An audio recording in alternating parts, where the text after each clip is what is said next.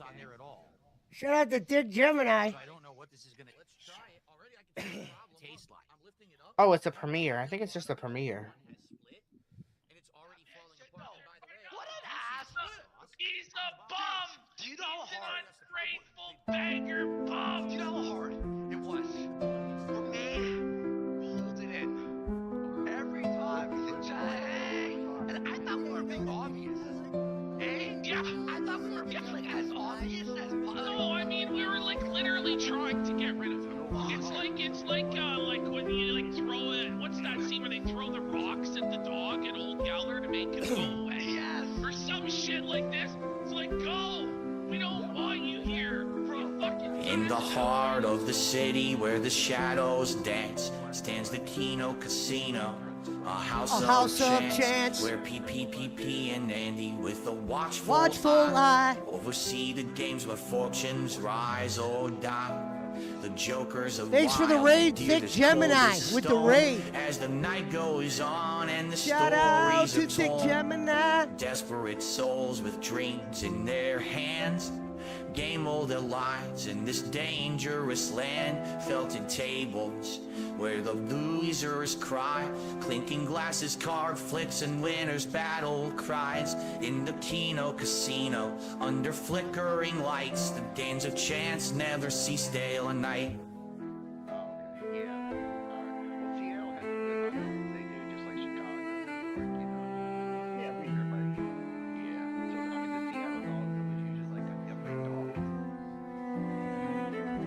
Hello, Armed RMD. How you doing, brother?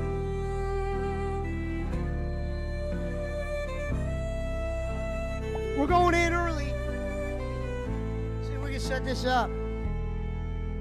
Felted tables where the losers cry, clinking glasses, card flips, and winners battle cries. In the Keno Casino, under flickering lights, the games of chance never cease day or night. Ladies and gentlemen, welcome to the Pesci Power Hour. This is the Detractor Alley segment. We're going in early. You know what I just realized?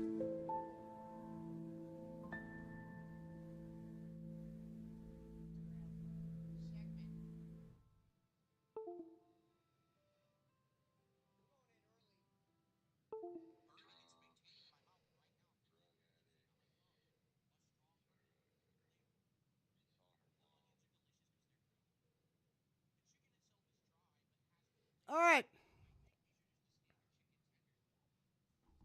Oh, did I not switch the thing for tonight? Whoops.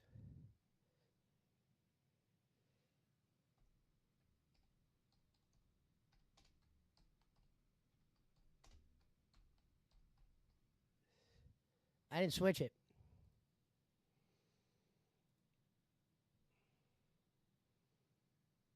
All right.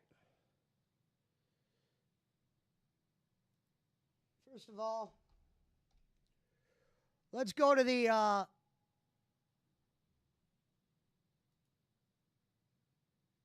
almost forgot the name of it. The Daily Wrap. Is this from last night? All right, this is the Daily Wrap from yesterday. Good evening, everyone. Phil here, and welcome to the Daily Wrap for what was Tuesday, the 29th of July, 2025. Forgive me for forgetting what day it is. This is a weird streaming week for me, only being here 4 days. It's actually like throwing me. I like how he says, weird streaming week. I've only been here for 4 days. What the hell? For a loop. But you're normally let's talk there, about what? how today went. Just Today a couple was more? Certainly an interesting streaming day. Some stuff kind of like went the opposite of what I expected. Let's put it that way. All right. So let's talk. Okay, Today, stuff went the there was opposite. No level 1 podcast. I forewent the podcast. Why? Because finally today. Why would you canceling a podcast be like opposite of anything? You scheduled it. After much delay, we started with Tony Hawk Pro Skater 3 and 4. If you remember, the game came out around 2 weeks ago. Originally, it was in my schedule. Yeah, he hit the goal. I was actually supposed to do the game when it came out. But what happened was, as you know, stuff happened. I couldn't stream for a week. I came back after the game had already released. We were backlogged.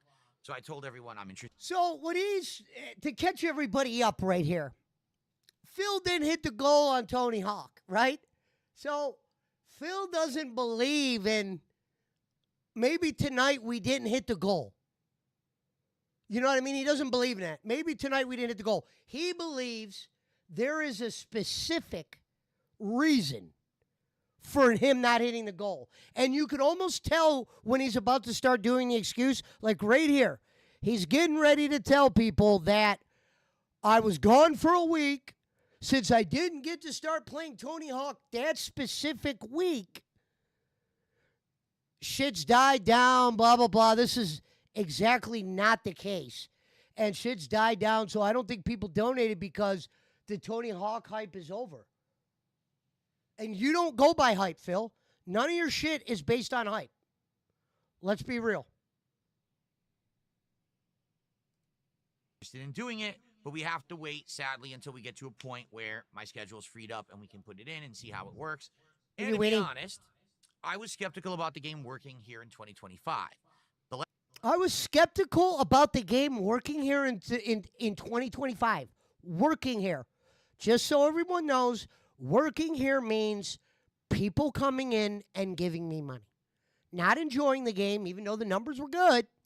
He claimed he got view-botted by somebody to try to make it look like more people like the stream. And if that's the case, Phil, who gives a shit?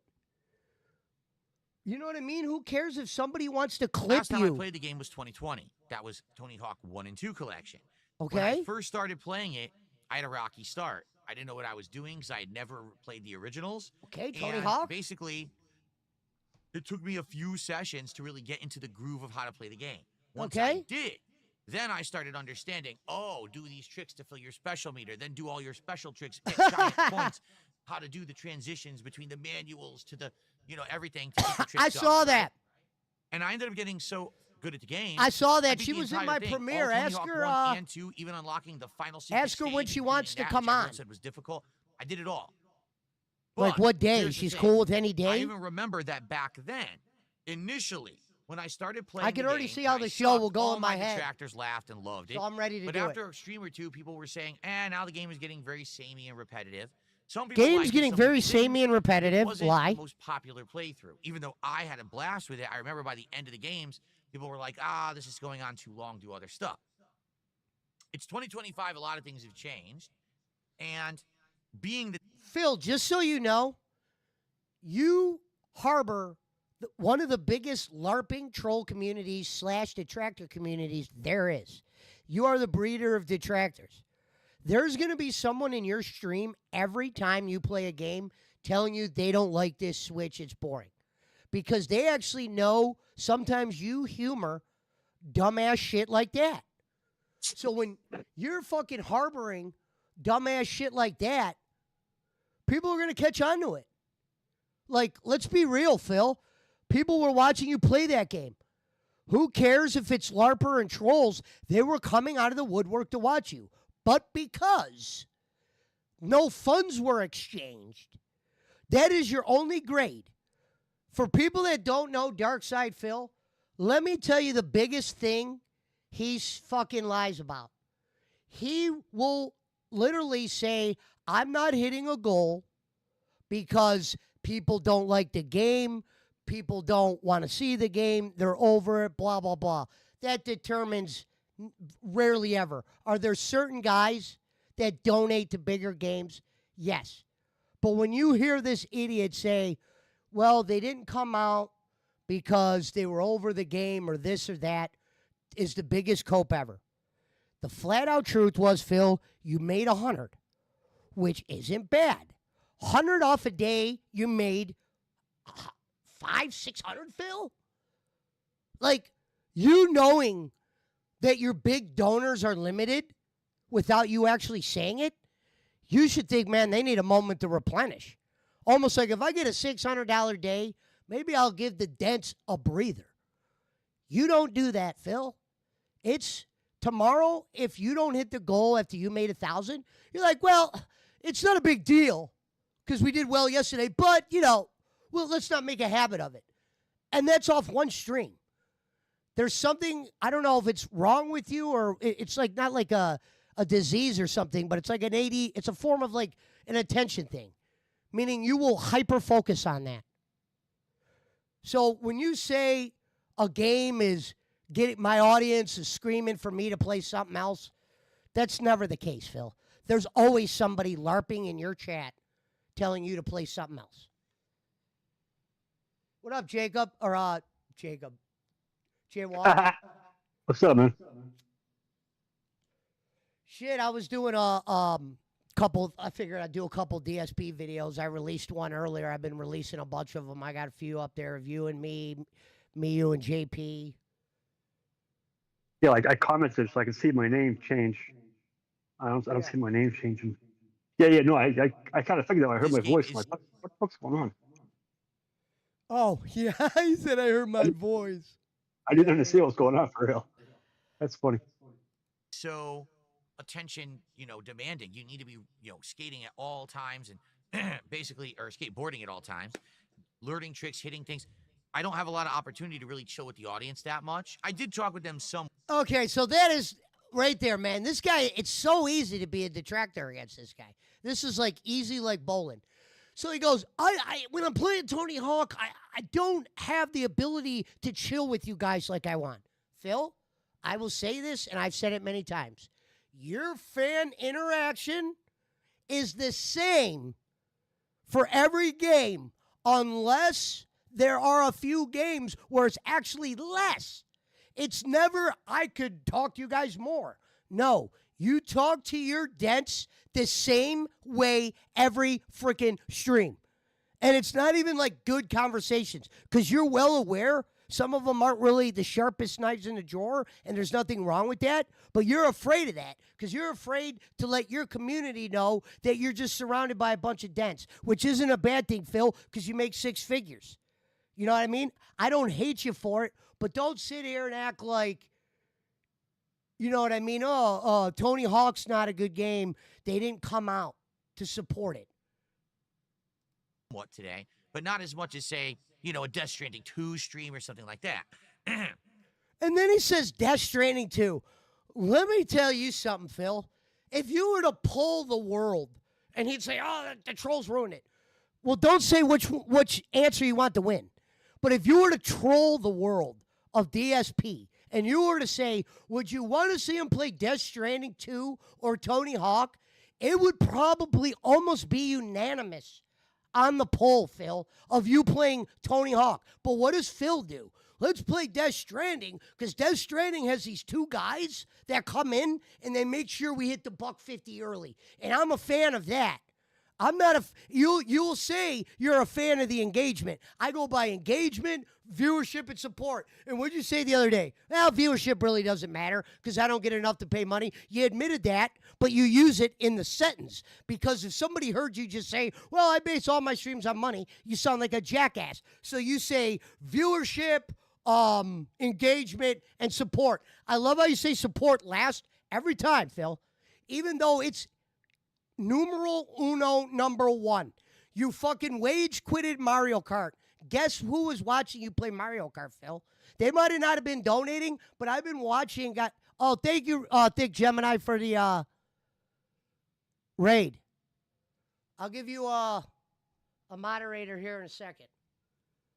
Hold on. Let me give you a mod, Thick Gemini. Shout out to Thick Gemini. If you guys aren't following Thick Gemini, follow Thick Gemini. But what was I saying before? Oh, yeah, the wage quit. So some of the biggest YouTubers in the world watching Darkside Phil, and Darkside Phil took it personal because they're watching the fuck-ups. Phil, welcome to YouTube. People gaming and then people getting more of a likeness to them fucking up is everyday YouTube shit. You're getting mad at something that's normal. And guess what, Phil? It had eyes coming to you. When those streamers saw you were playing Bonanza and Kart, they came out of the woodwork. Guess what they're not coming to that you're putting over? Death Stranding 2 and all that other idiot shit. So I sucked at first. I did gradually get better. I raged. But 3 key things happened during today's stream. Key thing number 1. After having played between 3.5 and 4 hours because I did not do a podcast, I'm not kidding. Thank you, Thick Gemini. My right hand was really hurting, and my thumb had a lot of soreness and pain because when you're playing Tony Hawk, it actually requires a lot of button inputs and complex things to play. You know, you're using both triggers, you're using every face button, combinations of directions, you're flipping the thumbsticks Thank you for around the follow. constantly. There's a lot to it, a ton to it actually. And it actually made my hand hurt, and I was looking at my hand and I was like, I'm actually sad, and here's why. Because, you know, I'm 43 years old now. I've been a gamer my whole life, ever since I was a kid. And sadly, I think what's happening is age is starting to catch up with me.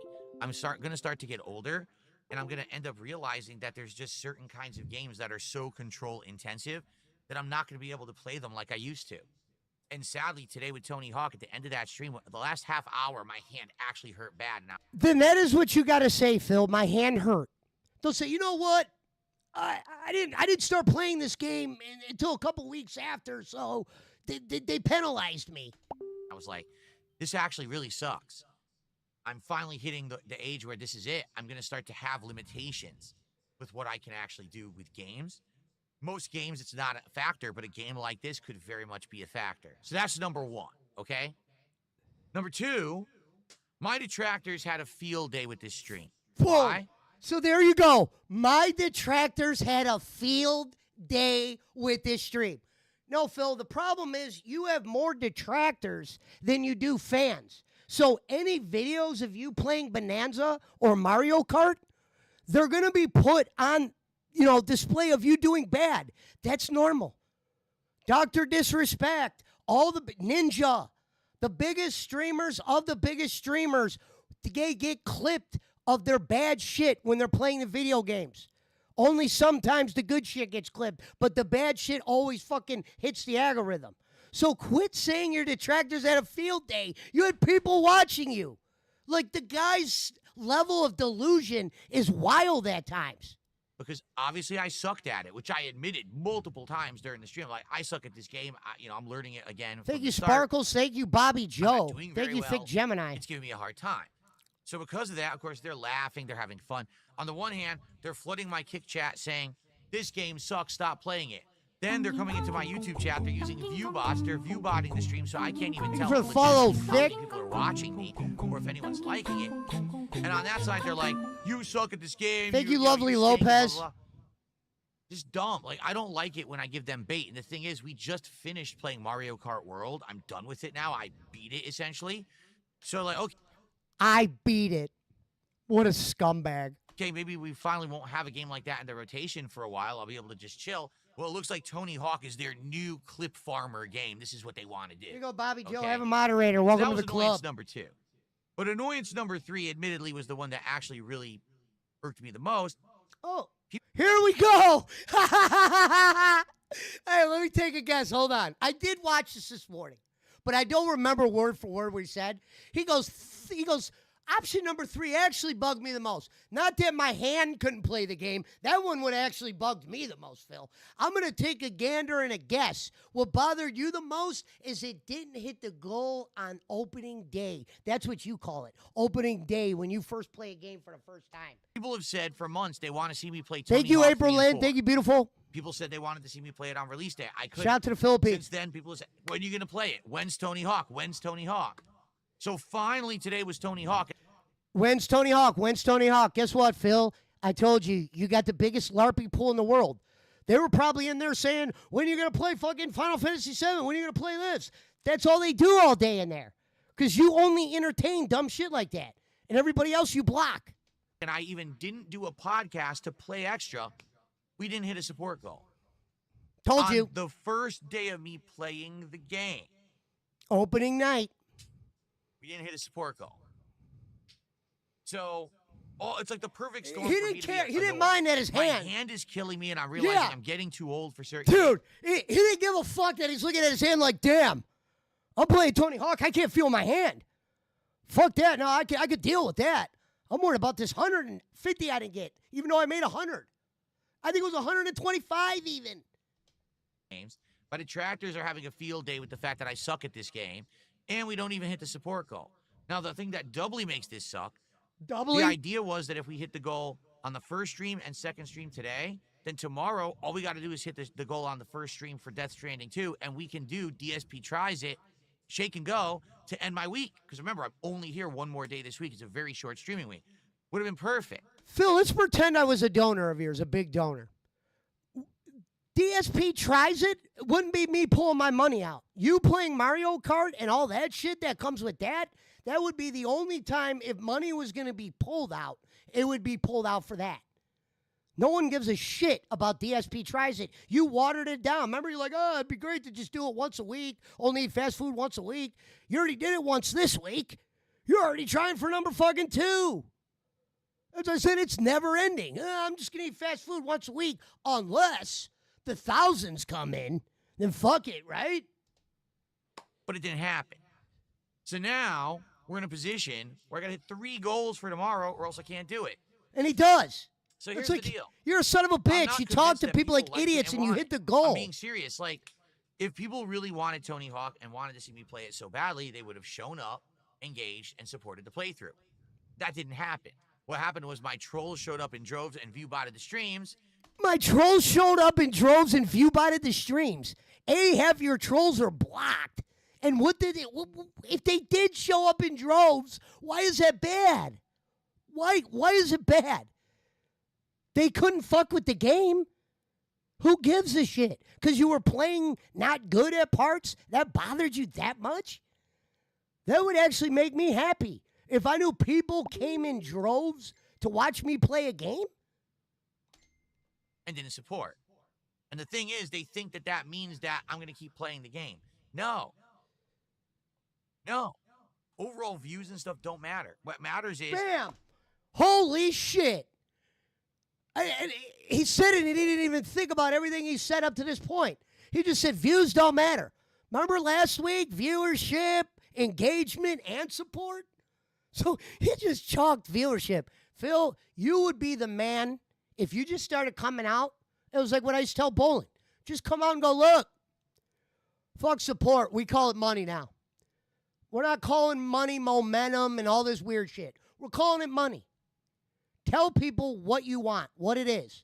Hey, look, almost kind of how you did the other day, and I thought it was funny, and I respected it. We're like, look, flat out, guys, I don't get $1.50 tonight. My craft's gone. Okay? Yes, we want that. Thank you. At least you're saying the $1.50. You're not, bro, engagement was a little bit light tonight. Engagement has never mattered, Phil. Dude, I've watched so much of you. I've never seen you engage different or more. I've seen you engage less, but never more. Are people engaging and supporting the content? And the answer is, overall, there were a few people who didn't like it, but overall, no. We didn't get a good crowd today of positive supporters. We got a bunch of That's a trolls. liar. So that makes me feel Positive supporters, you got more views than you normally get. So what makes the viewers positive? Money? maybe I shouldn't play it. And the thing is, there's many games right now that are vying for my time.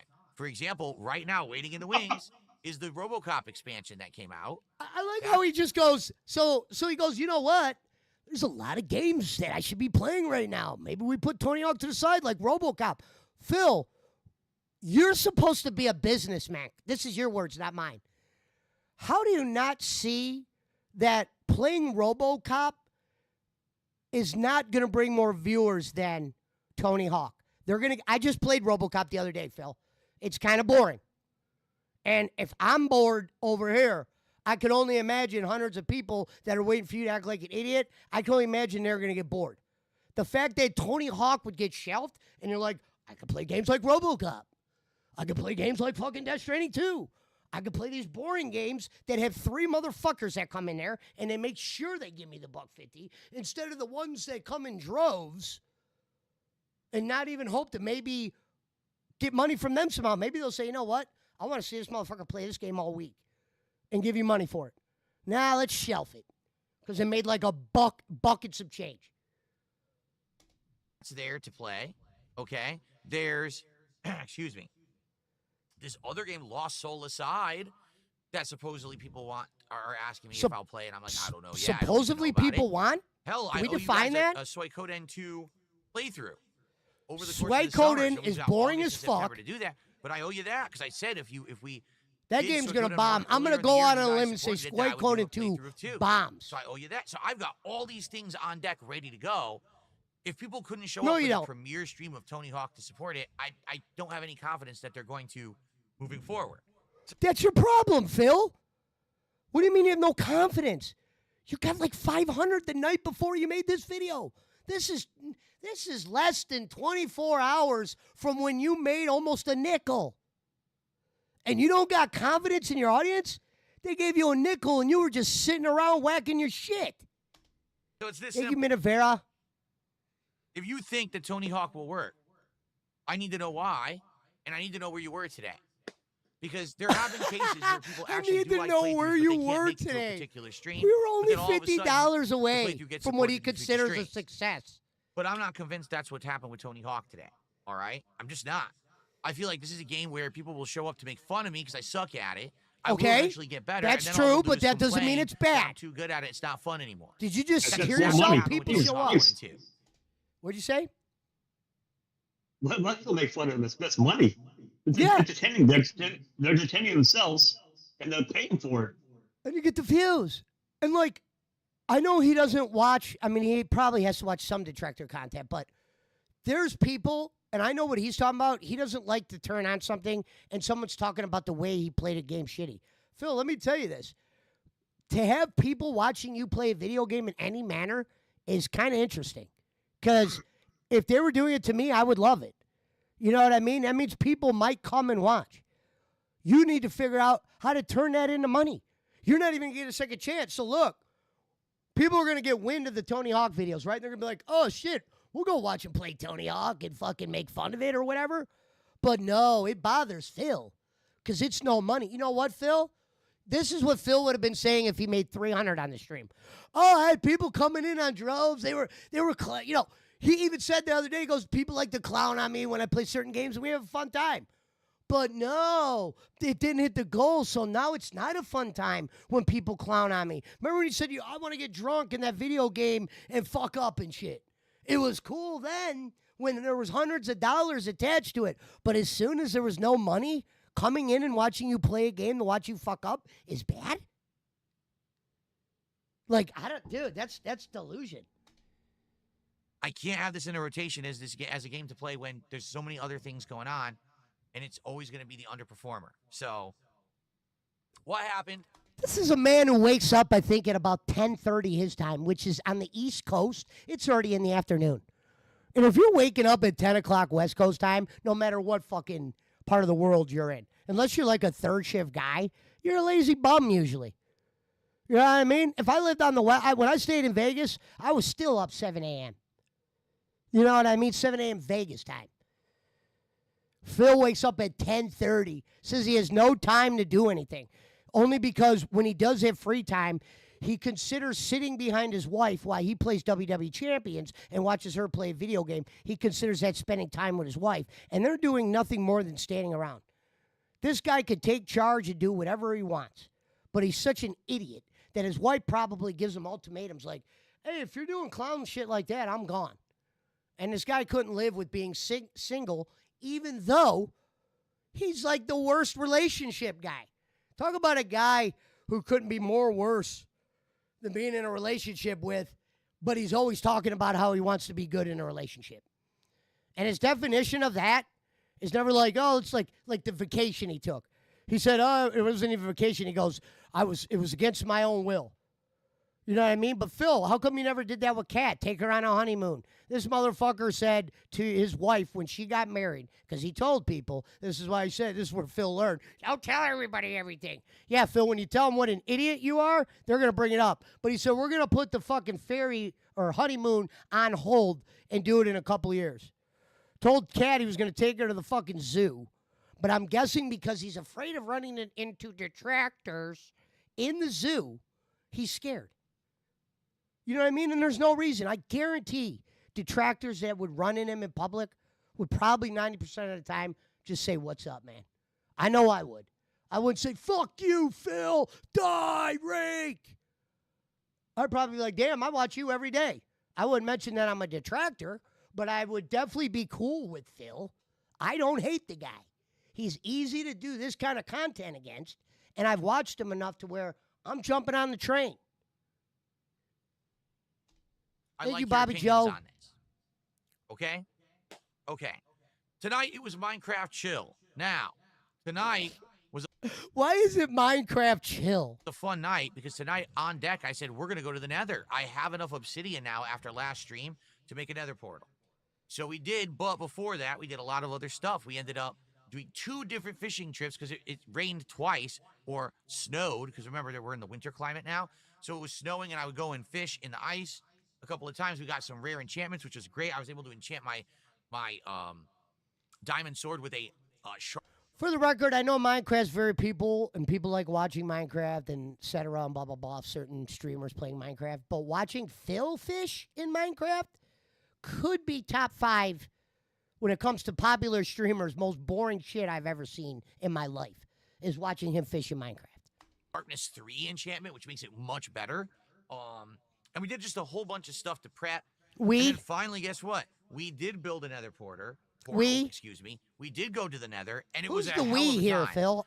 I don't want to spoil, but let me tell you, if you're expecting action and suspense and crazy stuff, that delivered on all fronts. 100% delivered. Okay?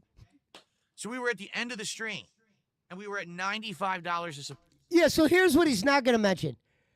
The stream was technically over. Minecraft was gone, dead, no goal. Guess what the motherfucker that donated to him did? And I know they're doing this, because I probably would. Fuck it, right? The motherfucker that donated to Phil goes, "You know what? Let's see how long he'll stay on tonight." And just said, "I'm not going to give him shit." Waited till about 1 a.m. and dropped the money. Wait till it was like wait till he knew Phil was leaving. Like when Phil was like, "All right." And then it literally came in at that moment. Phil refers to those people as trying to be the hero. I think it's more of a LARP, but if they were trying to LARP him, don't give him no money. Wait till you see this guy the next day. You know what I mean? Look at him the next night from not hitting 1 goal from Tony Hawk. Can you imagine if this went on for a week? And I said, guys, this is now the 2nd or 3rd time that we find ourselves in this position where I keep telling you guys, I'm down for Minecraft Chill every week, once a week, as long as we get the support for the stream. But it seems like this is the game that it keeps happening. We get to the end and there's not enough support, but then somehow at the last minute, someone throws a Hail Mary. So I was saying goodnight to everyone. I was telling them what the schedule was for tomorrow. So when people do that to him, listen to this motherfucker can't stand it. Today he goes, "Guys, if you want me to do DSP Tries It today, we have to donate now. We cannot wait last minute because I need to let Kat know if she's cooking, and I don't want to order it if it's past a certain time." That's how he started his stream today. And guess what? He needed 300. Got it. And then Lance Catamaran returned to my stream for the first time in almost 2 weeks and dropped subs, and we hit the goal. Shrugging his shoulders So like that never Minecraft happens. Continues. But I feel like at this point, it's like at the skin of our teeth. Like, it seems like it's on borrowed time because every time we And get Phil, why ever when Lance Catamaran donates, it's almost when you're about to hit the turn off button on the stream. I don't get why he just doesn't not donate, but whenever Lance, he must love your fucking love, but he does make you wait to the end. So Phil, he's a LARPer in a way, but you're getting a lot of money from that LARPer. So the people you shit on sometimes, these are the guys giving you the money. Like this guy gets a rush from watching you wait for his money. to the end of a stream, we're nearly done and we don't have the goal hit, and then we hit the goal. But it happened, so we're playing it again next week. And next week, likely what we'll do is more stuff. We have so many. I'm right back, buddy. I'm right back. Okay. options now. We could go back into the caves. We could explore the overworld. We could go to the nether. We could just stay at home and fish. We could do a lot of things. So I guess we'll have to figure it out for next week. But we hit the goal. We're now at 88 out of 90 goals. All right. So here's the deal. Tomorrow, the 30th of July, is my final streaming day of the week. No streams on Thursday or Friday this week. Tomorrow, there will be a level 1 podcast. We'll discuss all. We'll discuss what happened with Tony Hawk, what happened with Minecraft, try to figure out what the heck's going on. And after the podcast, it will be We'll Death discuss Stranding what 2. happened with Tony Hawk. Death Stranding 2 has hit the goal nearly every time we played it, and historically doing well. It's a chill stream where we get to hang out a lot. If we hit 2 support goals during tomorrow's Death Stranding 2 / level 1 podcast When's the last stream, time you even we used will your do nether? DSP tries it, shake and go on Use the that. what? I said, Phil, when was the last time you even used your nether? What Talking is about Nether again? I forget what that is. The nether is it's the underground realm of Minecraft, like hell, basically. Oh, okay. Yeah. 'Cause he said, because he was like, I can't believe we're not hitting the goal. We're getting to the part of the game where it's actually interesting. If that's the case, then, Phil, why wouldn't you play it on the next stream? Because then if it's getting interesting, maybe that's what all the idiots have been waiting for. So, right here, he's saying to people, Minecraft was dead, but one guy came in at the last minute, literally at 1 minute to 1 a.m., because he knew Phil was about to end, gives you the subs. So you're bringing Minecraft in next week. Phil, if you were a good businessman, you should have saw the writing on the wall, Minecraft's over. That person that donated had nothing to do with Minecraft. He likes to do that. I've been watching a guy for a couple months now, Lance Catamaran, who we think is Iron Chef Sakai, the guy you blocked. Unreal that you could block guys that give you thousands and they come running back to figure out ways to donate. Man. But you're going to give Minecraft another chance. It's dead. You had record numbers watching you play Tony Hawk. You claimed the trolls came in droves to watch me, which isn't a bad thing. You act like it's a bad thing, Phil. People coming in droves to watch you play a game, you need to look at that game like, I might need to play that because they're not coming in droves to watch you. Whether you said they view bot it or not, you did say that the viewership, after you figured out the view bot shit was fake and they took those off, you said it was still higher than normal. But because you made $20 away, you can't play it again. But Minecraft, you'll play again next week because some guy made you wait an hour after the stream was supposed to be over. Minecraft was dead and gone. As soon as you went to hit the button on the stream, Lance Catamaran, the hero, like you say, Phil. People like to be the hero. No, that's Iron Chef shit. Iron Chef loved your chat, hey, there's Lance, the guy who gives the money. Some people like that, being known as the money guy, the guy who does this, because they can't get any notoriety or friends anywhere else. That's what Iron Chef did. Remember when Iron Chef went live one stream, and I'm like, oh, shit. This guy ain't ready to do streams. He was streaming on a black screen, and the motherfucker says a dumbass comment like this. This is the dumbest comment you could say. This is dumber than putting on your camera. Iron Chef goes, my camera's not on because I don't want you guys to make fun of my weight. Congratulations, Iron Chef. As soon as you said that, everyone started calling you a fat ass in the chat. You know what I mean? Yep. You might as well turn the fucking camera that on. wasn't. Yeah. Because that now wasn't we're looking helping at a black screen, and it's probably not even that. That is probably the least of Iron Chef's worries. But he fucking tried to go live once when Phil initially blocked him, try to see how many people, I'm kind of popular. But the problem is you talked like a dent, you looked like an idiot, that when you would, you know what I mean? So people weren't going to watch you long. You got very boring real quick, and you never did a live stream again, Iron Chef. Yep. Stream. And who the If we fuck would have don't, cared if he was then we fat? won't. If he's got that much money, he don't need to care either. If he's got enough money to donate it to Phil like that, like he don't need to be caring about being overweight. Last thing he needs to care about. And Phil got mad at this guy because he brought up another streamer in his chat. Who cares, Phil? If someone gives me $1,000 and they want to come in and talk about bowling every night, let them do it. As long as they're not violating anything that'll get me taken down. Say what you want if you're a man that gives me thousands on YouTube. That should just be reality. Tomorrow night on the late stream, it is Wednesday Night Fights, Capcom versus SNK2. Why on Wednesday? Because I'm not here Thursday or Friday, so I can't do Friday Night Fights. Now, the problem here is when I play CVS2 on a game other than Friday, it doesn't always do well. So I'm Do well, Phil? Do well as in what? We don't. Your fans don't like the game. It doesn't run well. It's lagging. No, folks, it doesn't do well. As in, usually Jax Raxer doesn't show up. Jax Raxer, who's his known donor for Street Fighter. It's why Phil hasn't completely dropped Street Fighter. He claims he hates Street Fighter 6, but his thought is, damn, Jax Raxer is anywhere from a 25 to 75 donor when I play this fucking game. And Phil's lazy. So if he knows I could pick this game and it's going to probably give me to 75 real quick, he's going to play that game. Because he puts the least amount of thought into his streams. That's why, Phil, it's easy to clown on you. Because you call it a business and then you treat it the opposite of a business. You don't even treat it like a business. You use the word business to try to make you seem like, yeah, you know, me getting money, this is my business. This is why I have to get money from the fans. But as soon as you call it a business and say you're crowdfunded the way you do, it looks a little sloppy.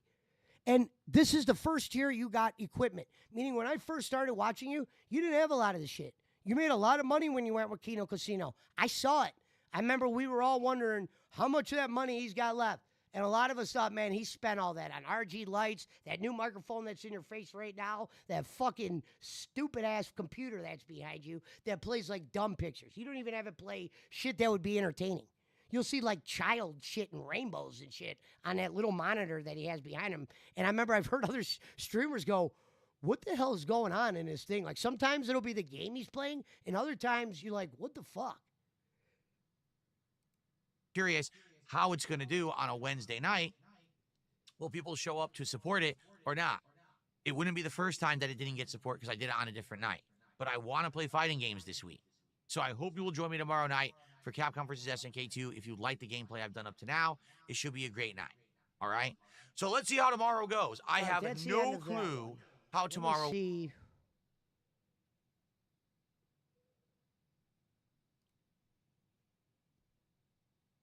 Let's see which ones we got.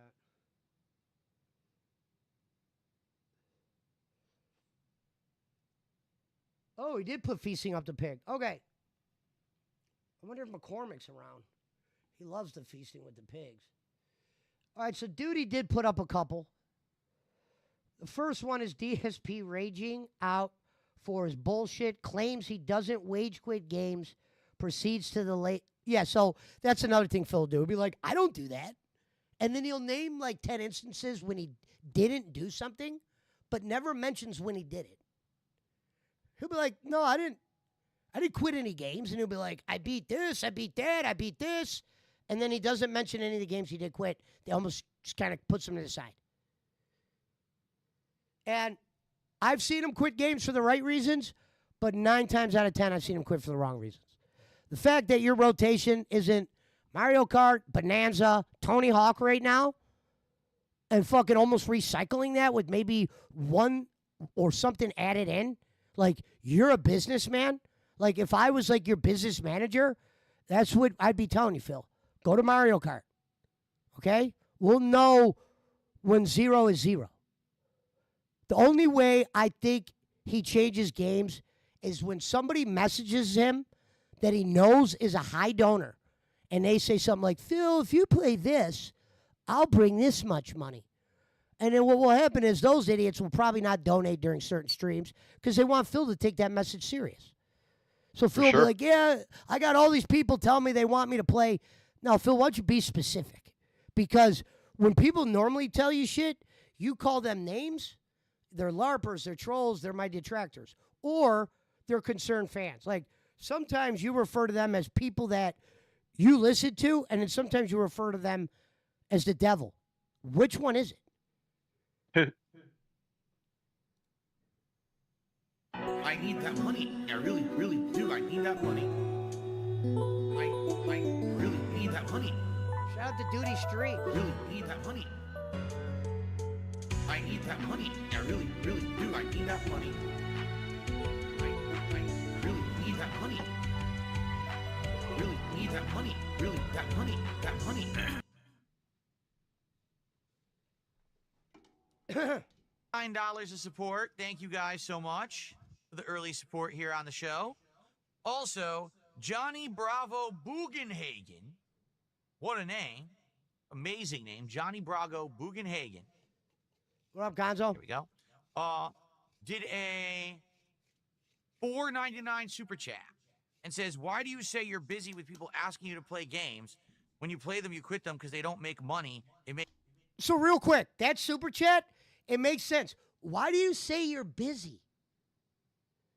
Phil, these are the lines that when you do eventually ask people for money, they're able to fucking clown on you for saying shit like that. Makes 0 sense.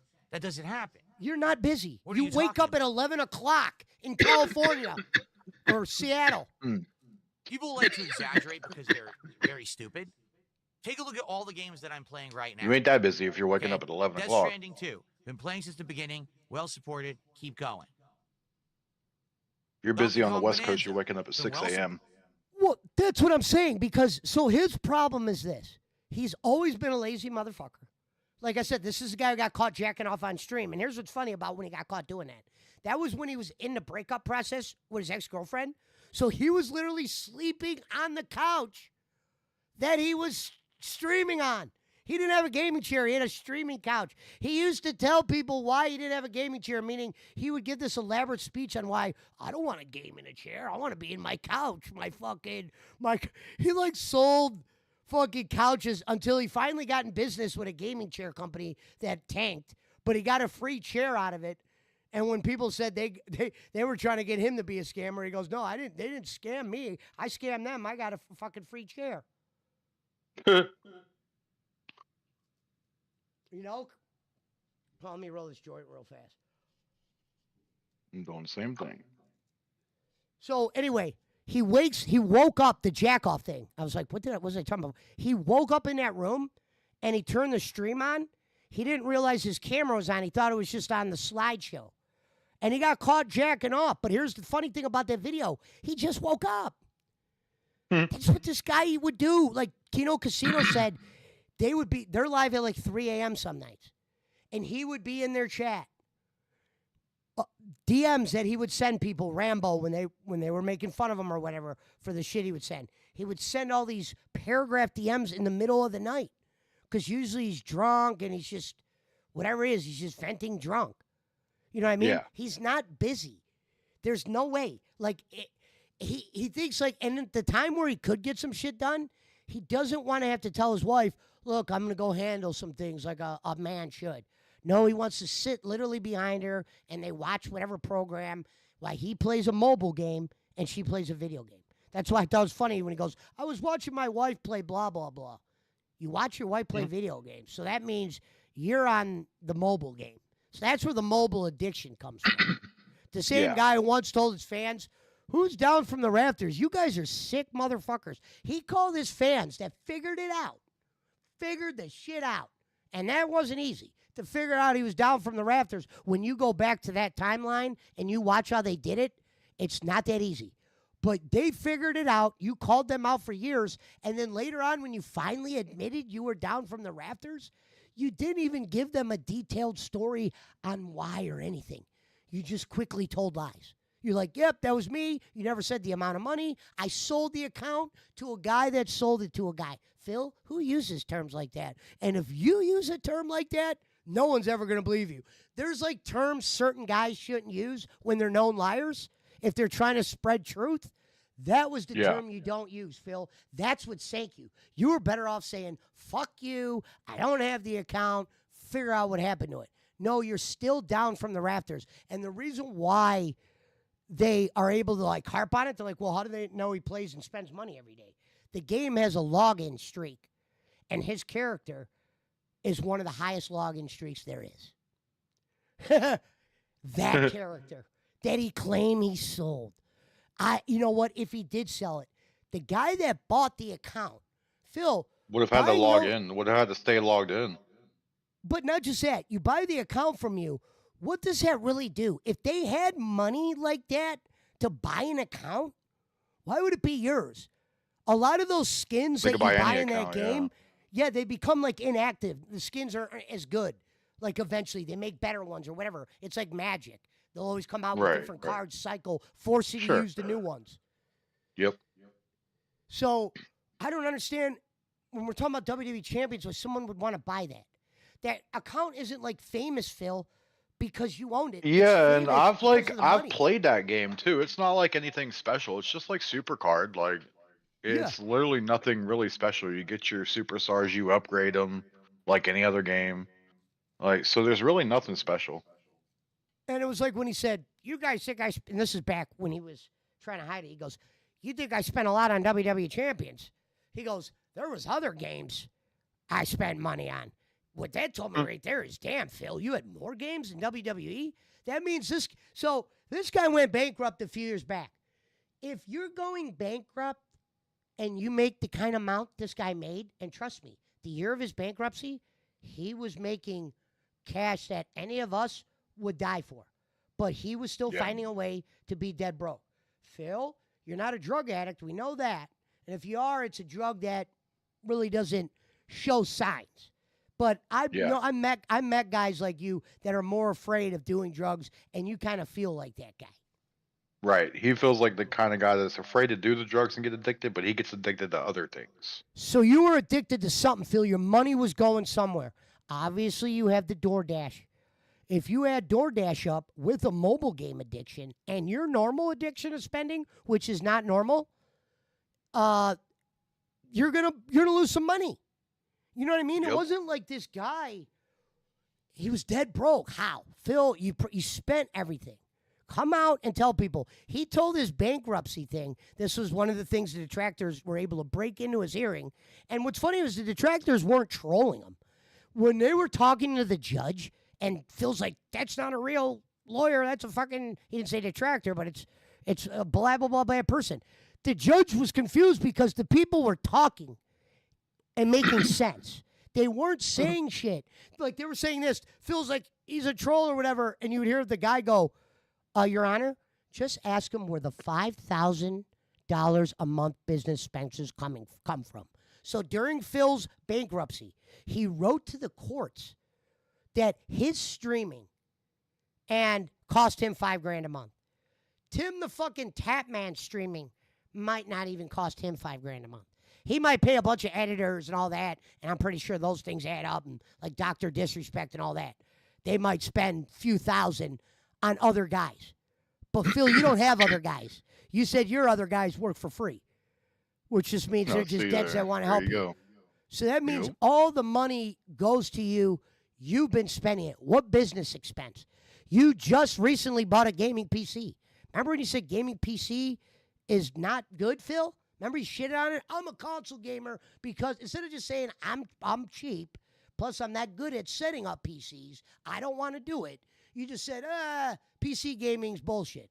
This year you finally buy a gaming PC. You bought two of them. Like, what a shithead. Buys two gaming PCs. I think he bought them both.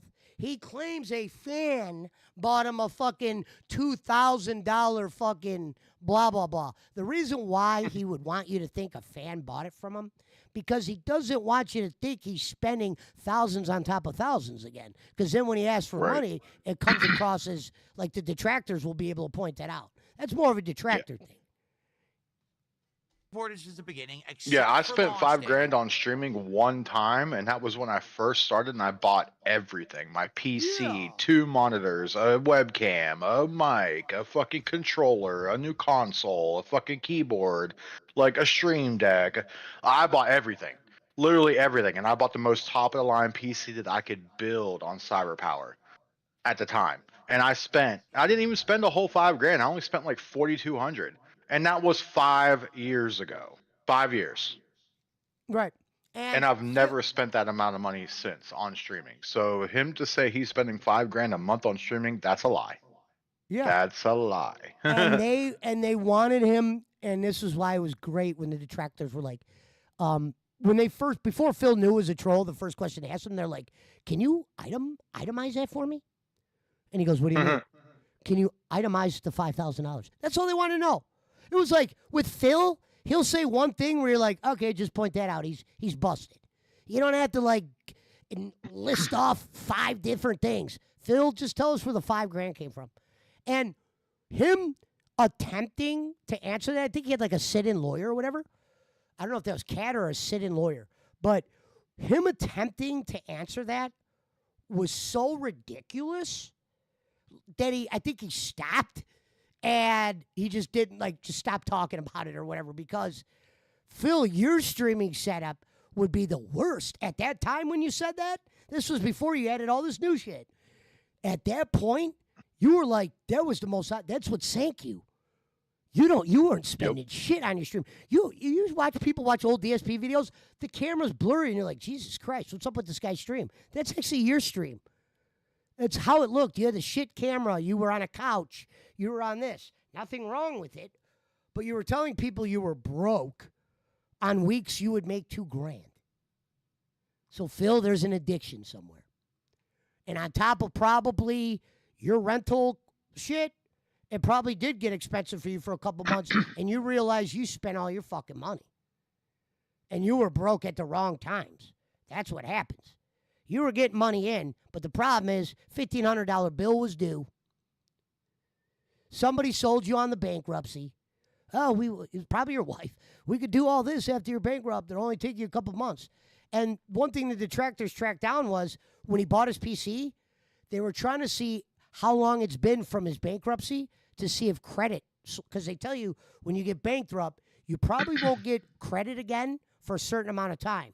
So people think he's using a firm on Amazon, but it's been long enough to where, from his bankruptcy to where he might be able to get a card or something. That's funny that they're able to, it's easy to track you sometimes, Phil. So when you said, oh, a fan bought it from me. Yeah. How come that fan how come that fan doesn't have a name? Phil, if I bought you an apple and sent it to your house, I want people to know who the fuck I am flat out. I don't want to go, you know what? Especially a $2,000 fucking PC. Keep it secret, Phil, but I'll buy it for you. No, people would want recognition of that. Or I think I would, maybe. Yeah. Or you bought it unless I was some billionaire secretly and I didn't want anybody knowing my name. At least give me an alias or something, I would at least give him an alias to call me by. Call me fucking Mr. Cash or something, I don't know. And I think Phil got rev sauced. Let me explain. So Phil bought 2 PCs. Rev sauce used to always say, when you're having a problem, it's easier to stream for 2 PCs. He was actually trying to tell me to stream from 2 PCs because it would have made it easier for him to tell me what's wrong with Fortnite and shit like that. It's because you're only running 1 PC. And I'm like, don't you only run 1 PC? You know what I mean? Mm-hmm. I'm just trying to have my shit like yours was at the time. I don't need no fancy schmancy. But Phil didn't want his audience to know he spent and bought 2 PCs. It'd be one thing if you're not a beggar. I bought 2 PCs. I'm a boss. No, Phil, when you're crowdfunded, and not only crowdfunded and letting everybody know about it. It's no secret DSP is the king of fucking begging on fucking YouTube. On launch day, the late stream, we didn't hit a goal, but ever since, we've been hitting goals as I continue to play through. Days in the rotation. GTA 4 actually did really well until one off stream, and I said, well, let's try it as a night stream, and if it does well as a night stream, we'll bring it back as a day stream. I'll be right back. Well, then it did well as a night stream. With these chicks before I start my stream. American Truck Sim, been doing well. All these, what are you talking about? All these games that you say people want you to play, and you play them, and then they don't work, and you quit. What games did I quit? Really? Okay, here we go. Because I love it when people have to talk out of their ass, and then I'm able to actually fucking expose them for how stupid they are. Okay? So let's take a quick look at all these games that I've quit recently. All right? Here, we can even go back many months. Blueprints. Blueprints, I played over 40 plus hours. Actually, it was more like 60. And everyone complained I played it too long. Even though it wasn't always hitting support, I kept playing it. Completely the antithesis of what you just said. Clear Obscure Expedition 33, a game that stopped hitting support goals, but I continued to play it to the end anyway. Completely the antithesis of what you just said. Let's see here. Mario Kart World, a game that I played for a month and a half, despite the fact that it didn't even have content.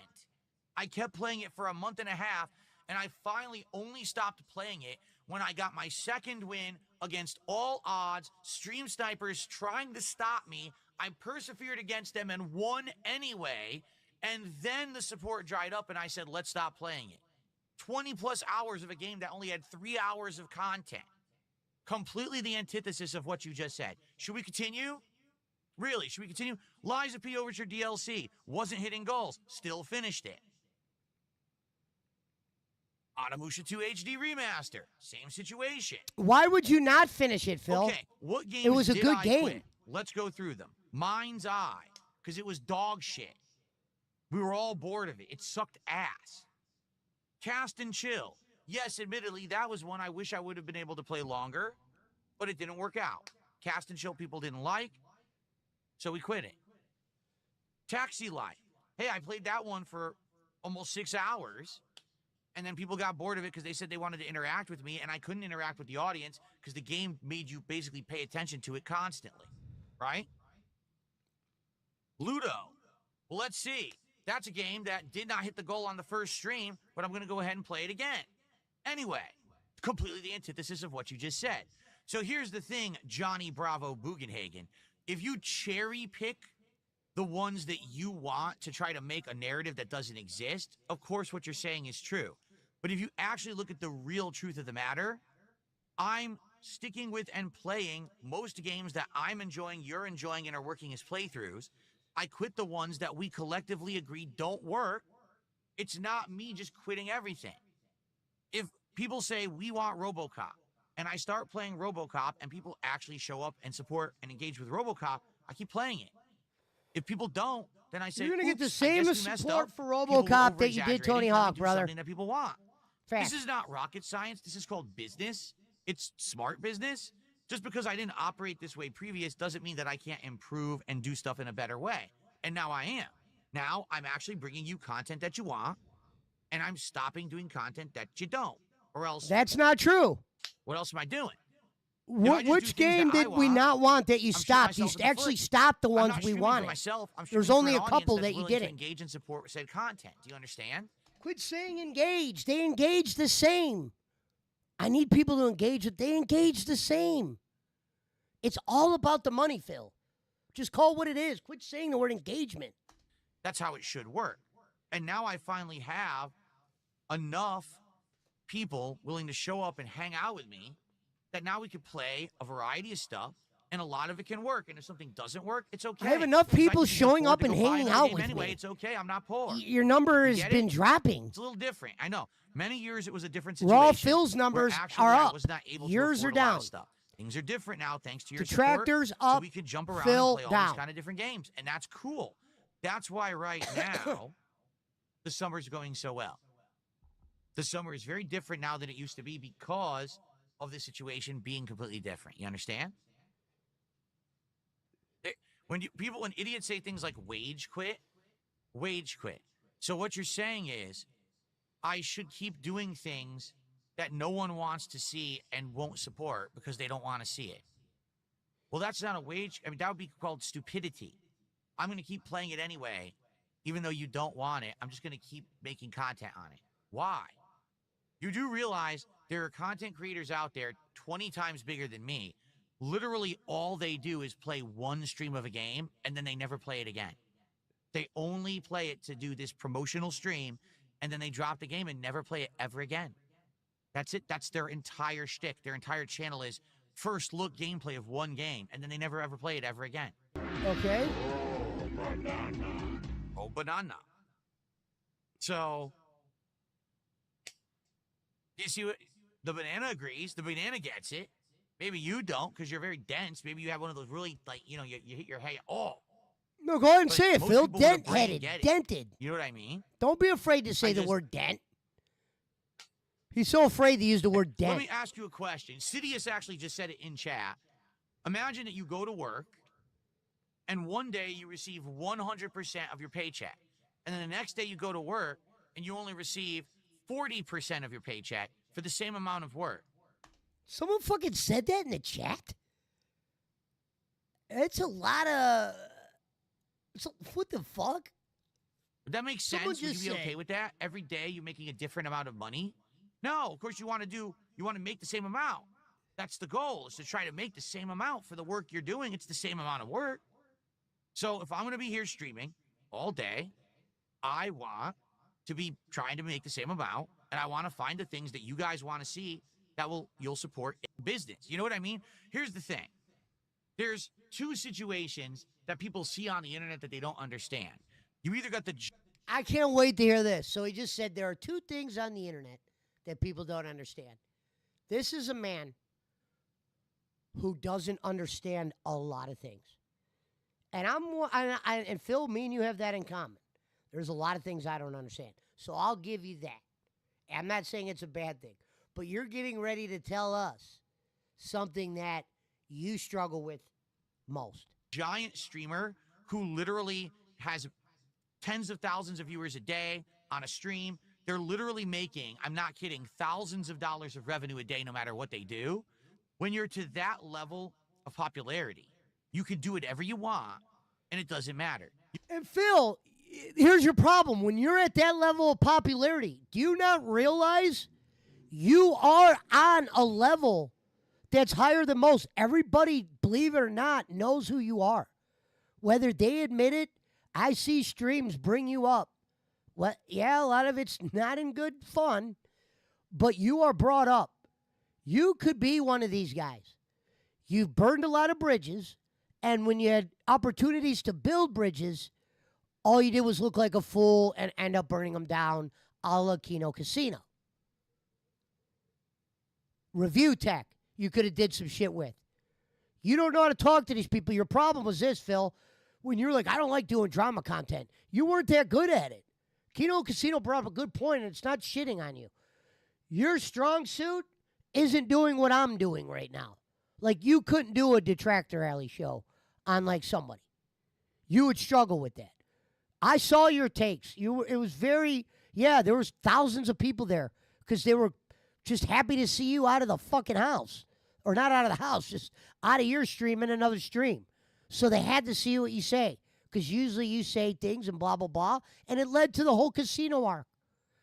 And it ended because of you. You claim, PPP was making fun of my wife. I had to get rid of him, blah, blah, blah. The first time you ever saw PP was making fun of your wife. And if you understood the internet, Phil, making fun of your wife is a meme at this point that unfortunately you're going to have to deal with. Because you brought her in skinny, and 1 year later she was fat. People are never going to let you forgive that, especially when you did a reveal with her. And the first thing Phil said, this is why this guy's great, but an idiot. He brings his fat wife on, right? She's sitting next to him. The last time anybody has seen this girl, because she was trying to stream, and I think she saw how many trolls she had, and that literally scared her off the internet. So she was like a skinny, kind of decent-looking chick.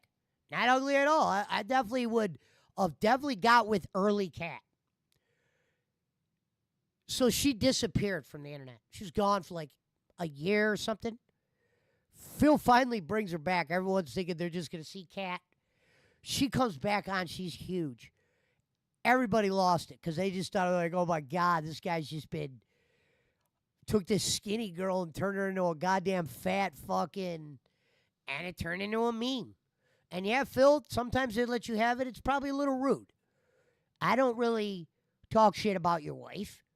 But the problem was you were already, how can I put this? You were already an internet idiot when you married Kat. So unfortunately, normal things that some streamers get to do that maybe involves their spouse, you cannot do. Because even if she wasn't looking like a clown, they'll find a way to clown on her. But anyway, back to the reveal. So he brings her on. She's fat as fuck, right? He's reading chat, and he goes, "No, this isn't a pregnancy reveal." Phil, you read that? What's funny is I'm looking at the comments he's reading after that. I've seen the clips. I wasn't watching him when this happened yet. But I've seen the clips. I've seen all the shit. This motherfucker is going to bring up in front of his heavy-set wife, who wasn't always heavy, no, this isn't a pregnancy reveal. And you should have saw her look. She just kind of like shook her head like, no, this isn't almost like I wouldn't even touch that motherfucker at this point.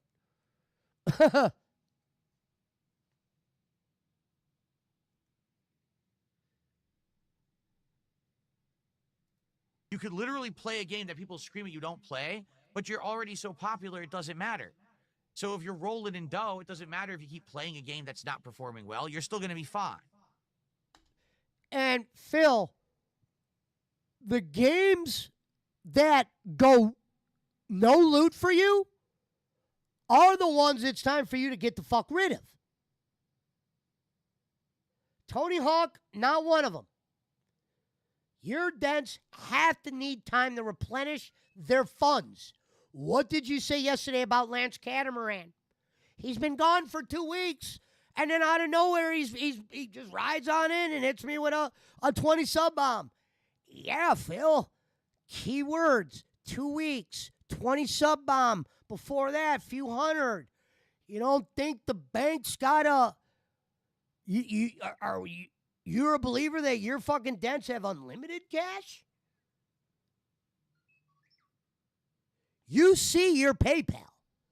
You have an idea who's bringing in the you know what. Because we know. And if we know, you know more than we do. Lance Catamaran has been gone for 2 weeks. No, he's been watching. But Lance's fault is he acts a lot like Iron Chef, meaning they like to be known as the money guys.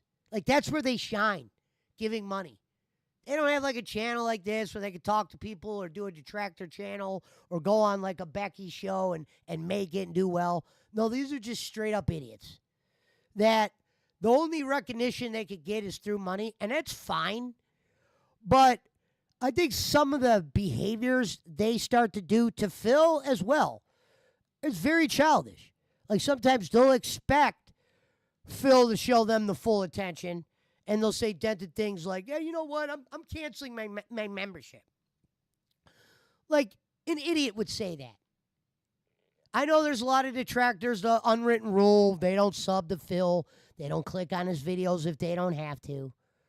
They try to send him the least as much as possible. That's why more than ever, Phil, Raw Phil is really taking a lot of shit off of you, because that's where the Clippers go to clip now. Because even if they do run into a small smidget of a problem, well, they got it from Raw Phil. We didn't get this from DSP. Whether Raw Phil has a problem, I'm surprised he has not, considering they wanted to shut me down for doing it properly. And I'll tell you this. If I got on Local Live and I met Keemstar, I'd be like, Keem, I was doing a show on a Local, a real Local, before I knew he was a Local. His name was Ken Bolin. He got my channel shut down, or my detractor show against him shut down. And I was doing it properly. Can we reboot that without me getting the blah, blah, blah? Figure out a way to block whatever's happening. Show them what the detractor L is and say, how can we make this legit again? It's easy to do it on DSP. For starters, DSP is an idiot. Says, I let people fucking do my shit. I don't put videos out anymore because detractors own the algorithms. You should have still put those videos out, Phil. You're lazy. You should put them out for your real fans. You force people to go to detractors. RGT85, big-time YouTuber, tweets out, Duty saved the tweet. Well, I've finally fell down the DSP rabbit hole and been watching Duty Streams videos. That's because, Phil, he goes on your videos, right, and watches them, and he sees a fragment of what's going on. And then you go to the detractor video, which is everything and not the unrecorded shit, and you get a better perception. Phil would say out of context, no, Phil, a lot of your shit's out of context, believe it or not, because you'll stop recording. You'll think this motherfucker's ending the stream. All right, guys, that's it for tonight. And then he hits pause on the stream, and then he goes into bed because he doesn't upload his full stream. Even though he knows the detractors still got him clipped up at that point, he knows they're smarter than that, especially the ones that get money. But the main reason why he doesn't keep his live stream out, because he originally likes to put his live stream out in fragments, which wouldn't be a bad idea if you weren't this clown and you kept out the recorded shit and all the shit we would want to see. You make sure it's like almost the shit we want to see. You know what I mean? So, Phil, even though he said he was cool with the This Is How You Don't plays after a while, it was a franchise that made a lot of money on Phil's back. Of something Phil could have did, but never would have put the work into it. And by the time he wanted to do his own version of what somebody else was doing, he couldn't even do it good. Business owner. You can't call it a business and talk like you do, Phil. You got to cut something out. All right, let's play a little Monday morning quarterback right now. I'm working with DSP behind the scenes, right? DSP's asked me, what do I got to do? One thing to do to piss detractors off today. Well, Phil, I can tell you 4 things, but I know you're not going to want to do them all. So let's start small. The first thing, you got to stop calling your YouTube streams your business. People would probably have more respect for you just saying, look, I'd call it a business, but the reality is it's crowdfunded, and I need you guys. And if you guys aren't here, I'm not. You know, it's not like Stofers where if they lose, blah, blah, blah percentage, they're still going to live on. Phil's not like that. He's fully crowdfunded. No savings. That's not a bad thing, Phil. I spent probably hundreds of thousands of dollars on bullshit myself over the years. You know what I mean? So I'm not going to harp on you for that.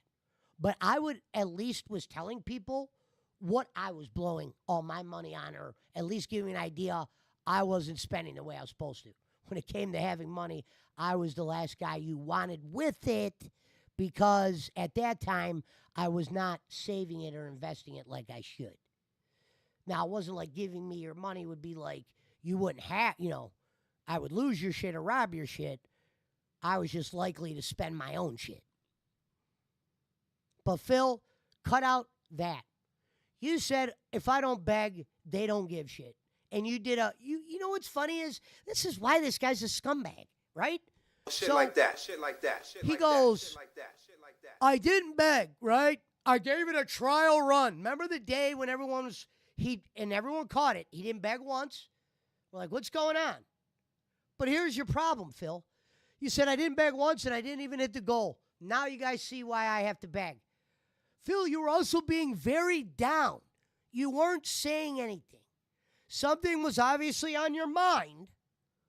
But I like how the day you tried to do the not begging experiment, you also tried to do the I'm not going to be entertaining or say shit experiment. Literally, the motherfucker, not only did he not beg, he didn't say shit. It was like he was trying to purposely not be entertaining during the time he wasn't begging and the game. Well, the game I can't shit on because it was Liza P. But I'd have to check that. If that was on the day you played Blueprints or some weirdo shit, I don't think it was Blueprints because we know how many times you hit the goals there. But if on that day when you did that experiment, you played a shitty game, you're setting up your own story. Look, I'll do this. Phil, that stream that you did the no begging on, you also gave no effort. If anything, motherfuckers are like, what's up with this motherfucker? Did something happen? His wife died? His dad died? Jim Crick die? And then at the end you say it was an experiment. See? I have to beg. Phil, you weren't even putting no effort in. That's why it would be cool if you had somebody else on the show to point out all your bullshit. You wouldn't be able to sit through it. You don't know how to be entertaining at times. 90% of your entertainment is on accident or through detractors. Congratulations. So that's one level of immunity Green that someone Giant. can have as a creator. The other level is someone who doesn't do this for a living, someone who streams as a hobby, someone who only does this as a side thing. Maybe they do make some money on it, but it's their side gig. They have a full-time job behind the scenes. And by the way, side note on the whole Mudar thing, the idea that they're shitting on Mudar because they're saying he lied about being an engineer. Boogie lied about cancer. Yeah, Muda's got a little bit of whatever. But the fact that, oh, dude, he lied about being an engineer. Okay. It wasn't like he was doing engineer work for anyone. Are we really going to get on Mudar because he said he was an engineer? But Boogie 2998 lied about cancer and Team said he's making doctor money? Are you serious? Right? Then, hey, if I want to keep playing a game that's not bringing in views and support, that's fine, because this is just my side thing anyway. I don't need it to pay the bills. Well, guess what? I'm right in the middle of there. I'm much bigger than doing this as a casual thing, but I'm also way smaller than being a ginormous, immune, kind of FU money style content creator. Phil, you have made FU money. You spend it. If you didn't get DoorDash however many times a week, few hundred, dude, Phil, 300 a week, 200 a week, maybe sometimes on DoorDash for you. When you add that up for a guy who has no side hustles, this is your only thing with your rent. And, you know what I mean? You're not going to have much money, Phil. You would have money. Like, this guy really gives you the perception like he's not broke, he's not a huge streamer. He's one of the most well-paid streamers off the level audience he has. Meaning I know tons of guys that make a shitload of money off live streaming at 200-plus viewers. He's one of them. Shady J, the Game Chasers. He could have 100 in there some nights. Obviously, he gets more. Some nights Shady J would have 100 in there. Make fucking 400 or 500 in donos. Not even mention dono once. You know what I mean? Just reading his phone off. What up, what up, what up? Talking to people. Engaging with people, Phil. Actually saying people's name. I've played chess on there. I played Mario Kart on there. You haven't done anything. You say the trolls will ruin it. No. Because you don't know how to tell fact from fiction, Phil. So you're like, well, I could bring in A, B, and C, but what if they turn out to be a detractor? Who gives a shit? Deal with that when that comes around. You saying, when you shit on people and say you're going to block them because they ask you, why don't you play with your fans? And that your answer is awful instead of just giving them the real answer. Yeah, I got a bunch of fucking Jake Hudsons in my chat. I don't really want people knowing that either, and I'm not trying to ham up here. Nah, they're kind of funny. Even though you should. Because you'd get more money. That's what I said, business owner, my asshole. Okay, Phil? I've owned businesses. Why do you think I don't have to fucking go out and get a job when there's days where I'm not making money? Because when I was, I make sure I put it away. And when I spend a certain amount of money, I make sure I'm spending it on things that I can make money with. And if I have to dip into that money, Phil, that's when I go drive for Uber or something. That's why when you say I love when you say you're busy. I remember on one day I drove Uber, did a live stream, was in Painesville, fucking down the street, fucking went up to fucking Solo's house in one day. He'll say, I can't go to the store because I'm busy. I can't leave. I can't do this. I can't do that. Meanwhile, he's up at 4 a.m. messaging casino and shit when he was a fan of them, when they would do their live streams. I have to make smart decisions. I have to do the right thing when it comes to what I'm playing on my streams. It's pretty easy to figure out, again, if you're intelligent. But a lot of people just if you're intelligent. And they think that like... Well, Phil, you say that because you think a lot of your troll LARPers, he thinks everybody's like Jake Hudson. He thinks he's got a bunch of Jake Hudsons after him, and he's got a bunch of Jake Hudsons that are his fans. that's how he views the fan base because most of the ones he's met or come into contact with are like Jade. And Jade, I'm sorry to fucking throw you out there. But you would think, yeah, Jade sounds like some retarded kid. No, Jade has to be older. Because Jade will be talking about shit from the 80s. Like, oh, Phil should just play whatever he wants, whenever he wants. You should. Phil should not have any limitations. Why should he? He should never drop a game. I want you to think about that. Not true. They never said don't drop a game. Don't drop a game for the reasons that you give. Because you look like a fool.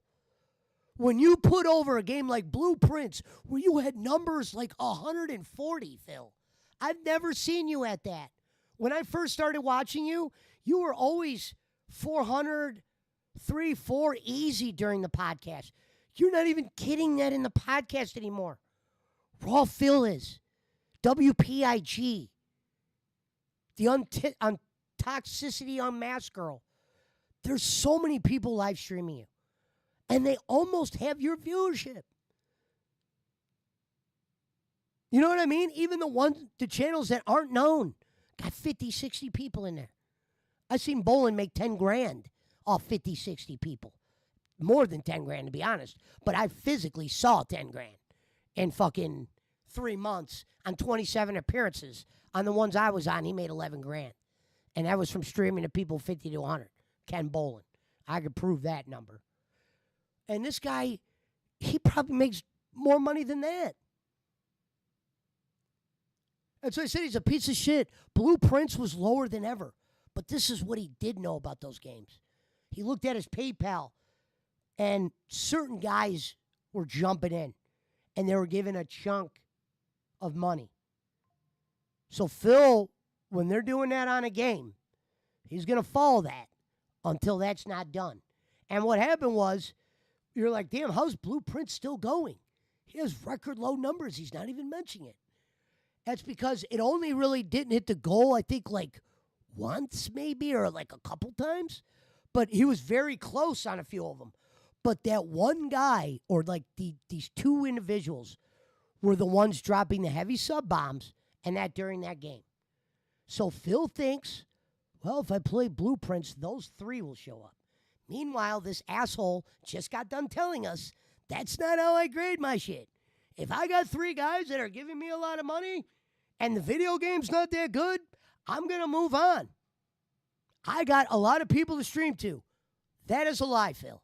You lie with rhythm, and then we watch you perform, and you do all the shit that you say you don't do. It's crazy. Like, I could never... I'd be weary of shit that I say, oh, I never do this. I'd be weary of trying not to do it. You just do it multiple times. So don't give me engagement. Don't say people were showing up. They show up the same amount. Sometimes they show up more. You judge a game only by money. You could have 700 people in your chat tomorrow, and if you made 70, you would tell people, failure. I can't believe it. I don't know what happened. You don't know what happened. There's another example of something you don't say when you didn't get someone's money. I don't know what happened. Like when you called out, what was the dude he called out? He finally came back. So that one dude who said he'd give him 60 if he beat this boss, and Phil was like on the guy for 2 hours, and then he happened to beat him when the dent said he'd give him 60. And then Phil goes, all right, where's my 60? This guy was already donating.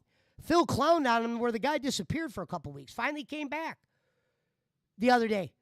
And Phil brought up the 60. Not like, hey, man, welcome back. It's been a while. Quickly, he was clowning on 60. Don't worry, I'm not going to bring up the 60.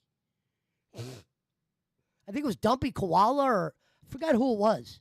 Starts playing a game, he should literally never drop it until he finishes it. Well, maybe that worked 10 years ago. It doesn't work in 2025, all right? It doesn't. And by the way, if you haven't noticed around here, I just want to take a look around here. Things seem a little different now than they were just a couple years ago. I no mean, shit? Everything. Hey, yeah, Phil, it's because you had the casino arc. You made thousands on top of thousands on top of thousands and spent every penny of it almost. Not enough. Now, those were, at least I'll say this, Phil, at least you didn't spend it on champions. At least we could see the microphone. At least we could see the camera. You showed us the PCs. We know those are real. You claimed a fan bought you one. Now you bought them both. You didn't want the fans to know you're buying 2 PCs because then they're going to start, you don't want detractors knowing that. Because what the detractors do is they're going to create a narrative that he's spending all of his money and not saving anything. And then your dents that do care about that shit, which is retarded, but some of them do. Like some of the dents that turn on Phil, they turn on him for like the least reason possible. It's not like a detractor reason. It's because they didn't get no attention or something like this. It was like Iron Chef. Iron Chef at one point was basically fucking he almost had it to where he was telling Phil to fuck off in the chat. And Phil was almost dealing with it. He goes, Iron Chef, I noticed you've been a little lippy recently. But you didn't block him for that. You blocked him for going in some girl's stream and bringing up another streamer on your stream. Don't worry, Phil. When people come in there and bring up other streamers, they're not leaving your shit. We're all going to make sure you have you're on somewhere. If you're on, especially if you haven't hit the goal. Because we want to hear the bullshit, Phil. We're here for the begging. Or at least I am.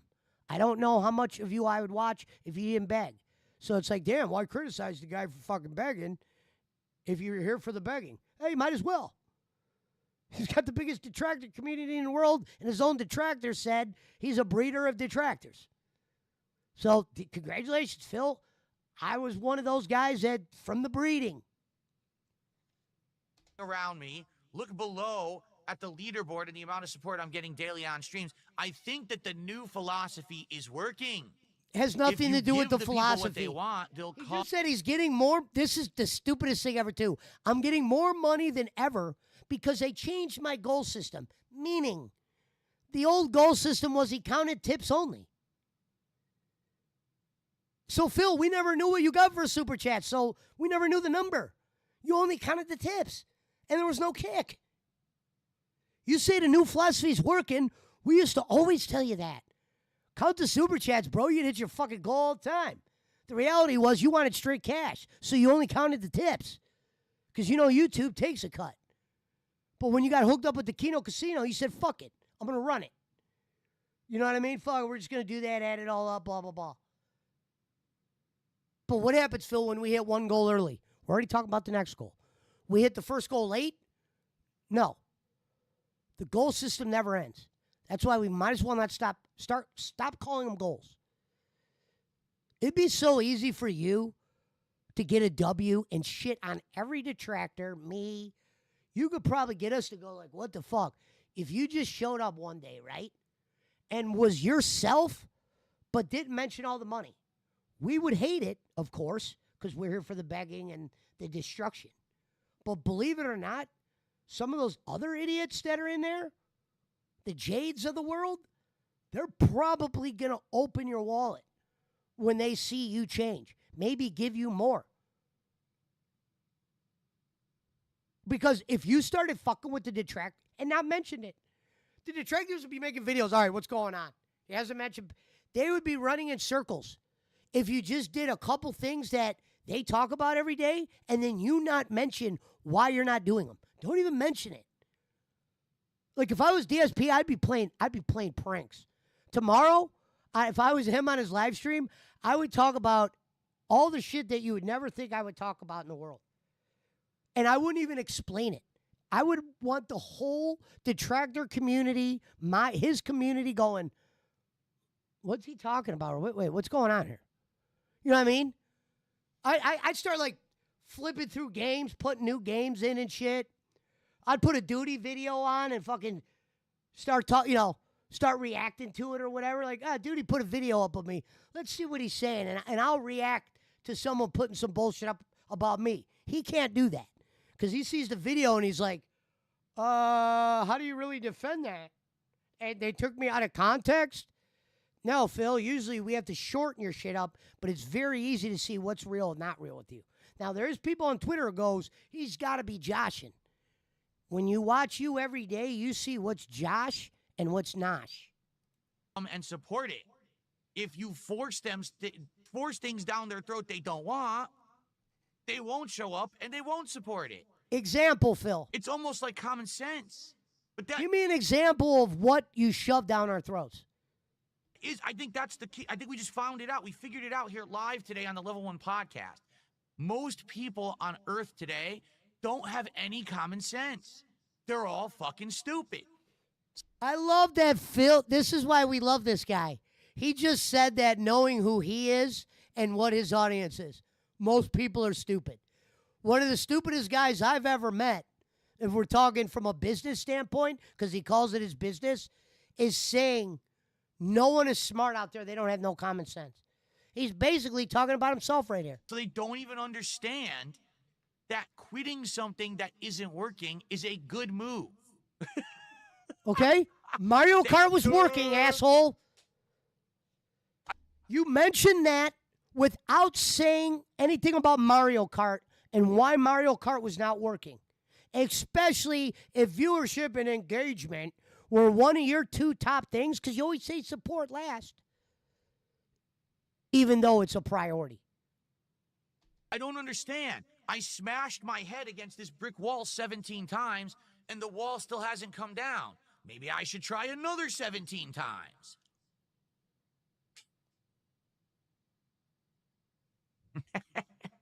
All right. Sonic My Shadow has just...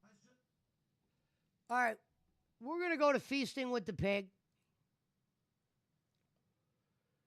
And then we'll check in on Phil and see where he's at on the money.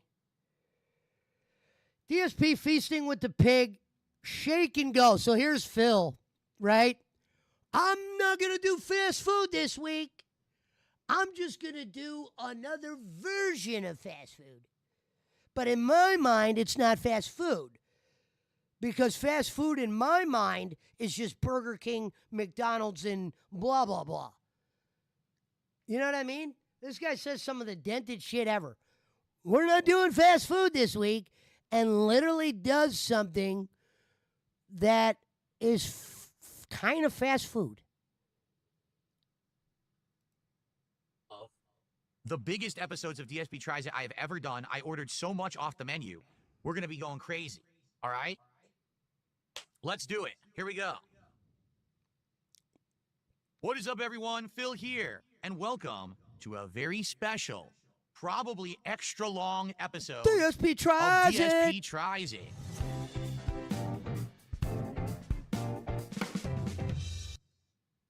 Duty has it on fast forward. That's why it sounds weird. Today, unlike most episodes of DSP Tries It, where I try food from like a national We might have Phil on chain like times Burger two. King or Taco So Bell Phil or sounds like Pizza he's Hut. talking faster. Today we're doing It's because something Duty's special. Today makes I the ordered tape from quicker. a local chain. They only have a few locations out here in Washington State. It's Yeah, we're called gonna find Shake out, Pizza and Mike. Go. Shake, the letter N with an apostrophe, and go. What do they have? A variety of gourmet charbroiled hamburgers, other kinds of sandwiches like chicken and salmon. Doesn't sound like fried fast food at seafood all, like though. clams, shrimp, and cod. Okay. Fries and other variations of sides. Wraps like chicken Caesar and stuff like that. Oh, wow. And they Same as the specialize last place in you went gourmet to. milkshakes. So they have a huge menu. I have never eaten there. I've driven by them probably 200 times in the 11 years I've lived here, and I never actually gave them a try. Today, for the first time ever, we are trying Shake and Go. But we're not just trying Shake and Go. Shake and Go. We're Not kind of it, doing it's not a fast food. Taste of Shake and Go tour, if you want to say. I got a burger with fries.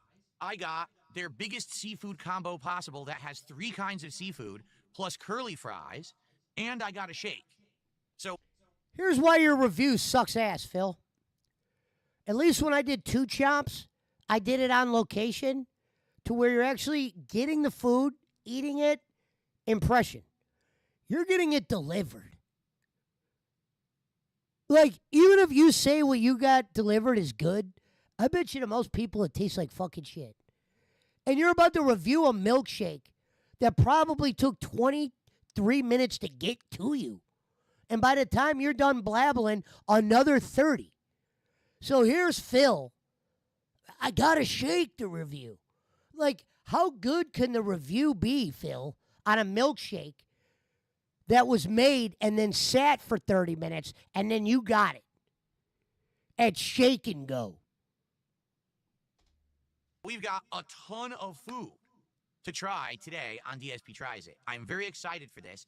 Now, the one thing that we should probably try first, Phil, you do DSP Tries It twice a week. Why are you very excited for this? before it just gets too melted, is the shake.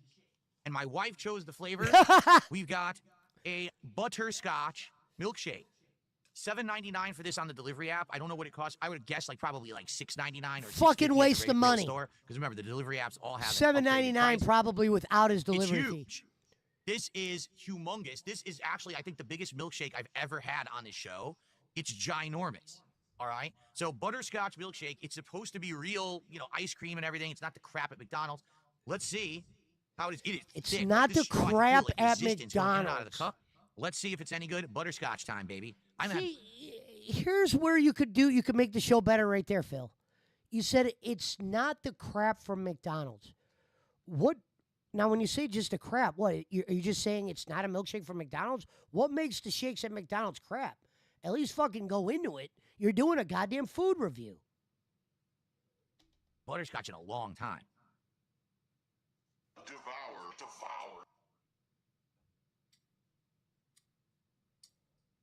That's amazing. The first sip. Absolutely full of flavor. Incredibly thick milkshake. Ho, ho, ho. Green Giant. Incredibly thick milkshake. Because this son of a bitch is used to eating milkshakes that were sitting in some idiot's car for fucking 25, half hour, 40 minutes, whatever it is by the time he fucking starts to slurp it. So he uses words like thick because normally his milkshakes are watery. That is amazing. It's very, very thick. It's very cold. Even though it got delivered, it's still, as you can see, intact. It hasn't become liquid at all. It's thick and it's very cold. good. All the things a milkshake should be, but because this idiot is a DoorDash fucking entrepreneur, for Christ's sakes, he's not used to having like milkshakes that are thick or tasty. They're just watered or melted. Any milkshake's going to suck 30 minutes later. Butterscotch taste is great. Likely it's just, it's a vanilla milkshake, and they blend in the butterscotch flavor to it. Oh, man. Top 5 milkshakes I've had in my life. I don't drink a lot of milkshakes, but top 5. Seriously, that is ridiculously good. It's so delicious. How much you want to bet that when I'm done with the food, that's still going to be cold? Because it's real.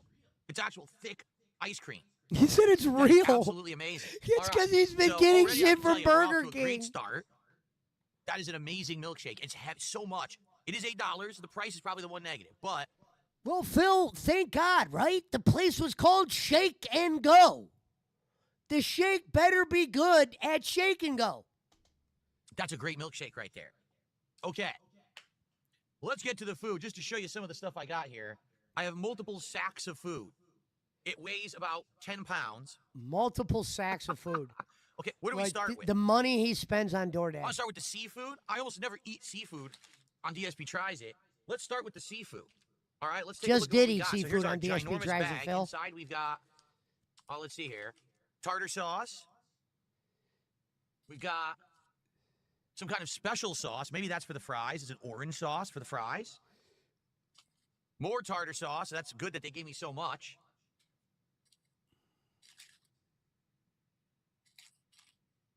Oh my God. This is insane. Oh my God.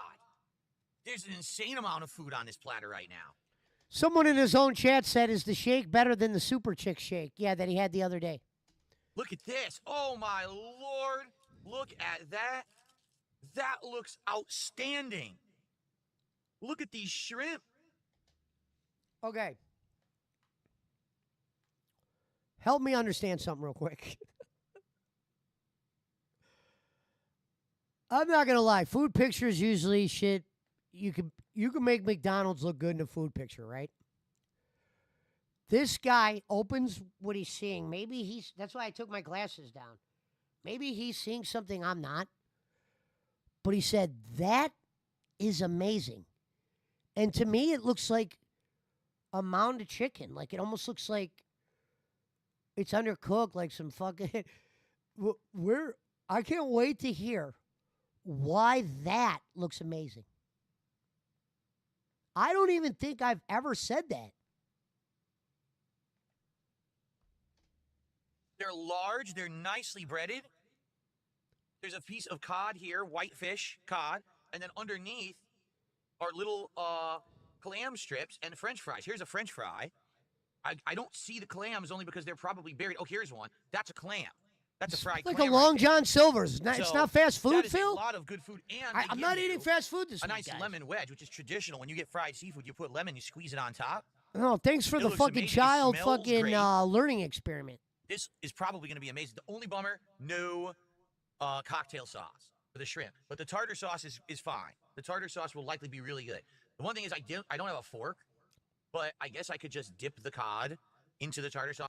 I don't have a fork. Why? Go get one. I don't have a fork. This is a guy who leaves his stream for 15 minutes to walk his wife. I just got done, and he says, I just got done walking my wife. Not going on a walk with my wife. He said, walking my wife. And he did it in the middle of his stream, because probably what happened was like, Cat's like, you don't spend no time. You're always doing shit in the morning. Can you ever just spend time with me in the morning? And Phil not wanting to give up a live stream for the life of him with his addictions was like, Cat, you know what? We'll start going on a walk. I'll do the level 1 podcast, and me and you will go for a walk. And half the times I won't even tell them. And then the one day he got mad at one of his viewers. He's like, you gonna fucking get on me for wanting to go on a walk with my wife? Like, he goes, give me a fucking break, man. Yeah, Phil, because you want to do it like in the middle of your stream. Like, you have all those hours when you wake up. We know you wake up late, but you don't want to admit that. You say you're super busy. You once told PPP don't leave your house. How can a man that doesn't have to leave his house, like other than like once a week, once maybe twice a week, is super busy? That's impossible. That is impossible unless you were like a millionaire running some company from your laptop. But to be a live video game streamer and say you're fucking so busy you don't have time for nothing? So what I'm going to do is during my stream, I'm going to do all the shit I should be doing off. And eat it like that. All right, first thing, let's try a fry. So this is one of their regular fries. See that?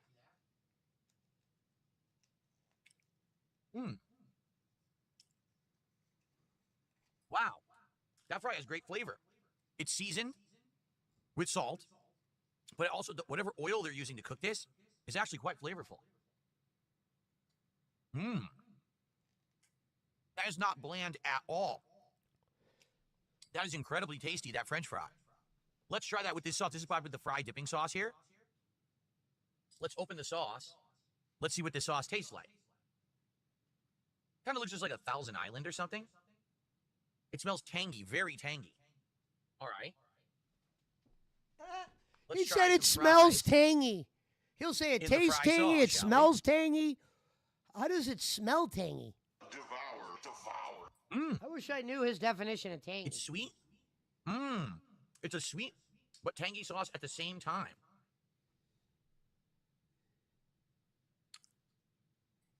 Wow, that's good. That's really good. I'm going to put that to the side only because I don't want to make a mess. I'm going to put that back here. I'm going to have one more French fry with it because it's actually really good. It says tangy because he doesn't know any other words. Just dip that in.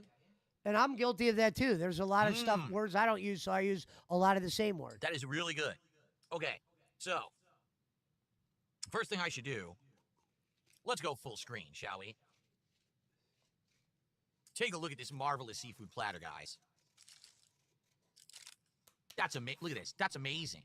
Phil, I want to say good job on not getting fast food this week. Fucking fantastic job, dude. We're all Ho, ho, ho. Green giant. Shit like that. Shit like that. Shit like that. Shit like that. Shit like that. That is absolutely amazing. That just looks good on camera, but it tastes. It's going to taste good. You know. Okay. Very good. For the record, this combo is cod, shrimp, clam strips and fries for $20. But that's on the delivery app. It's probably like $18 in person. But it's heavy as hell. There's a ton of food in this combo. Okay? All right, let's try each one.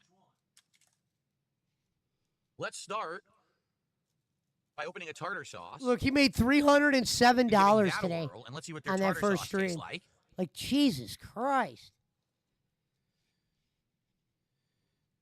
No?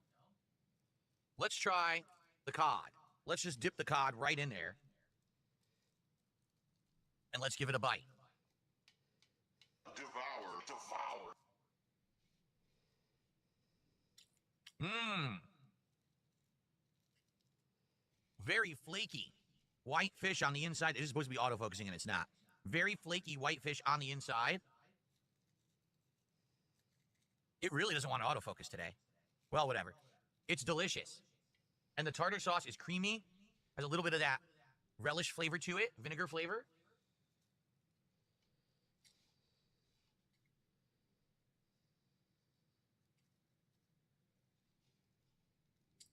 That is absolutely delicious. Look how awesome and flaky that fish is on the inside. It's not dry. It's not over fried with oil. It's actually exactly how you want fried fish. They nailed it. They absolutely nailed it. Nice. Mmm. Man, let me Yeah, tell Alvin, ya, 300. this really makes me crave that filet of fish sandwich I ate at McDonald's a few months back. Yeah, right. This is the real thing. It's very, very tasty and good. Look at that fish, man. Very good. Mmm. I can't stop eating. I'm just going to finish this piece. I can't stop eating it. It's so good. Yummy.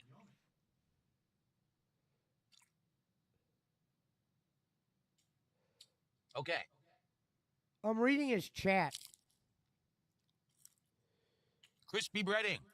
Fun fact, I'm banned from UPS right. or DSP. And now how about I wash this down with some delicious butterscotch shake.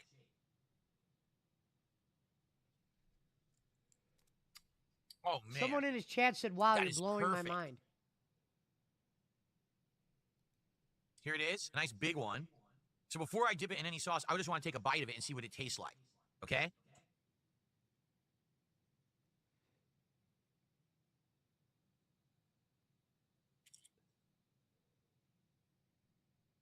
You see, I want to take a bite to see what it tastes like. Wow.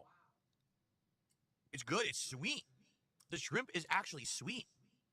I don't know what that means. I don't think I've ever had like a sweet shrimp before. That's delicious. Someone in his chat put tangy. I don't know if it's the breadcrumbs or the shrimp that's doing it. But it's like, dude, it's super tasty. Devour, devour. Mmm. Wow. Ultra crispy. Super flavorful. Very sweet. That's an absolutely delicious shrimp. Wow, that's really good. Okay. Now, clam strips. This one's going to be tricky. And the reason I say that is because the clam strips, all right, are going to be mixed in here with the French fries. So I don't know how many we're going to get realistically. This is a clam strip. It's rubbery. It's very chewy. They bread it and they fry it. I'm going to have one by itself first, okay? Mmm. Oh, Thick Gemini stopped by and raided the channel earlier. I made him a mod. Shout out to Thick Gemini. I'm going to say this right off the bat. Unlike other fried clam strips that I've had that you can blatantly tell have been frozen for a very long time, that clam actually had flavor. You could taste the clam. That's the problem with a lot of these breaded clam strips is that they're flavorless. This one actually has flavor. It tastes really good. I'm going to dip it in a little bit of tartar sauce. When was the last time you had clam strips, Phil? Mmm. Talking about clam strips like he eats a lot That's of good. clams. Just said he never ate seafood 5 minutes ago. Damn, that's good. That's one of the best clam strips I've ever had.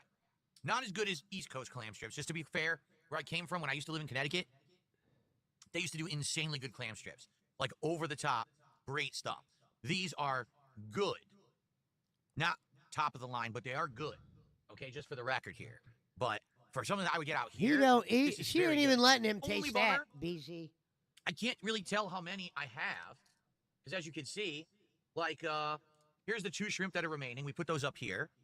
I see a lot of fries. It looks like there's just not a lot of clams. Like, here they are. I'll try to separate the clams down at the bottom here to see how many I actually have. And honestly, I just don't think I have a lot, which is sad. I wish that I had more, because they're very good. Here, there's a bunch up here. So to try to make the platter look more fair, so you actually would see what you would get with something like this. It looks the same, Phil. Okay. I don't know if it's because of my So, glasses. Everything Looks here like is he's French just- fries. Looks I like a got whole 2 bunch shrimp, of shit. French fries, the other piece of cod, and then here at the bottom, I put all the clam strips. So it's a good Don't amount. I worry, would say. folks. No Maybe you fast would want food this few week. More, especially because sadly a lot of these We're are doing very something small. a little bit different. Okay. Mmm. But man, Someone in his kick chat said fish and chips. they are peak absolutely content. delicious. I love those clam strips. I'm gonna have a couple more fries, and maybe I will have another shrimp, and then I'm gonna move on because I still have a whole burger and other things to eat. Okay. Yeah, see, Phil, Here if we you go. were a real creator, you would move on now. Eat that food, you rate it, go on to the next one. We don't want to watch you finish the whole Yummy. meal and make Very like tasty. noises. It'd be one thing if he was finishing his meal and he had something to add of note, but he only knows 4 words to describe food and he doesn't know how to use all 4 of those words Yeah, on I this can't stop eating the specific food. fries. They're That's very why he addictive. said it smells tangy. It don't taste tangy tonight. It smells tangy. That fried sauce is great. Like I said, it's both sweet and tangy at the same time. The fry sauce is very delicious. It's both Wow. sweet and tangy at All the right, same let's time. wash that down with a little bit more milkshake. And then let's just know. Let's Cheers, wash everyone. that down with a little bit of milkshake.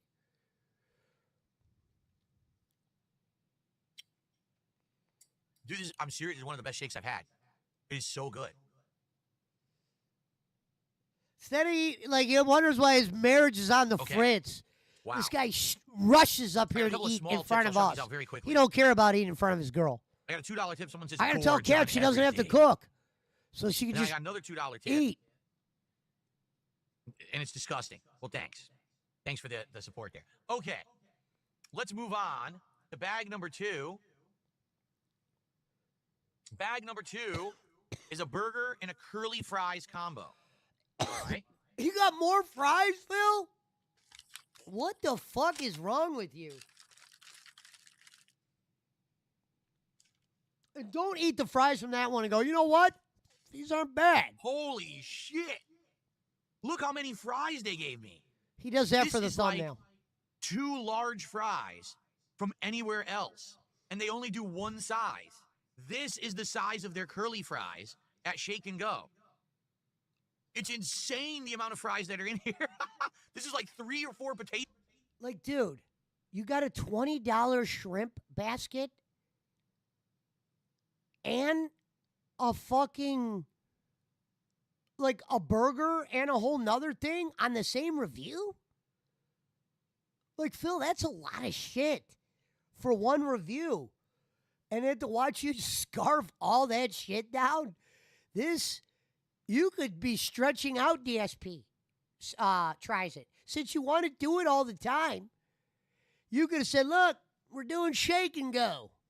Today we're going to do 1 shake, 1 burger. Tomorrow we're going to do 1 shake, 1 shrimp basket. No, this motherfucker said I'm going to get a $20 shrimp basket, $8 shake. We're at 28. The burger at least 8, maybe more. He's going to tell us. So this ain't even talking about Kat's food. This ain't Kat's food. Kat got her own shit she's scarfing on right now. You think she lets this motherfucker go upstairs, eat a bunch of shit, and then bring her food down 20 minutes later? So that means it's been fucking just sitting around for an hour? No, Kat's smashing right now. Promise that.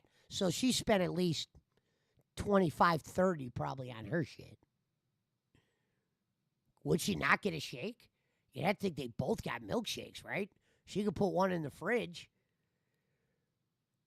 So Phil just spent 100. You know what I mean?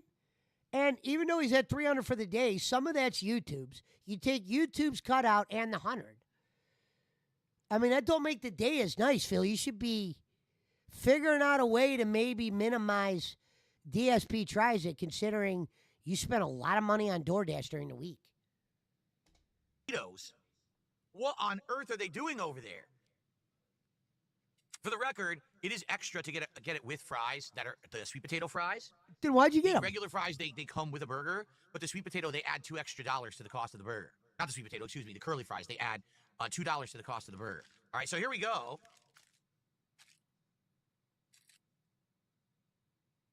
Oh, they smell good.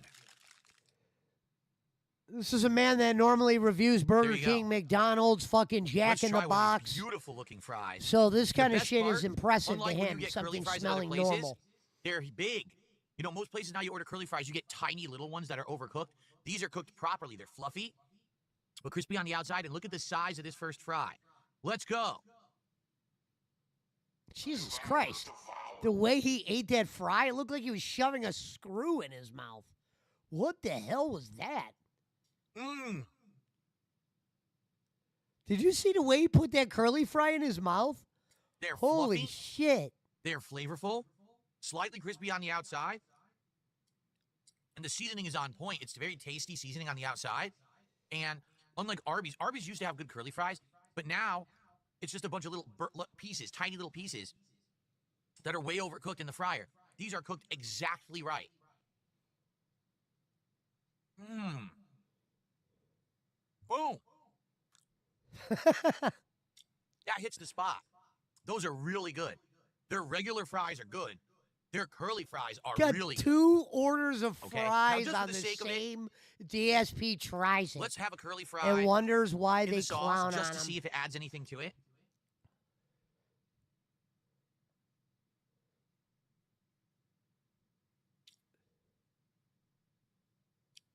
You taste a lot of the sweetness of the sauce. It's okay, but I mean, these are fine on their own. They honestly don't even need a sauce because of the And seasoning. I don't even think half the time he does a number review. Like, yeah, I give it a 3 out of 5. I better stop eating them. Because if I don't, I'm going to keep eating them. He's and I'm like the not gonna have worst room for the food, burger. reviewer Okay. of all time. 2 Chomps was All way right, better than so- DSP tries it. Holy moly. And they're Oh, way here we go. shorter. Cover these. Look at him trying to figure it I out. need a napkin. My hand is greasy.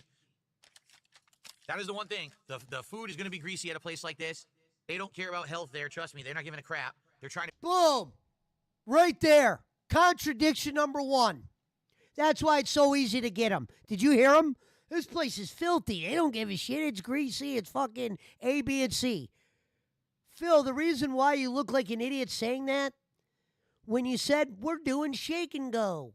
We're not doing fast food this week. We're doing like a place that's a little bit more of a, you basically said cleaner without using the word cleaner. But here you are shitting on the place, saying they don't give a fuck. It's nasty. There's grease everywhere, blah, blah, blah. So all that, we're not doing fast food this week. We're just doing fast food this week. be a local great place, and they're going to bombard you with flavor. With A no care for your local health. great place. So be careful. You know, calories, fat, and everything. Don't go nuts. As you can see, I'm not eating everything here. Don't I'm basically go doing the nuts. tasting, right? I'm just tasting each thing. Don't go nuts. Burger, shrimp basket with fucking clams, another order of fries, a shake, and there's still something else. I forgot. What do you say? Is it just a sandwich and the fries? Don't go nuts. Is he's literally eating the menu. And he just All right, blocked next. somebody. When he puts his hand on the I thing like selected that, one of their he's specialty blocking burgers. someone. So for the record, whoa, Oh, yeah. What do you get? Oh, yeah, so there's something else. it's huge. Look at how deep that burger is. Oh, that's a Damn. burger. So this is the Hickory Barbecue Burger. Tell It's him a how much it's worth, 30-pound Phil. Charbroiled burger, not fried. charbroiled on the $13 grill, easy. with lettuce 13. and tomato, bacon. 13 onion with the rings. bacon. There's actually onion rings on Bacon's the burger. so I believe some kind overpriced. of cheese and barbecue sauce. I'm not sure what else is on there. We'll take a look. 13. Tell us. So how much is this? About $15 on the delivery. But remember, you get this and you get fries. It's not just the burger. You're getting this and fries together for that price, and that's marked up for delivery. It's probably like $13 in person, I would guess. With that being said, me and Kat spent $100 tonight. Ho ho ho. On DoorDash. Let's do this over here so you can get the close-up cam, okay?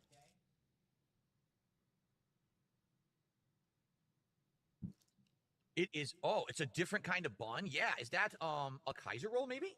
I'm not actually It's a different kind of bun compared to what? Burger King?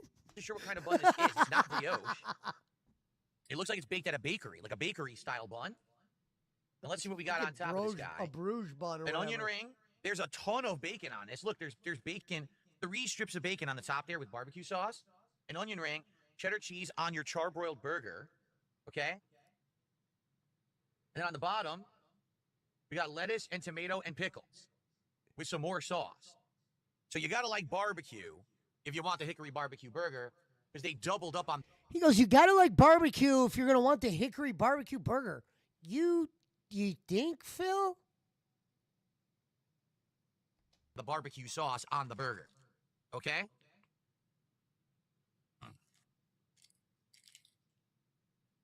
He talks like an Hickory AI. Barbecue burger. There you go. Take a look. There you go. All right, let's try it out. The hickory barbecue burger from Shake and Go. By the way, I like the green leaf lettuce instead of crappy iceberg shredded lettuce. That's a nice touch. Okay.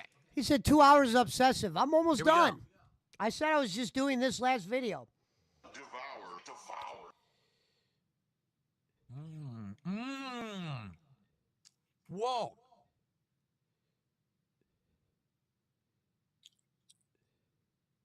Wow. Wow.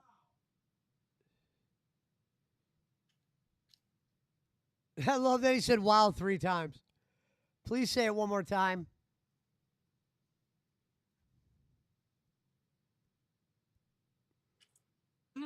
He's thinking of something he could say to us.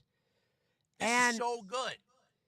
he usually can't find anything more than it's good or it's tangy. I gotta buy the onion ring that time.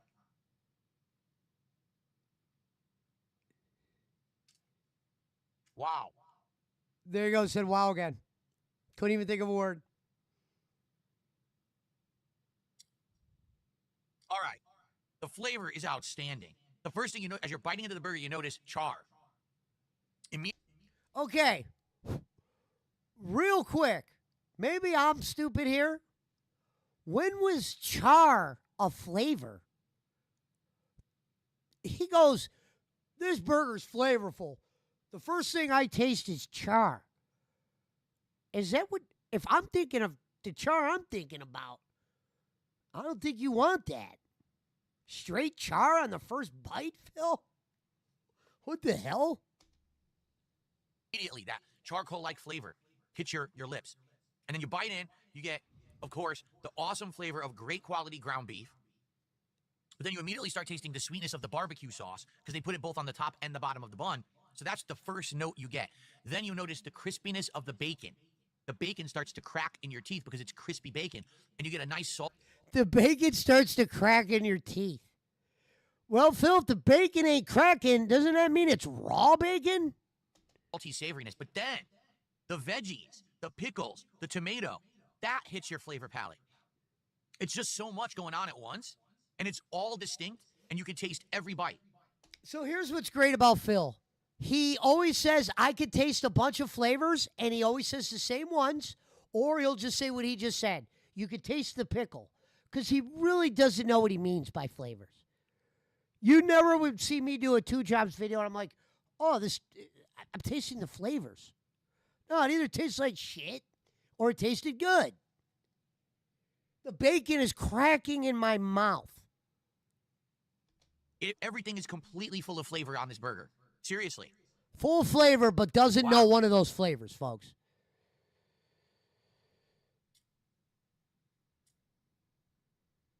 Does the 5 nods. Because he doesn't want to eat, doesn't want to put or talk with food in his mouth. But at the same time, he doesn't really know what to say. This is seriously great. I'm not kidding. This is so good. I'm not kidding. Hey, Phil, guess what? We know you're a liar, but we don't think you'd lie about the taste of a burger. He goes, I'm not kidding. Wow. This ain't one of those situations, Every Phil, bite where on we the think you're the outside rim of the liar. burger is full of that charred flavor that you want from anything that's grilled. Just that I don't know what he alone means by charred flavor. I don't makes want this charred. better than most of the burgers I've had in recent memory. And that includes the smash burgers. Okay, the most recent burgers I had in memory. Let's see, your last 4 burgers. McDonald's, Burger King, Wendy's, Taco Bell. You haven't really went to a burger place. And the one place you did, you're about to shit on. And all of that stuff. This is good because the char is prominent flavor in the burger. You know, char I'm gonna is say prominent. something negative about it. I always do. I have one negative thing to say about it. The burger is slightly overcooked. You can see there's no pink in the middle. It's a gray burger. Phil, how are you going to get the charred flavor if it ain't overcooked? What undercooked burger has a char flavor, you idiot? I love the char. He puts over the char. Point. If the flavor is on point, to just say they overcooked the burger. It's slightly overcooked. Because of the way, char. Not a single bite that I've had has been dry. Every bite, I'm getting a combination of bread, meat. And guess what, Phil? They probably have to cook burgers well done when they deliver them because they can't have someone going, well, we could get sued or this guy gave me a raw burger. You just cook them all the way. Cheese, sauce, veggies, and bacon. So every bite is the right combination. That it's distributed perfectly across the burger to get the right combination every single time that you chomp down. Thank you for telling us what that combination is, that's idiot. The only thing. If it was slightly less done, if it was like just a little bit more juice pink in there, it would be probably the perfect burger. There you go. How do we get char if there's juice pink, Phil? Wow. Am I wrong? If I'm wrong, the chat can tell me. I'm serious. Isn't char when the fucking thing's burnt? Amazing. Amazing. I like how it says all these flavors and didn't even name one. I just got the pickle. And that is, again, it's another He flavor. referred to one of the flavors as the pickle. I tasted the pickle. I'm trying to think of all of the burgers that I've eaten on DSP Tries It since we rebooted it just about a year ago. If you're aware, it was just about a year ago now. I want to say it was like September of last year that we started DSP Tries It again. Out of all these burgers that I've had, all the fast food ones, all the smash burgers, all the different ones. Quit saying all the smash burgers. You had smash burgers one time. This is my favorite burger out of every one we've had. The Hickory Barbecue Burger from Shake and Go is officially my best modern burger that I've had on this show in a year. That is modern so good. Burger. Seriously, amazing. And there's nothing wrong with saying it's amazing, but this is a guy who said, I taste all these flavors, and then he goes, amazing, pickle. What the fuck? He didn't even go, it tastes. I can't stop eating it. And that's How do you know it's a thing. flavor, Phil, if you don't even know what it is? Eating red meat is a rarity for me these days. I don't really crave it anymore. Once you get something out of your diet as a regular thing, you tend not to have a desire for it anymore. You desire the things that you like more because you have them more, right? I don't crave burgers. Dude, this burger is making my mouth, my tongue Someone is in his watering, chat like, said right fast now, food is pretty much all well done. I can't stop eating it. All right, but here's what's funny about that phrase. Phil said we're not doing fast food tonight. And what if somebody in the chat goes, pretty much all fast, because it is fast food. He's right. Just because it's called Shake and Go doesn't mean it's not fast food. Wow. You said they were a greasy mess, Phil. Wow. He said wow like 40 times. Well, I got another positive observation to make. He'll use words like positive observation, but say the word wow 13 times, literally, to explain the burger after he said flavors and didn't give us one. Literally, except char. Usually, when you eat Flavors, a burger, right? Char. I You get wish to it a was point, pink, and you're like, but had well, char. I ate the burger, but the meat's pretty much gone. Now I just have a handful of bread and veggies. That's all that's left. This burger is so big. Look at that meat. It's all the way to the end of the bun around the entire burger. Okay. There's still like half of the burger in my hand right now. Welcome haven't to eaten not for- getting there's an Burger King insane for amount of once meat in on your this life, burger. Phil. This is Congratulations. so good. The Shit thing like is, I don't that. think I Shit can like finish that. it. Shit like that. It's shit so like much that, red shit meat, like and I'm not supposed to have red meat. Down the Mongo. I honestly think it's probably against my best interest to finish the burger, but I would eat this burger in its entirety. Otherwise, it Guess is my so best effing good. interest to finish the burger. I'm gonna have at least 1 or 2 more bites. It's too good. I don't think he just throws it away like that. You got to imagine they wrap it up and put it in the fridge. This guy gets shit delivered all the time. He probably loves the One final microwave. bite of the Hickory Barbecue Burger from Shake and Go. Oh, thanks, Phil, for telling us the one final bite. Like, just eat it and just put it to the side. Like, you don't One other tell thing I us gotta that show it's you the guys. final bite. This is actually pretty important. All right. I So you know I barely mentioned use it was mine too, charbroiled, Rambo. not fried? I use it for I'd like you to certain take a look shit. at the piece of paper. I hate Do microwaves. you see any grease on that paper whatsoever? I've been He eating this referred to the place as a greasy fucking bullshit place, and then says, "You see any grease?" entire time. The only thing that's there is some of the juice from the veggies. There's 0 grease on the paper. So the Juice burger from was the veggies. absolutely I full wonder of how he flavor, would but be because able it to was determine that. charbroiled, it burned off all that excess fat and added a char flavor, making it healthier, and it doesn't have an insane amount of liquid oil. Making and it grease healthier on after it. he said this So it's place actually is not a not disgusting healthy. mess. You know what I mean? Like, I don't understand why fast food places haven't figured this out. Adding char flavor to the burger not only makes it taste better, but is actually better for you. They just couldn't figure it out. Adding char flavor. What does he mean by that? Yeah, no, it's burger. So the way a Burger King burger tastes, that's what he's referring to? The char? Like, if I just take the patty out and I eat it, I'm going to be like, it tastes like a Burger King burger. Oh, it tastes like char. Wish I knew what he meant by that. Okay, so there you go. Amazing flavor. I would eat the whole thing, but I really got to tap out now because I ate 2/3 of the burger. I'm not even supposed to be eating red meat. So there you go. All right, well, holy mackerel, guys. I don't think I have a negative thing over really too much to say, honestly. Okay, here, I'm going to wrap this up. Of Wow. course, Phil. You're not going to throw it away. No, with cat down there. I would say even the prices are reasonable at this place. $15 for that burger and this ginormous side of fries is not a bad price at all. At all. But then, Phil, you also got a $20 shrimp basket. That's $35 plus the shake. That's your shit alone was $40. Man. Cat's was probably another $18 to $20. You almost spent $100. There wasn't a single thing I disliked. It's just various levels of liking what I just had. If I actually Various have to levels rank of everything, liking. I guess I will. Let's do a rank. Let me first of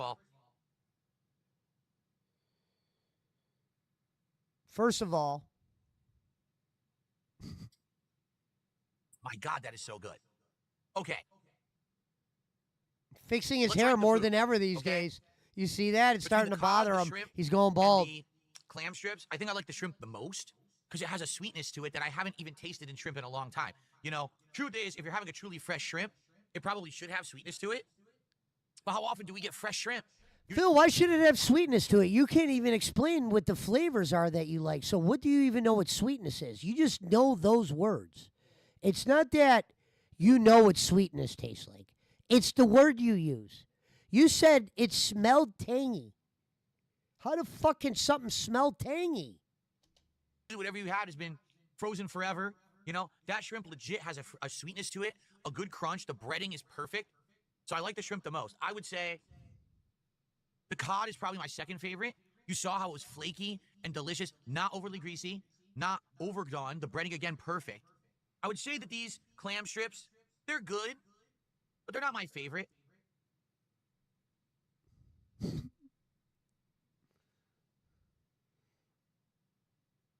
They're not my favorite like he eats clam strips regularly. Here's the thing.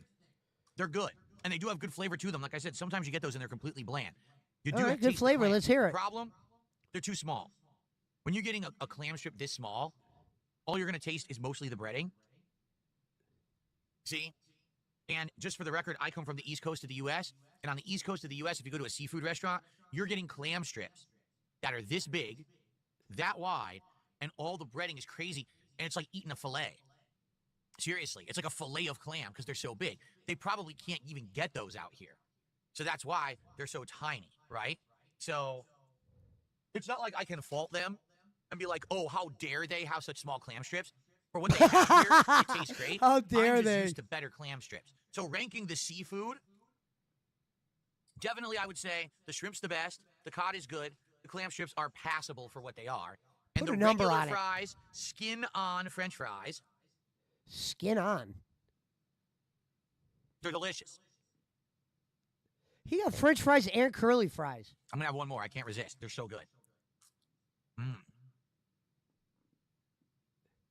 He didn't even Wow. finish his train of thought. Tell us what the rating was. So, the curly fries. Look at that. It's like two rings linked No together. number on the rating, Phil. Just simple as that. Just later. Great Oh, food incredible. review. Look, Mario Kart in the background on his thing. I like the regular fries. I love the curly fries. This is probably the best curly fries I've ever had. Only because how often do you get them and where do you get them from?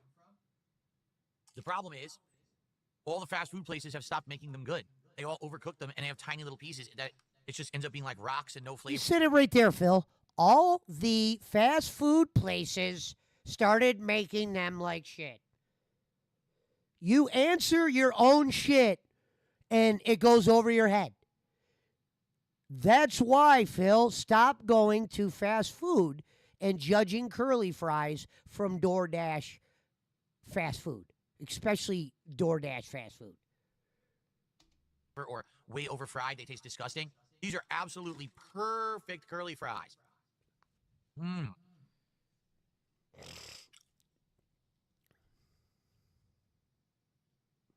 Not a single one is soggy. Not a single one is overcooked.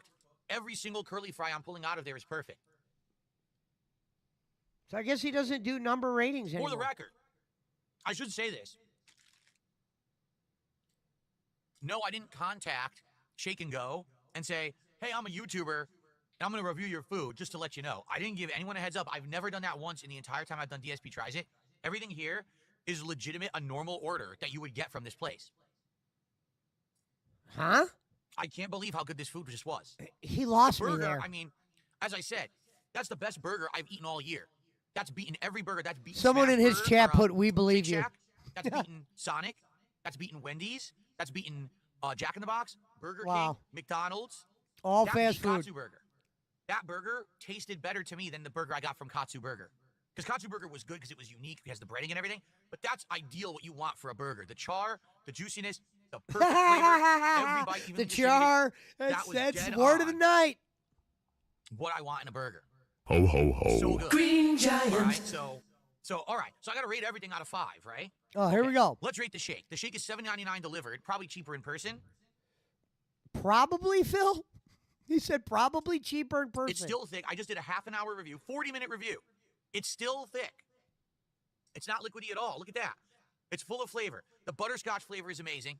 They have many flavors, including blackberry, Oreo, mint, mocha, Reese's peanut butter cup, chocolate, of course, vanilla, strawberry, banana. They have a banana flavor. I want to try the banana milkshake now, actually, now that I'm thinking about it.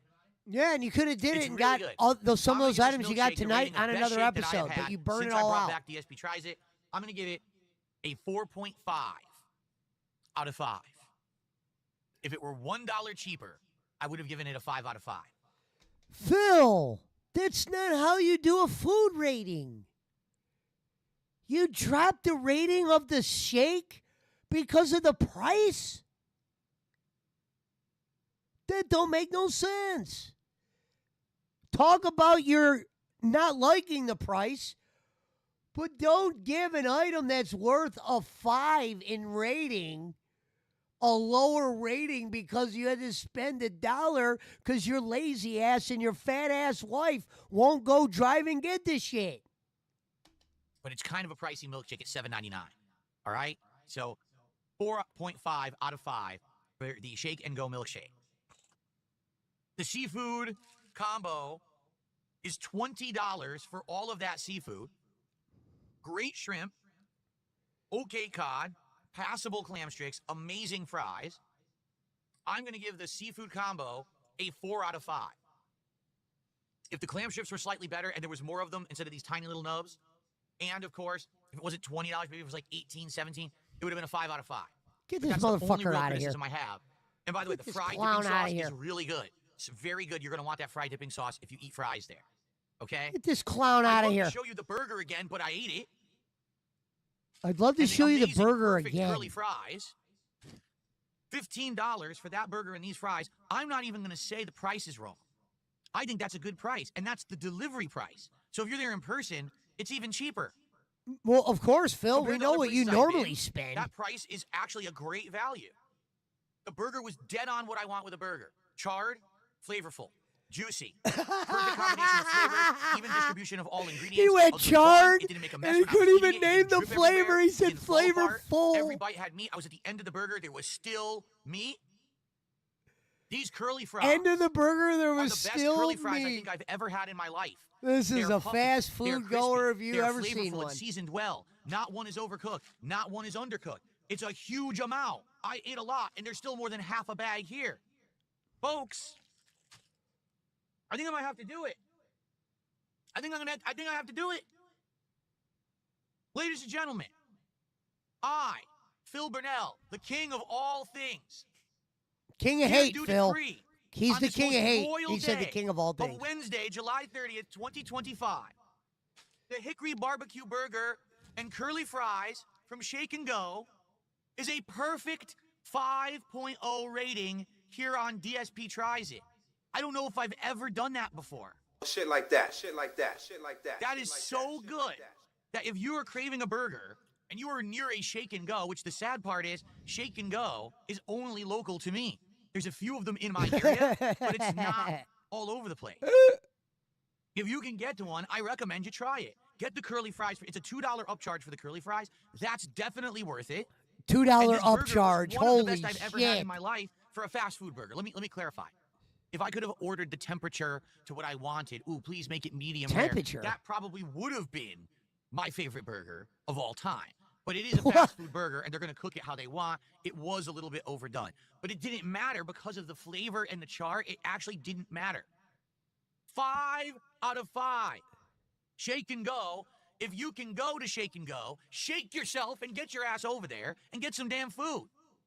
That's one of the best things I've I think ever I done on this said show in shake over, yourself and then put geez, his hands on his 15 throat. years.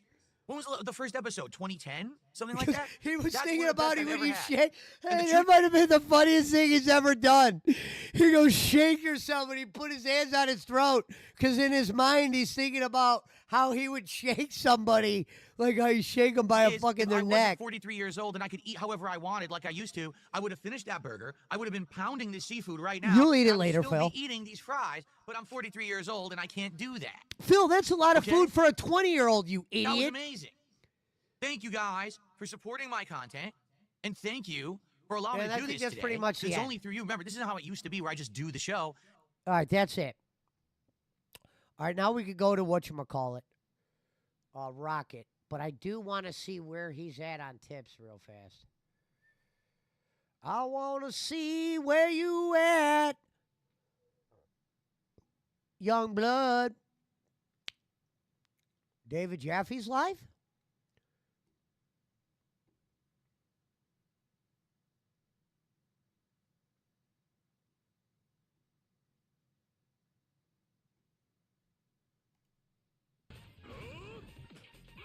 Raw Phil, 900 people in the building. They come out to watch Phil play the fighting games because they know he gets his No ass super. kicked. So 900 people in Raw Phil's chat. Wow, he's only got 193 in his. Imagine that. Nothing I can do. He's going to win now. Three He's gonna kill people her. are in your own chat. You got 900 somewhere else watching. Let's see, his money's at 30. Do I see Jax Raxer's name? I'll Because take the Jax double Raxer KO and win. always There you usually go. drops fighting game. Let me see what the name is. Well, I'm firing up Rocket. Scumbag. Only an Ultra Platinum. Sorry, I want more than 55 points. Getting the fuck out of here. Tapping out on the scrub.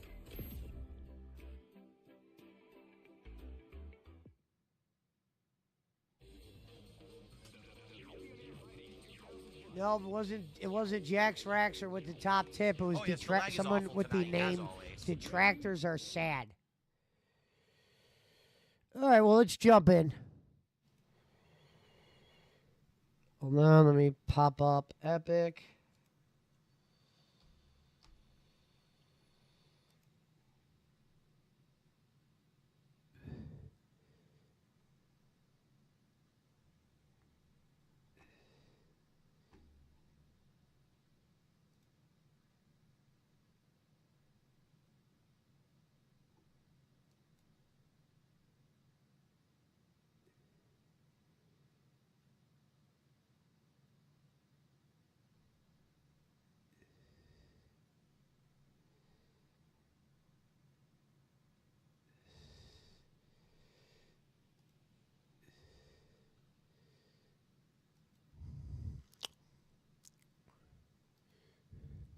If that's Good not on BJ. great, Yo, yo, I yo, know yo. another place that I could send you to Avila at the end of the pier. That's fucking amazing, bro. They fresh catch their fish every day, every morning, How much? fresh.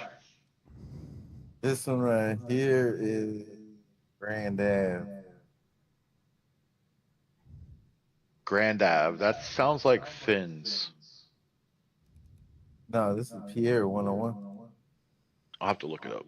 Let me see. And this one here is a salmon salad with the garlic fries.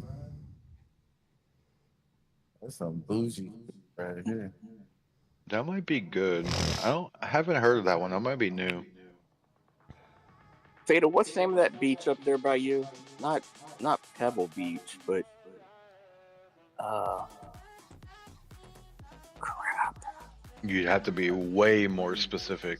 Yeah, I know. I'm just. 'Cause I've got a Is that couple. Pebble I've got a Beach, couple beaches near me, which is Grover Beach Access, which is the drive-on beach, and I've got Pirates Cove Landing Beach, which is technically a nude beach, if that's your thing. No, this one you've mentioned before. Crap. I don't know if they ride 4-wheelers on it. Pismo Beach and Grover Pismo. Beach. That's where There you. we That's go. where you would Pismo. ride. Yeah, that's where you'd ride ATVs. Yeah, Pismo. Yeah, I couldn't think of that name. Yep, Pismo. How far are you from there? 5 minutes. Oh wow.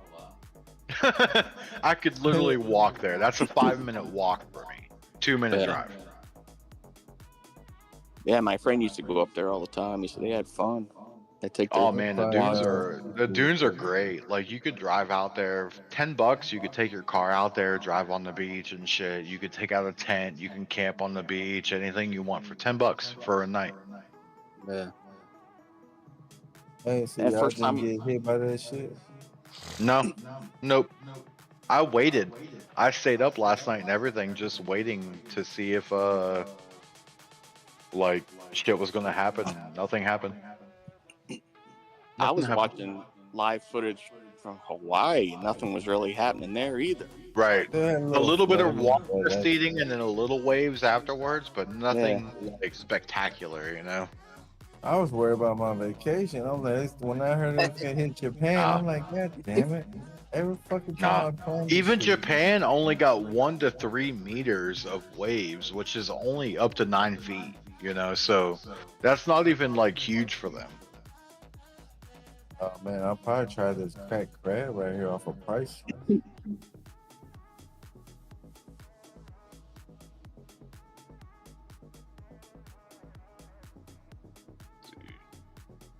Or movies. Over there off of Pomeroy Avenue. There's Boss a couple man, when good was the last food time spots you that I been can to, send you Mona to. Lisa?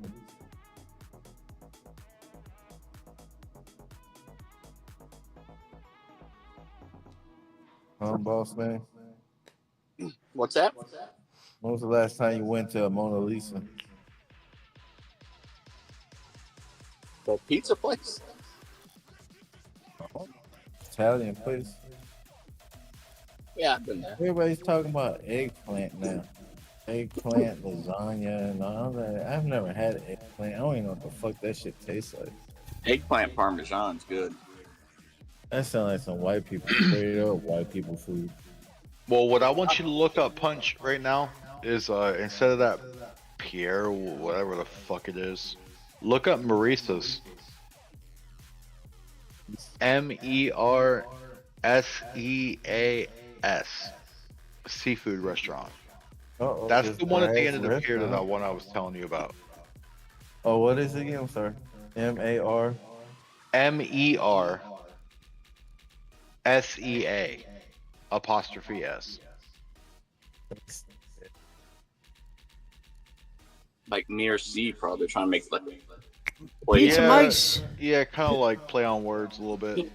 Pizza Mike said he saw online Punch Japan had some record heat today.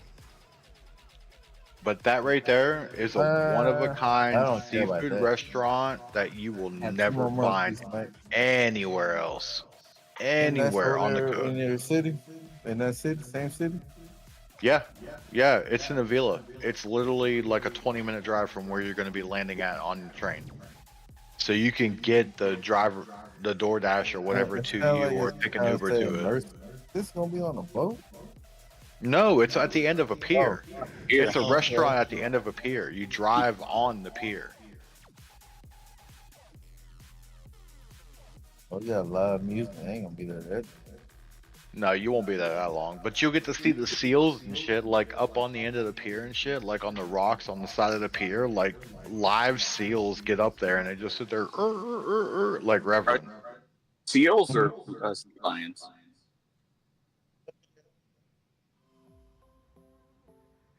Because up in Frisco, it's all the sea lions that took over. Well, that's what they are, but I call them Ain't seals, nothing whatever. under $10 in this motherfucker. This shit, huh? I wouldn't know what to get. What'd you recommend? I'll see what I just get their fresh catch of the day. Usually, I get their the fish and chips, which is fish and fries, and I usually get the fresh catch of the day, whatever they recommend, and it's always fucking fire. God, it's so good, bro. the fish sandwich. I'm looking at it. The fish sandwich is fire too, but I usually get the fish fillets. I like the fish and chips. But you usually get the fries with the sandwich anyway, so either way you want it. 3 pieces of Alaskan cod. Nah, you get the fresh catch. See, it won't show you online what the fresh catch of the day is because they change it daily, so they don't update it on Google. So you're gonna want to ask them when you go in. Fresh catch. This right here Whatever you says caught today. Fish, shrimp, oysters, calamari, and Oh, dude, they clams serve for everything. 20 bucks. They serve everything. Punch, you want to try to get a. a. See if you can get a fish you can't get Huh? over in Texas. Right. Well, I don't think we could get Alaskan cod. There's this food truck that goes around and they serve that Alaskan cod. But I don't know where they're from. I've never once got a meal from that place right there that I've not liked. Not once. Not once. Any fish they've caught and made and served to me, I've loved it every time. Yeah, I wouldn't mind because that's right there by the ocean, so I wouldn't mind. Like, you know, Yeah, maybe you something could go up different there, than sit there and catfish and all chill, that. eat you some. Yeah. Yeah. Punch, you gonna go there and get the veggie burrito you watch. Hell no. Rice, Ain't no beans, veggie, man. cheese. Hell no. They ain't serving no burrito. I ain't Nothing no on the end of that Californian, beer, I promise goddamn you. it. They I do. promise have you, they are veggie not wrapping burrito. anything in a burrito at the end of that pier. No, they do. They have Angie's veggie burrito. Yeah. Black beans, rice pilaf, veggies, and cheddar cheese, and That's jack. just to appease the vegetarians. know. You know. I'm just kidding, but Yeah, I know. Man, it says that burrito's $9.50. $13.50, you'll get you a nice plate. It'll be great. It'll be so good. I promise you, Oh, you what? won't go wrong. I don't see nothing $13.50. I Really? see a shrimp cocktail with that one you're talking about, fish and chips, $17. Damn, it went up. Now, Them tariffs, fool. God damn it. Fucking Trump. Last time I got it, it was $13.50 for my plate, and I was got telling- I was 5 fish telling, fillets and a nice size of chips. Clam chowder in a bread bowl is $10.50 or $12.50. That's the cheapest thing you're going to get. Unless I you was get a cup. telling Boss Man that I might make a pit stop in the Philippines and ask him, or walk around and ask, hey, do you know a guy named Kim Bolin, and show him a picture? I mean, you say you're the king of the Philippines, you know what I'm saying? Let's find out. Mr. Bolin said nobody even knew who you were. I want to see motherfuckers walking around with "I'm a bowling girl" or "I'm a bowling guy" t-shirt.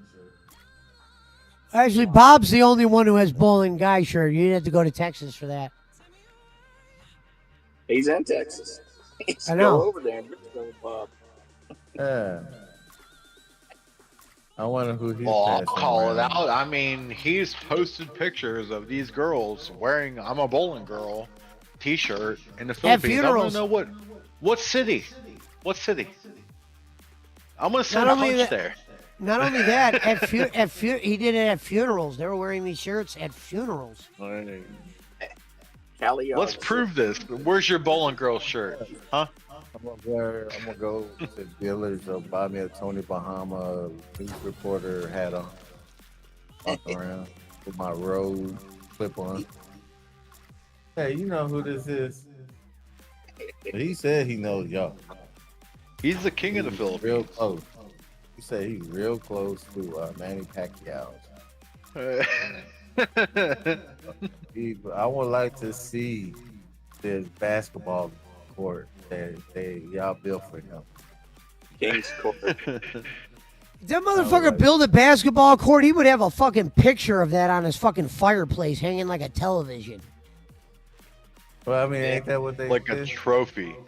Dude, he raised money for that, and then they said all the costs got out of control. They were gonna call it the King's The Court. only one that believe that are Michigan Mike and fucking No, I don't even think Michigan Mike believes it. I think Michigan Mike just gives him money because he's just was like a loyal fan. I've talked to Michigan Mike many times. He's smart enough to know some shit. I don't think it bothers him as much as it bothers us. Wasn't it Michigan Mike that came over here a couple times? Yeah. Michigan Mike donated on the first ever show I was on, and he donated 3 times in a row. And Bolin on that show goes, I've never seen this before. Meaning like it was very new to Kenny to get overwhelming support like that at that time.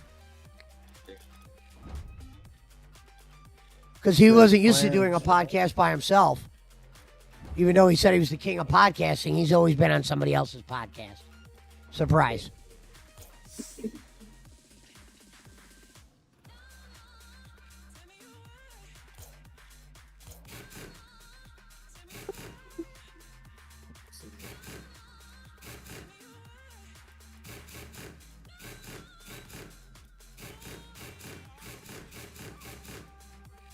what about the spoon trade? Damn, this shit here says $30 to $50.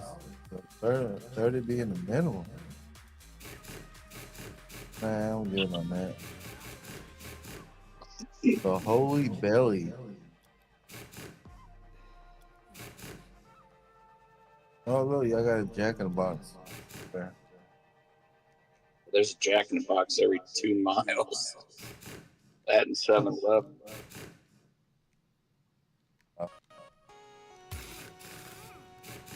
I'll be using my points over there. What? Gotta use some points. Yeah. Some points be hooking me up. Them points be treating me right.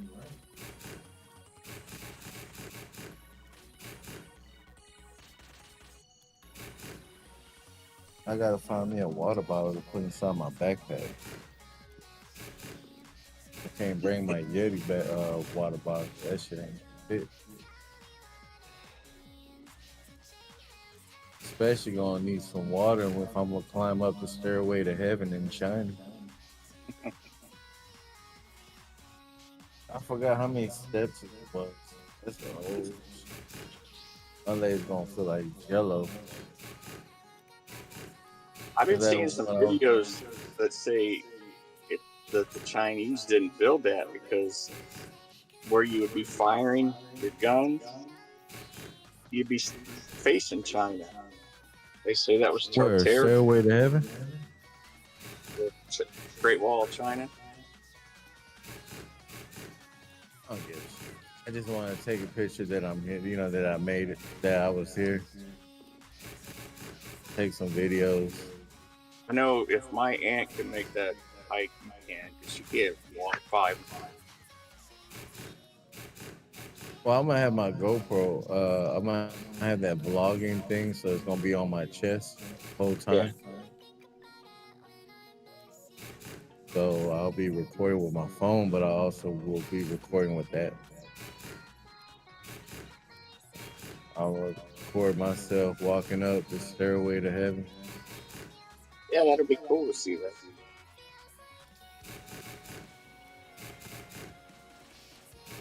Well, it won't be cool for me, but it might be cool to, you know, to look at it. No, I know, but I mean, just like if you show us just a few minutes of it, see what it looks like. No, I meant like me walking up. Oh, I know what you meant. Having my fat ass walk up the steps, that'd be kind of like when I was walking up Diamond Head. I had to stop, but everybody was doing it, so I didn't feel bad. Then you have these fit motherfuckers. They were like jogging up the fucking up the trail, jogging up the trail, not down. I mean, hell, I could jog down the motherfucker, but they were jogging up. I was like, you fuck y'all motherfucker. Fucking show off. Fuck you and your goddamn fit bodies. And well, I mean, it was two ladies, so I'm like, I don't know. I thought about it at first, like walking up there, but then I seen this old couple walking down from the other side. I'm like, well, fuck, I ain't gonna let two old motherfuckers show me out. Yeah. I went up there myself. So I'm glad nothing really happened.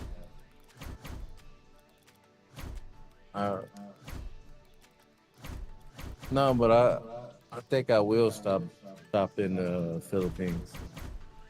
Hell I yeah. have a little pit stop. Ask, I ain't gonna eat no balut, but take a couple pictures and be like, hey, I was here. Nah, fuck a picture. Video. Hey man, you know who the fuck this that motherfucker is? I'm gonna have it on my iPad. Just show a picture of Bolin. Yeah, be like, okay, you know who this motherfucker is? He said he knows y'all. I would love it if they He's showed a him. star maker. If he showed the picture and they just started running. You know this person, and they just ran. They kicked him in the balls and then ran. They kick him in the balls. They grab, punch his wallet, and they run. I can't ask no 20 and bitch in her 20s and 30s and shit. That's below the average. That's too old for that You can ask them. Yeah, you have to ask the youngsters. I can picture some dude like they see Punch wandering around somebody's father's like, "Can I help you, motherfucker?" And he's like, "Yeah, do you know who this man is?" Nah, I'm gonna be normal. Did you just show my daughter a picture of a man? Hello, R.A. They'd be like, Morning, sweetheart. They'd be like, yeah, we know him. He's the sucker that sends us money every month. Dimes, pennies on a dollar and shit. Hello, beautiful.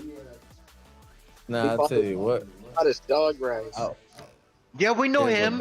He sent us $3 every month for 3 months and then stopped. Oh, I don't know why. He sends us t-shirts we don't want to wear. Well, like Mango said, she said we wash our trucks with it or bikes. Mango Jennifer. Hey, no, I picked someone up who's from the Philippines. And I was telling them like I was talking to this one girl and she wanted to know my financial situation. I'm like, hold on, bitch. You live in a hut and shit, right? And I'm like, don't worry about it. We're gonna have running water. Shit, you gonna be straight over here.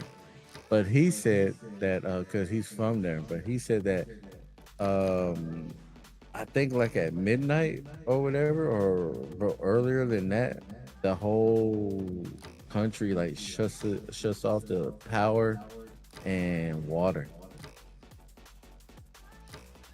for like a certain amount of hours at night, so they can Hey, conserve. hey Punch, El Boss Sausage says Poland sells water bottles. Punch, do you want a Poland Services water bottle? Hell no, that motherfucker might got E. coli in that bitch. And then he says, El Boss Sausage says, they'll say, yeah, we know him. He's number 7 on the Philippines 10 most wanted list. Chris Hansen here. Have a seat there, Mr. Bowler. They take you into interrogation, Punch. How do you know this guy? Oh, you know what? You know, and have Chris Hansen there talking to me. That'd be badass. Hey, man, I know you. You'd be like, hey, man, I like all your shows, man. I listen to your podcasts and everything. Why would you do this? Good boy, I ain't do shit. No, but I just landed. No, but I think I might do that, man. You know what I'm saying? Oh, that I would do want to go to Vietnam. Find me a baddie over there. You ever been to Thailand? Sound like Thunder. You know what, Thunder? I will go there a couple of days. This motherfucking, it sound like it. I don't know what it is, but for Thunder, it sound like this motherfucker gets some kind of incentive. He's pushing that Thailand shit like a motherfucker. I know my brother-in-law went.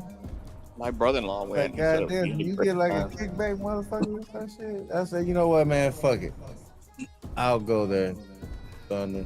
I'll be there and to see what's going on. But see, I know because I studied that, making sure there wasn't no lady boys over there, right? I've Googled it and I found out that they're on their own island or they're on their own side of town. They're not over there in the red light district. So no shit. I don't feel confident to where I don't have And to that's see what I've their, always heard too is like Thailand chicks, they're really into Americans. Like they're Yeah, but very what Punch into 'em. what Punch describes happens all over the world. For instance, there's prostitutes on my street, but they wouldn't be on like where my mom lives, shit like that. No, There's we're parts. talking about some You know, like, boys. yeah. Or What I'm bitches with saying is, you surprises. said that happens in certain neighborhoods. It's just that's like that everywhere. No, man. what I said, the trans are on the other side of the country, Right. or, Just know, like the other side of prostitutes are on the other side of the city. Around here. They're on the west Nah, side, not the east that side. ain't that's not the same. You're talking about bitches. I'm talking about biological bitches. And No, I know, but transformers. what I'm saying is that's like that all over the world. Transformers, he said. You're gonna have stuff that's not in certain areas. You're gonna they're gonna Well, put it that's in. by law for them because you can't you can't do no false advertising. But I do know that that if you say you can't tell them certain things or pick them for the same multiple nights because they're gonna think you want to fall in love with them or whatever the fuck. I'm like, nah, I can't marry no hoe. I'm only here to sell my oats, to sow my royal oats. That's it. And my brother-in-law had sisters over there, Punch. Word. Yeah. Give me 1 second, Pizza Mike. Yeah. He's gone over there a couple times. I've never been, but fucking Thunder, I guess he's my fucking what do you call that shit? travel Asian and something. Man, you should go to fucking Thailand, man. Your money's there. I wasn't worried about that. I was just like, you know what? I'm in the area, so why not? That's right. You know, I'll stay there a couple of days. Well, dude, the Thai people consider themselves the top rung of the Asian people. And everyone else is beneath them. They're I don't know pretty. about that. I seen No, I'm telling you, Japanese they are. I'm telling you, that's what they feel. And the PIs down low, they don't like them. PI. That's they call it Philippine Islands. Oh. The PI. I was like, look, man. I seen some badass Japanese bitches.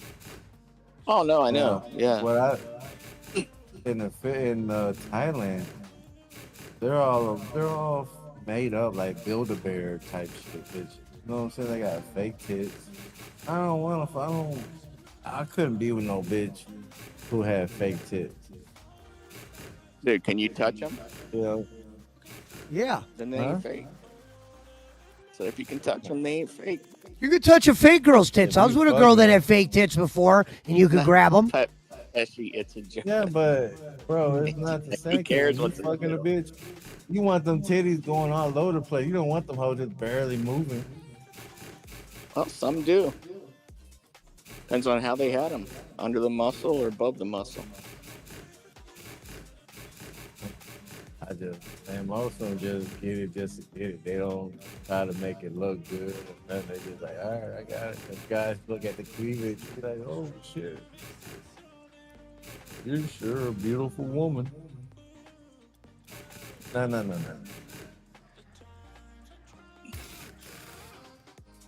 It's not what I hit.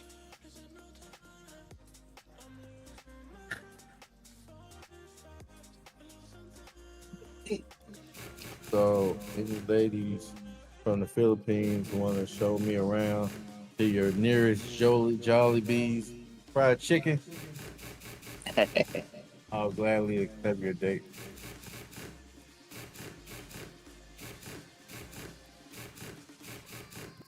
I'm gonna go over there. Everybody's gonna be on their fucking phone any goddamn way, so what's the point? Yeah. Everybody's over there gonna be streaming and all shit, be going live on Facebook. That's what they do over there. Well, from the people I follow, they just go live.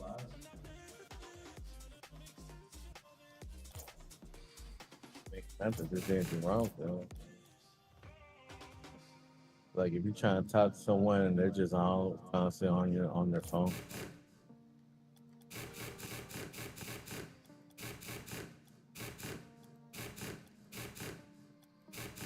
I'm gonna see if I can find me a MAGA Filipino. I belong to you one know of what? the pages.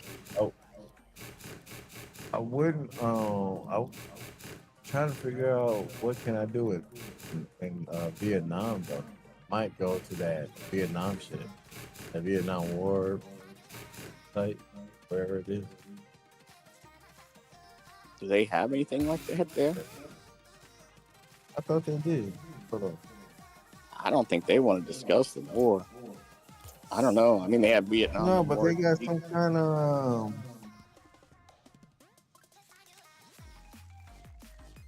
They got some kind of. It's kind of like Pearl Harbor and Honolulu. Oh, I don't know, man.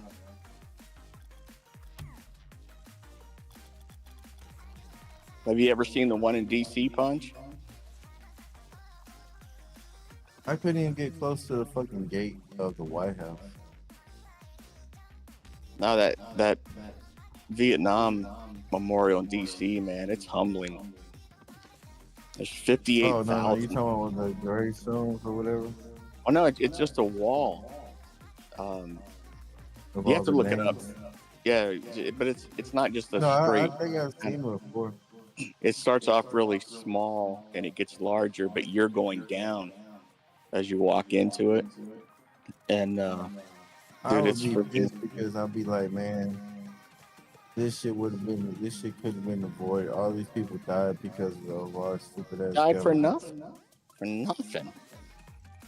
And when you're there, man, you see family members. They got a piece of paper and a pencil, and they're going over their family member's name, so that it's on the paper. They're crying. Man, it's just haunting. Very, very somber. More so than any other war memorial there.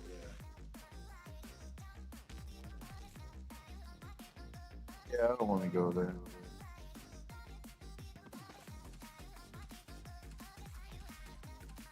Yeah, that's when I saw it. That's what kind of turned my mind around on Vietnam, how bad it was.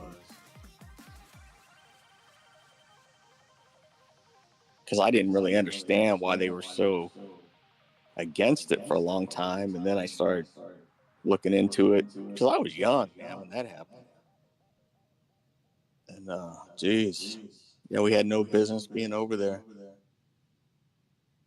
Those guys said that their feet got wet every day from that humidity, and they called it something rot. Their feet were just constantly wet all day long, getting blisters and sores, nasty.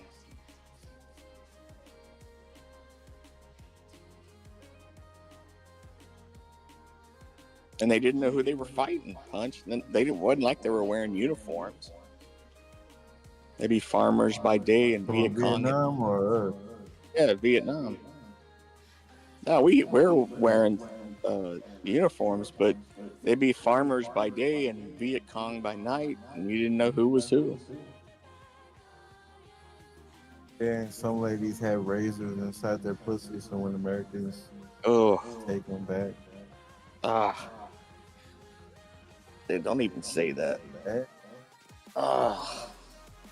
And then those traps. There than your pine cone. That's different. And then those traps, the Americans would fall in those traps, and these sharp, like bamboo sticks, they'd fall in. Back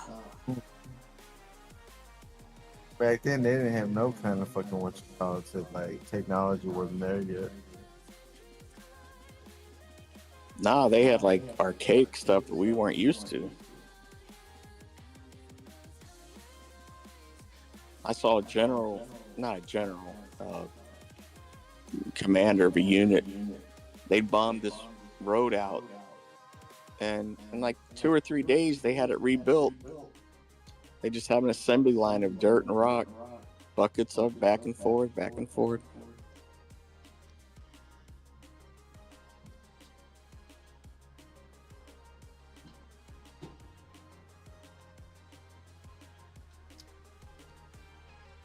I don't want to see, fucking caves and shit. That's what Vietnam is. It's all about taking we're playing Pizza Mike. I've been busy. See the caves. Yeah, I don't know about all that. You could have played one without me. I didn't realize it was midnight already. Holy shit.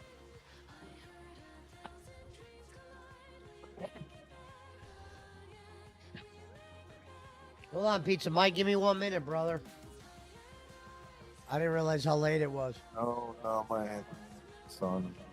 So wait, let me get something straight here. They were putting razor blades in their coochie. I've never heard that. But maybe. I heard it a long time ago. Because the American soldiers were like, I guess, grab those females. And that was to stop them from being raped by the American soldiers.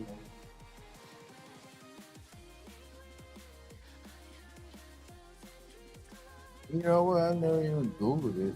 I just heard it secondhand, but that was a long time ago. I heard that when I was like, damn. You heard that in a COD lobby. They have something like that now that women can wear. There's just so many of them get taken over in South Africa now.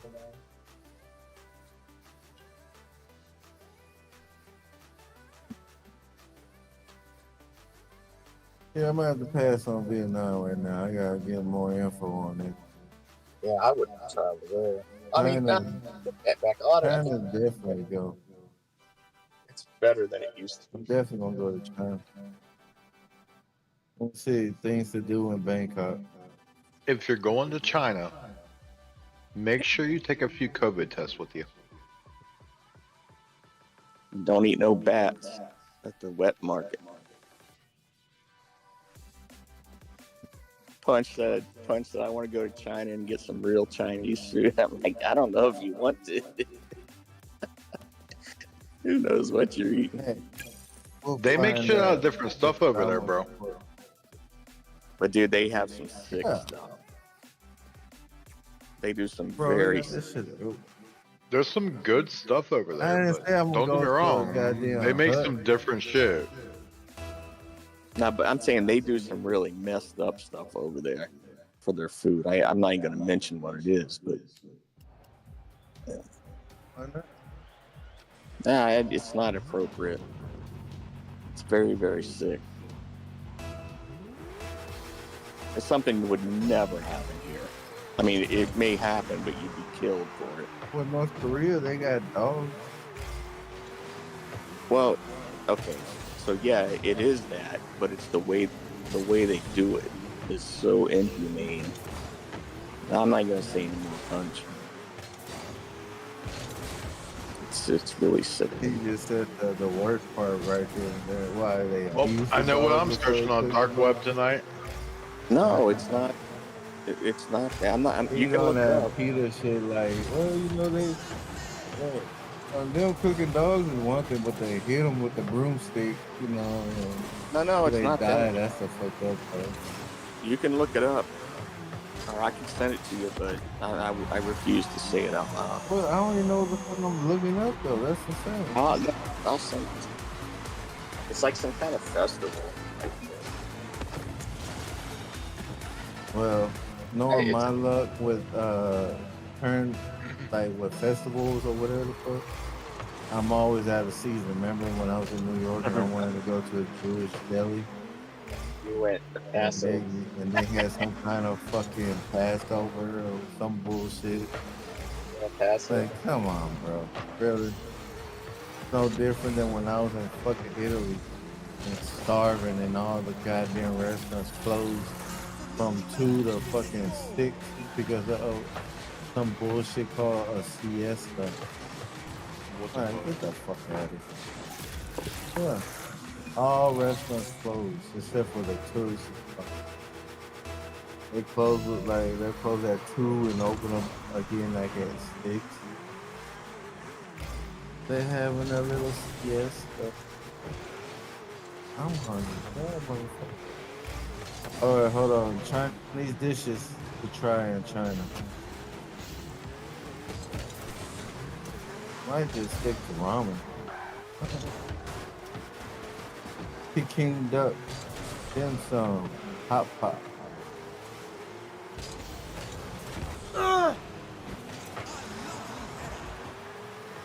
See, this is common shit, bro. This is dumpling. Y'all on that Indiana Jones and the Temple of Doom shit. Talking about that. All that shit. That fucking RoboCop game is boring as a motherfucker to me.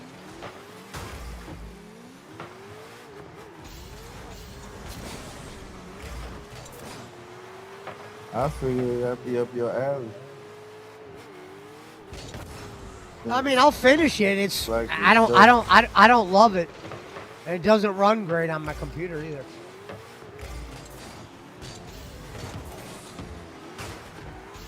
I haven't played no games in all this weekend.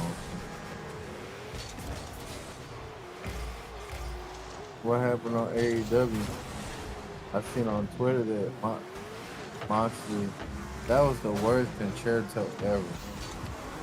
That shit was like so ass. I had it on. I was wondering if you guys were gonna come on. Concerto on Christian. I had it That on. was straight up dog shit.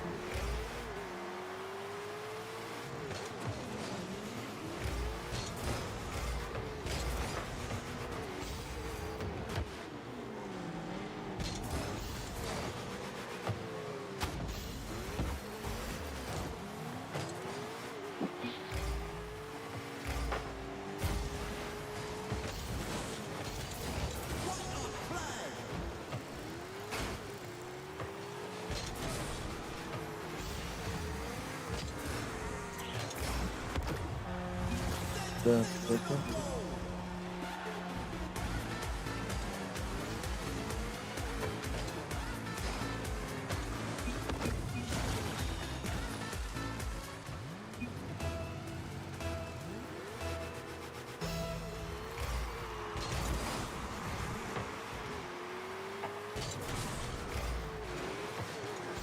Hey, Punch, I'm gonna send it to you. You want me to or no?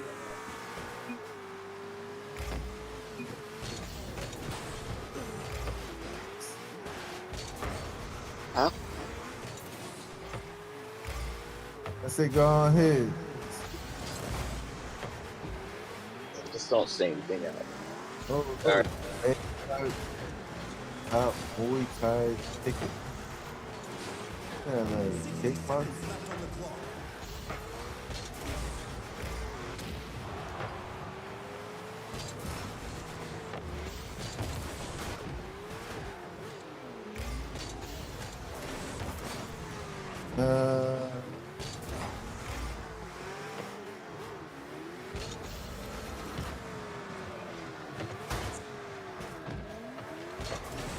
I don't want to see no video of that shit.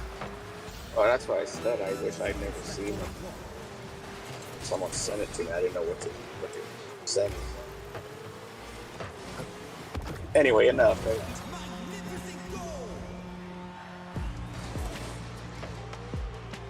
Yeah, these could have killed the motherfucker.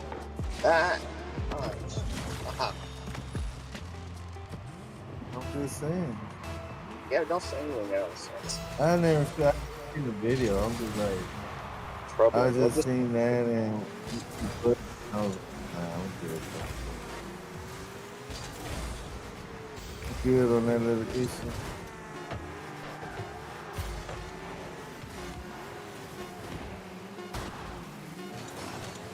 Son, there ain't nothing but temples over here in Thailand. What? Yeah, there's now a we lot know of what kind of shit Boss Man's into. Well, that's what I said. I don't know what's weirder, what he showed Puncher that he knew about it. Well, someone sent it to me. I didn't know what I was opening.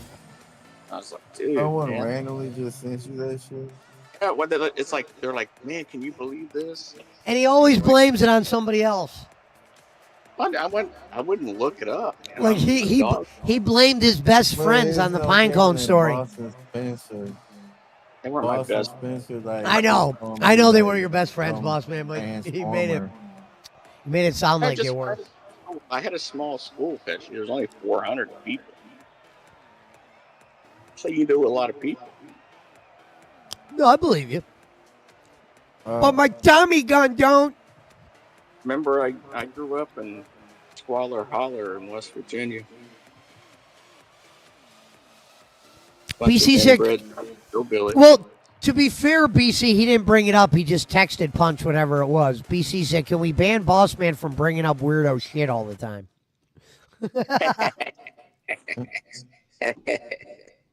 That's a good one, BC. Well, no, because this is. Let me at least tell the backstory on the friends thing. That's why I said you're friends. So originally, when he told the story, I could have swore he said. I mean, I don't remember what he said verbatim, but he was like, "Yeah, my friend." Basically, his friends told him about the Pinecone story. I'm like, "Man, you had some fucked up friends or whatever." And he goes, "Well, they weren't my friends. They were whatever you said they were." And I'm like, "Well, then why did they tell you this story?" You know what I mean? No. Like, No. The guy who threw the party was a good friend of mine. It was Okay. at his house. But the guys that did it were just kind of like people we had class with. You call them your friends, but they're not. You don't hang out with them. You know? Sure.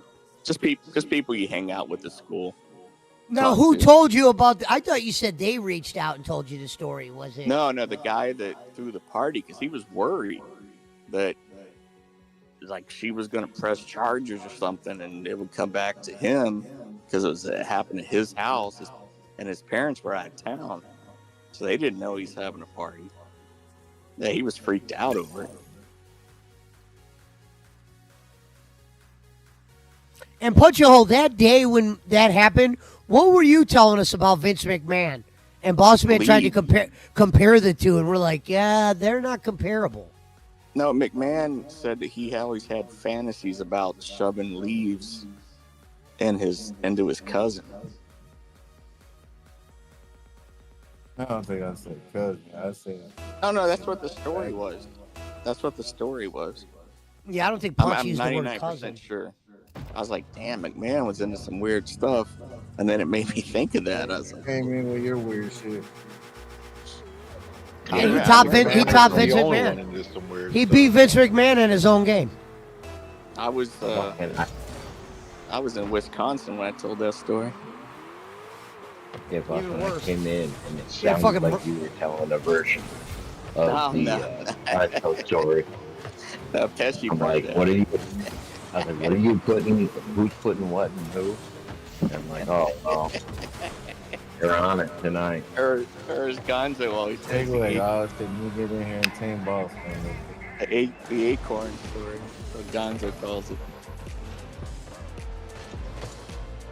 He just calls it that, so you'll explain it. It's pine. No, it's pine. It's a pine cone story. Yeah, I know, but it's like It is, and he says that.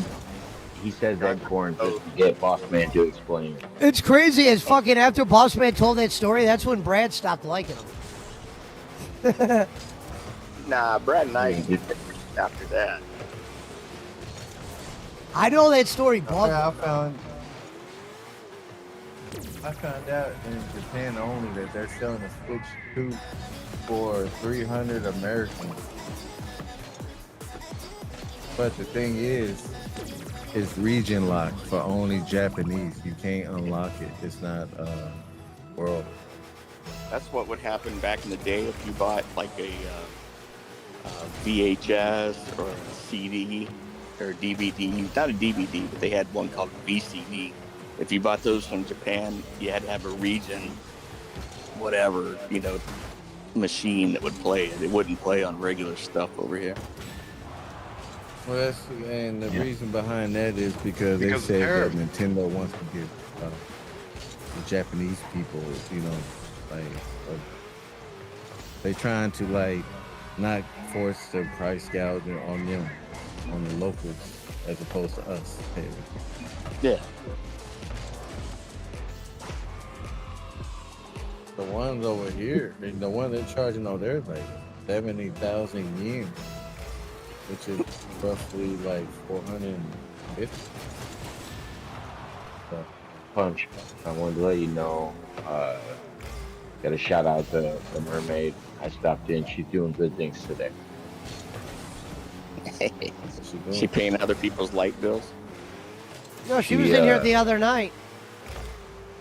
She was doing an Ozzy Osbourne tribute tonight, and I was like, all right, I can dig some Ozzy Osbourne tribute. How much did you donate? She wasn't had a hell of a turnout at his funeral. Just saying. Yeah, she wasn't asking for a donation. How did you know you didn't? That? Oh, I mean, I might have dropped it. No, I didn't drop anything. No, like I said like 2 words to her. I said like 2 or 3 words to her, and then the stream ended a little after that. Gonzo was there. He knows. Gonzo's everywhere. Oh, so yeah. I was the one that made, and I was the one that made that song popular too. Gonzo was there. So y'all frenemies or y'all friends now? Oh no, I was just saying. We were just talking about Ozzy Osbourne stuff. We didn't talk anything about. What's that? You probably didn't know who the fuck that was without Googling. Like, she might have a little knowledge, but not enough to have an actual conversation about it.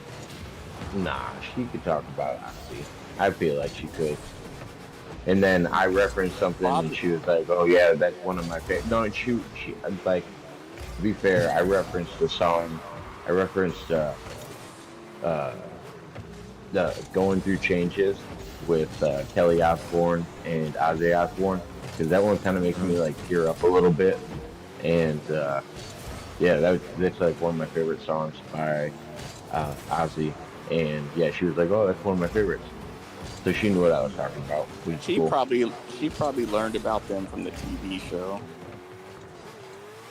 Or it could have been that old ass man that she talks to that likes rock music by the name of Pena. I don't know. The guy listens to Metallica and shit all the time.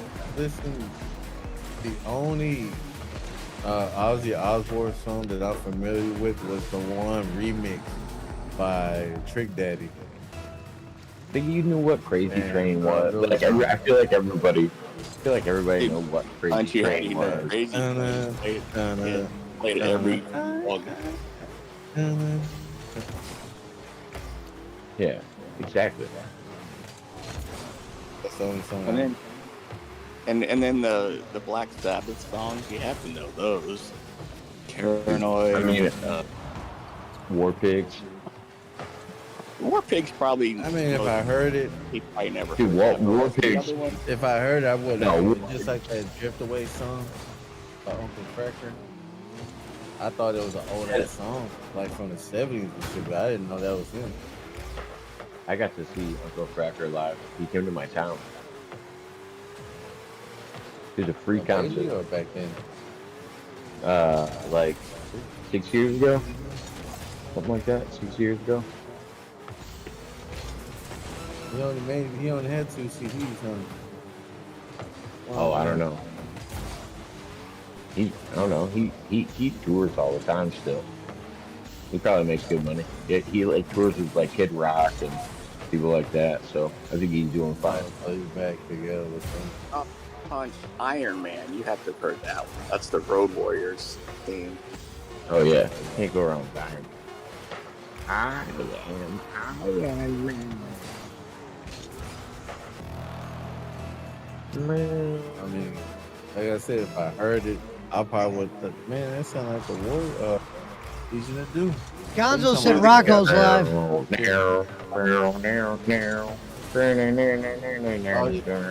Gonzo, go tell him I'll give him money to be on my show if he's live.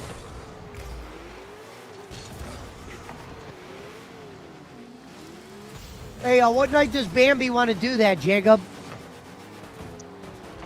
I'm waiting to hear back from her. She goes to bed pretty early. So and I told her you kind of like start your streams around 6 p.m. So I'm waiting to hear back from her. But yeah, we'll figure something out. Okay. We're trying to keep it low key because she's got quite the following. So we're gonna I'm trying to orchestrate this like perfectly for you guys. And then yeah, both of you guys got some good plans. It sounds like. So once you guys get talking, it'll be fun. But she's very much in the Becky field of things. Is she really? Uh-oh. And that's why I was like, what was that? Breaking news. Gonzo says that Rocco's live. I just said that. Not live. Oh, you said that? Yeah, I said, go tell Rocco I'll pay him to come on my show one day. Oh, that was. Oh yeah, I didn't know who you were talking about when you just said that. So this girl Bambi that Jacob's hooking me up with, she's familiar with that shit that I be talking about? No, you've been interested different? in local communities and stuff like that, and I would say Bambi has quite the following of detractors, as well as she does like people that follow her regularly. But she's happy to tell you about that. Like I won't get into it. But yeah, she's got a good following of detractors. There'll be at least 20 to 30 people show up that just don't like Bambi. So it's a fun time, and I was like, oh, this is kind of down your alley, where it's like, oh, okay, No pun intended. I'm like, yeah, exactly. And I think you can orchestrate it better than most people can. Yeah. I can already see what I'm going to do in my mind. Sometimes I can already see it. Yeah, no, I'm talking to Gonzo about it. Like, I have a really good feeling about this. I don't know why. And she does too. She likes. Is she going to go on camera, or is she like a no camera person? Oh yeah, she's a camera person. Sometimes I don't know if she needs to like clear out her stream yard or what the fuck it is, but sometimes when she's running streams, the quality's not the best. So sometimes she'll leave her camera off just for that because it's Gotcha. just less bandwidth. But yeah, she'll turn it on. She's not like hiding from anybody. Perfect. No, Bambi's an aggressive girl. She ain't trying to hide from anybody. She's an aggressive woman. Just Nice. make sure Brad and Schmidt and Brad and Schmidt can't. Brad and Schmidt couldn't handle Brad it. and Schmidt. Guarantee it. Guarantee I'll it. be in They're restream. not gonna. Nobody will be able to offend her. Guaranteed. No, it ain't that. It's just they gonna be in a sweet dick. Oh yeah, they might get Huntington. You gotta watch out for that. I'm gonna be doing that show on restream. They're not gonna be able to get in. I mean, she's not. I mean, she's not. That's why Lemmy doesn't come around no more because of them two. I was gonna say she's very comparable to them. She's not somebody that like when she turns on her camera she's gonna scare you away or something.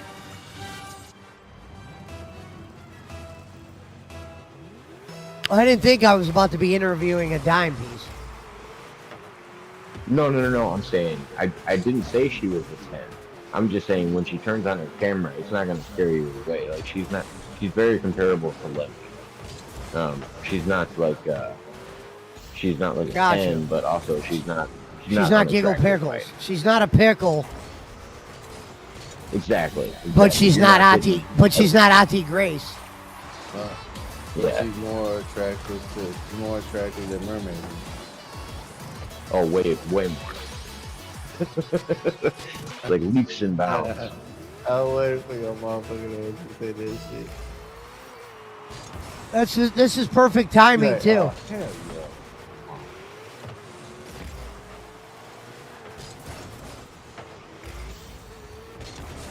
No.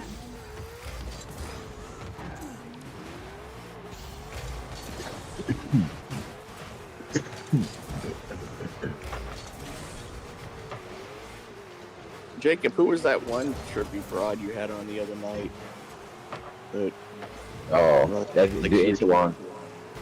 It's too hard to explain. I Are you mean, what talking was about the her name? Empress? The Empress? Yeah. Yeah, it's a long story, man, and I'm still What trying was to her name? figure some of it out.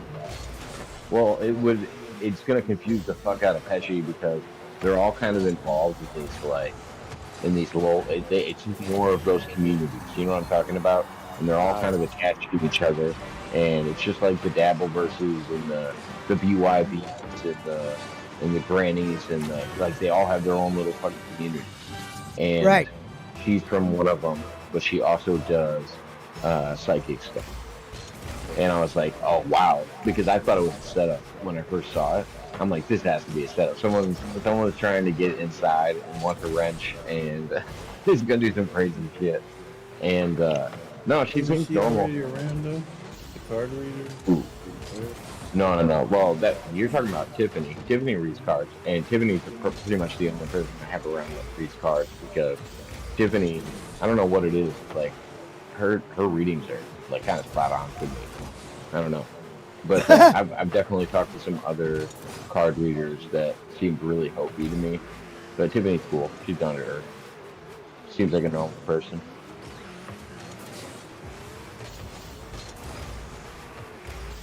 Pesci and her had a great show. Yeah. It was awesome.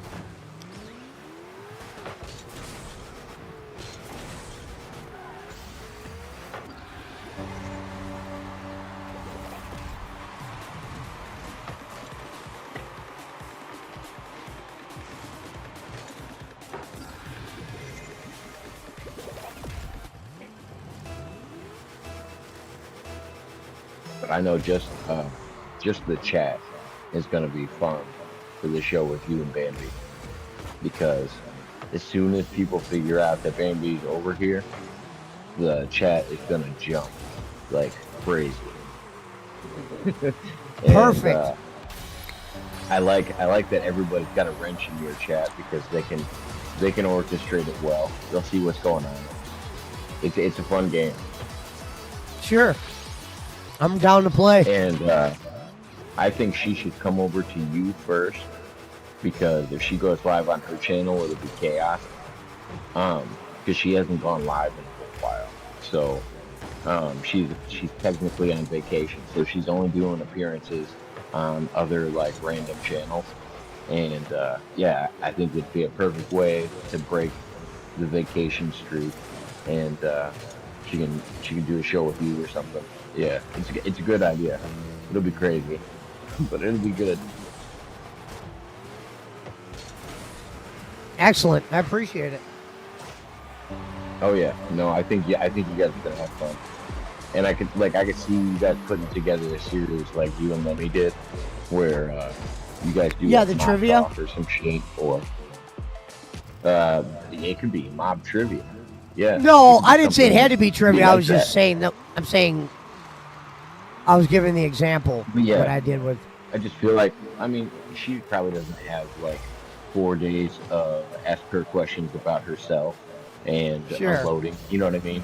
But yeah, when it She'll comes to have topics, I you guys get can it. I probably get what you're debate on saying. that. You guys, yeah, Yeah, I'm down. We'll have to figure something out. I'll have to meet her and then go from there. yeah. I think I'll have a date for you soon. And you guys can set up like a StreamYard, and Yeah, I'll probably do it on Restream, She but it's the hasn't- same thing.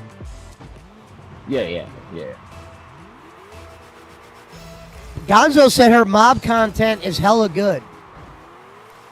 Yeah, she covers Chicago mob, New York mob.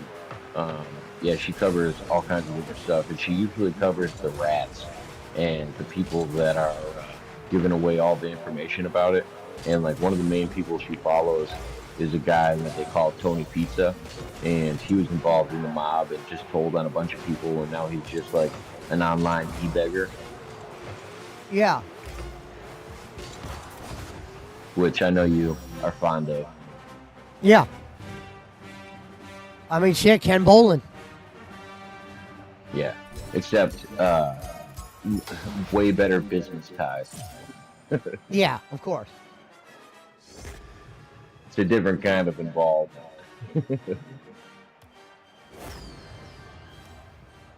You gotta use the bathroom, I don't BC. know, Go to man. the lobby real quick. Or does she have connections in the Philippines? That's the question. Nah, maybe Little Italy. Hey, did you hear Punch's idea if he goes to the Philippines? Oh no. He's going to take a picture of Bolin walking around asking, do you know this guy?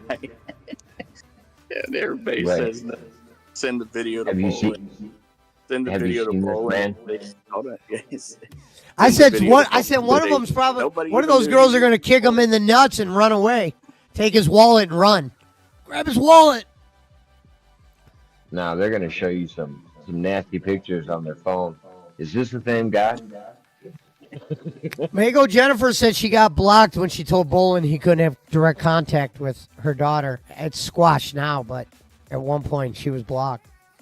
That's sickening. I mean, you can't. You can't. She said complain that to you Frank. want the Epstein- You can't complain that you want the Epstein list and also be okay with a guy like that calling himself daddy to a bunch of girls. Yeah. And especially after one of the things he said.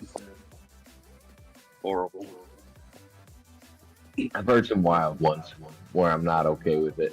But even if it's banter, it's like that's just not a character you want to play. Especially Right. if you're like a big leftist guy that cares about people or whatever. No, I don't think he was playing. He really meant what he said.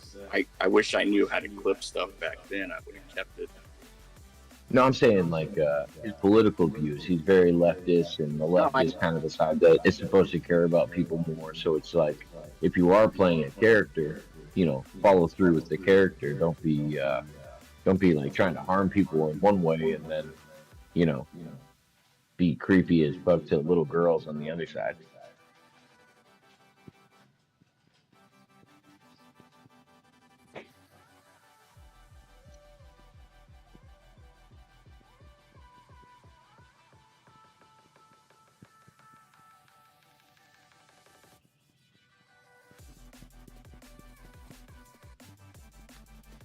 Yeah, you can't be fucking Adolf Hitler and fucking Tim the Toolman Taylor.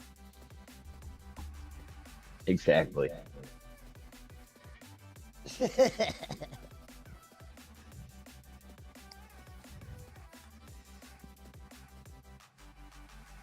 I could see him making that noise. What's that noise that Tim Taylor makes?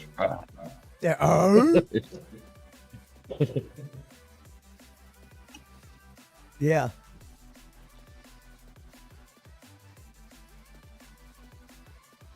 Hey, Jacob, is it cooled off over there for you? Yeah, we got rain all day. I knocked out a little bit of mowing this morning, but by 10, it started raining. It's just been raining for, I don't know, on and off for like 6 to 8 hours. So as soon as all the rain and cloud cover passes, it's going to be miserable again, I assume. The humidity out here is just insane during corn season because of all the corn sweat we get out in the country. So it's 100% humidity, and it was like 92 heat the other day. It's going to get down to 63 here tonight. Yeah, it's like 75 or something out here. Yeah, that's what the temp is here during the day, but down in the 60s at night.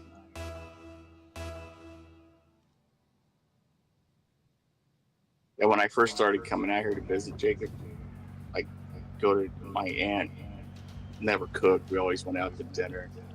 And I'd be wearing my shorts and my shirt. Sun was up, come out of the restaurant and the sun's down. I'd freezing. Damn. It's cold here. That's scary. I didn't realize how cold the Pacific was. And that wind blows off the water. That's scary. That's with your aunt, you said? Yeah, when I used to come out to visit. I was just trying to picture Boss Man with his legs out in shorts. That's all. I don't own pants, dude. Seriously, like I do not wear pants. If I had to go to like a funeral or a wedding, I had to go buy some. Same thing, isn't it? No. Mine were.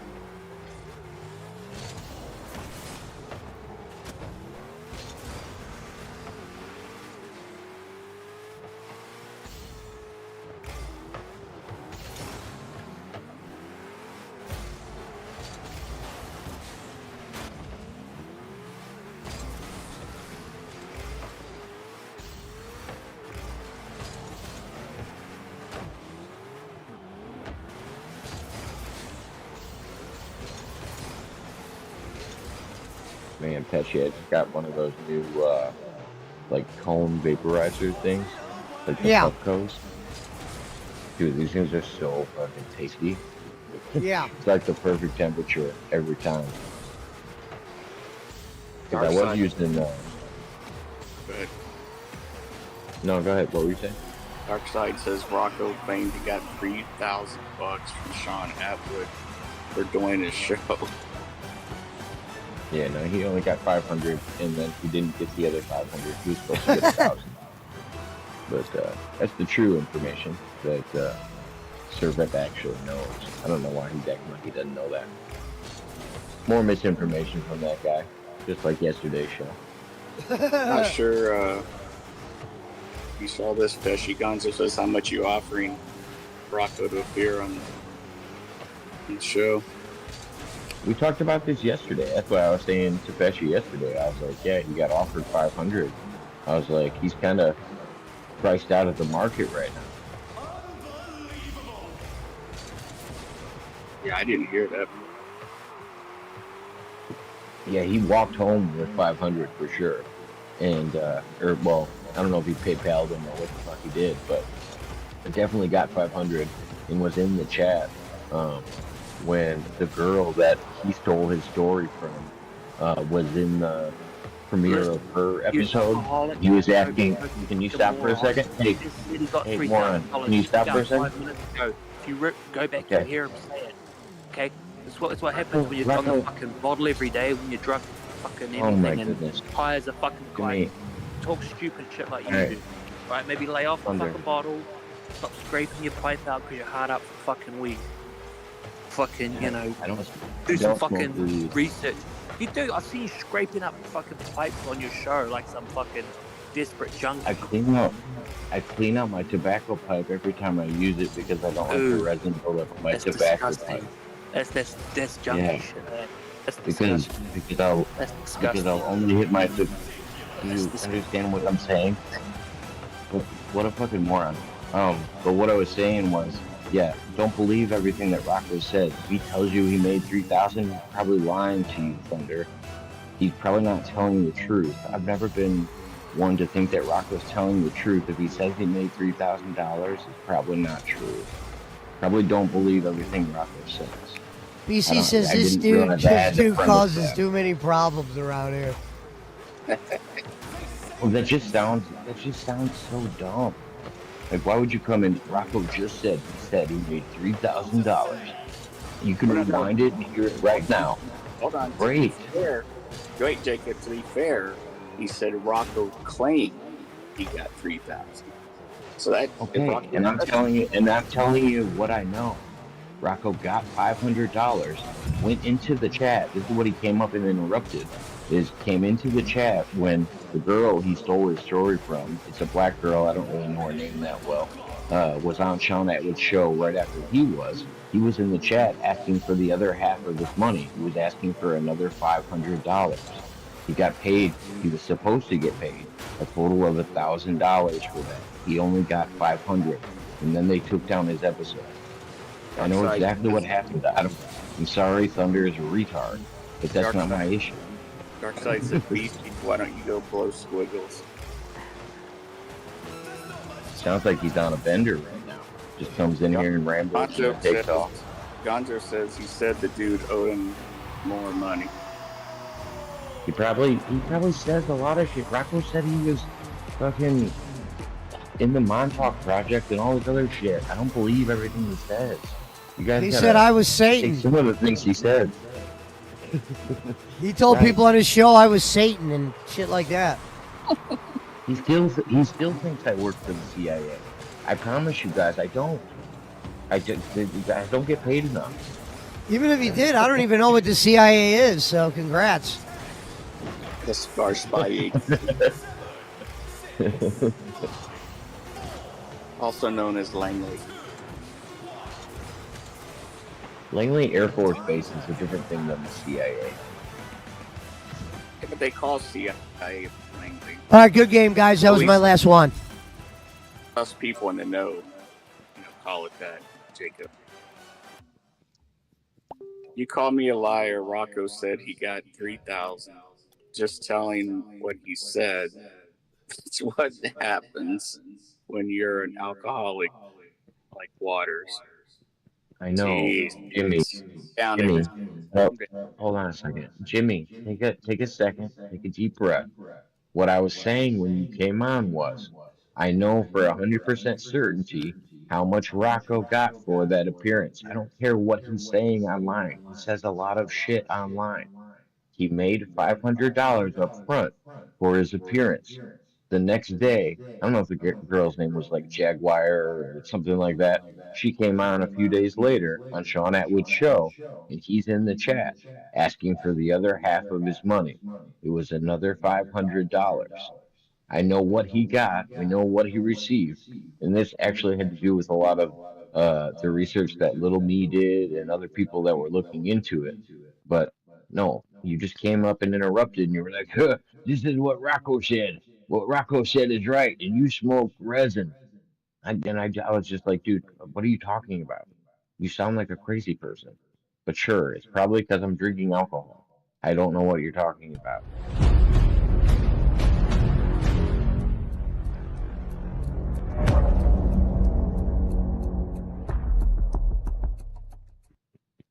It says, you said I made it up. All I said was what he said.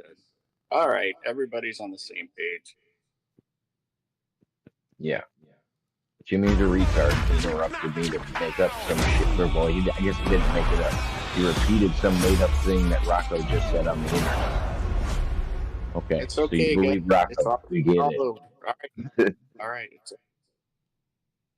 over, I wasn't Servat. worried about it. Boss man, I wasn't worried about it. He's gonna keep rambling in the chat like he always does. Boss man's the peacemaker. There's Yeah. no, you can't make peace with Servat. I Servat, appreciate it's that okay, man. premiere. That premiere was funny too. Anyway, I hadn't seen that in a while. Barclay accidentally got banned. He says that he's been a viewer for 12 Pesci, years, and for some reason your What? premiere that you dropped. Mirror? Yeah, you did a premiere today. Oh yeah, what I've been doing is when I do those detractor alley segments, I'm gonna start uploading them to the channel, because when I start getting into those other local circles, those would be videos they would watch.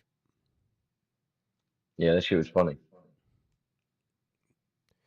So today's top fan is Gonzo, followed by BC. Good. Shout out to them. He's got to take into account. Is that taking into account all of Servat's accounts though, or is it just counting individual comments from one said account?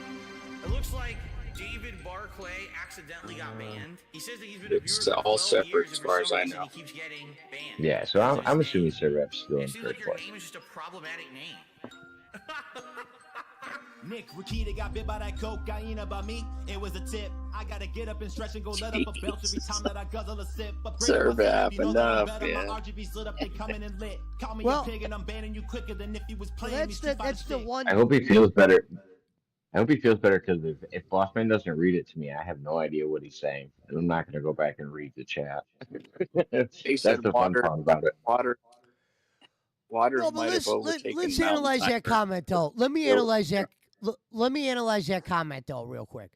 Just because Jacob drinks doesn't mean I haven't. He can't make like a fair take on something. You know what I Jacob's mean? intelligent. That's what I'm saying. I've heard. I've seen him drunk, but I've also seen him, make some good comments. I don't think that last comment he made had anything to do because of his influence in alcohol. The Rocco Yeah, comment. like in all honesty, do I sound intoxicated right now, or am honestly, I just not to me. forever put into that box? You don't sound I don't know. intoxicated. I mean, if you put Brad next to you intoxicated, you don't sound intoxicated. I try not to be online when I'm intoxicated, just because, like, if I am drunk, I don't want people to like. I do think I sound bad if I can't talk. Like, if I'm tripping over my words, I'm usually honest about it. Right. And I can honestly say, I don't get that high from weed ever, even when I smoke it all day. Why do you think I'm able to smoke it from sun up, sundown? I'm more like immune to it. That's all a lot of drugs get. Yeah. No, I get you. I mean, Yeah, I feel like when, I don't get so stoned where I can't talk or something like that. yeah, I don't get that. I'm only like that if I go 30 days without smoking. Like if I went to jail and got out, I might be a little bit high or tired, but I probably would still be able to form, still be able to talk. When I was a kid and I smoked and like started like smoking heavy, like probably 17, 18 years old, I've had like out of body experiences, like cold sweats and shit like that, where I got so high, like that's the only time I ever remember it happening. It hasn't happened since I was an adult. I don't know. Yeah. But yeah, that's all I was saying. I was like, even if he is a drinker, the Rocco comment made kind of some sense to me. You can't believe everything Rocco says. I was gonna say it's the same thing for like drinking.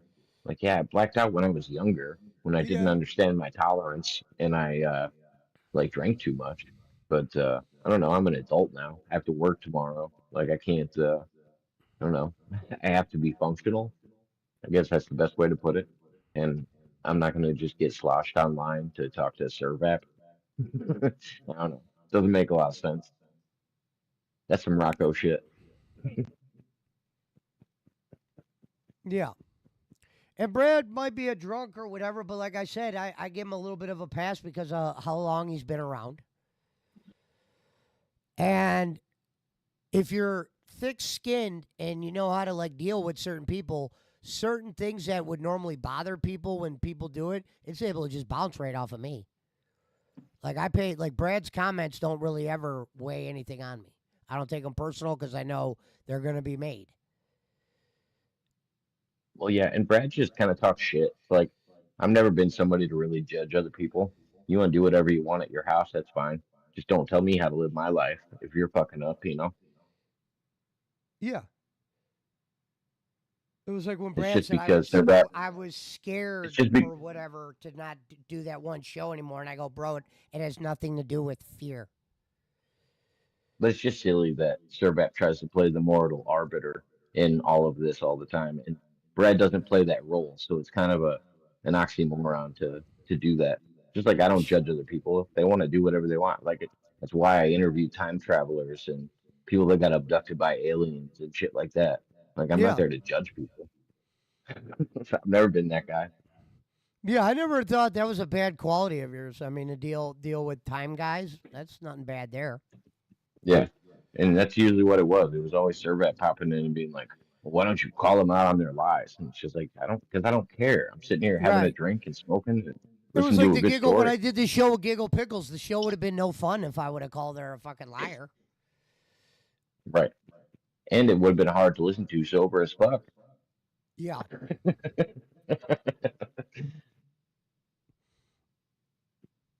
You think of the way you call people out like that is you think of a smart question to ask them. Like when that guy said that Bigfoot knocked the phone out of his hand, and I said, "What does that sound like?"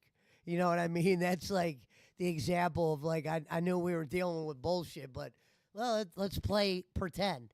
And then I like when I start playing Well, pretend, the person across from me starts looking at me like an idiot. Like, is this guy serious?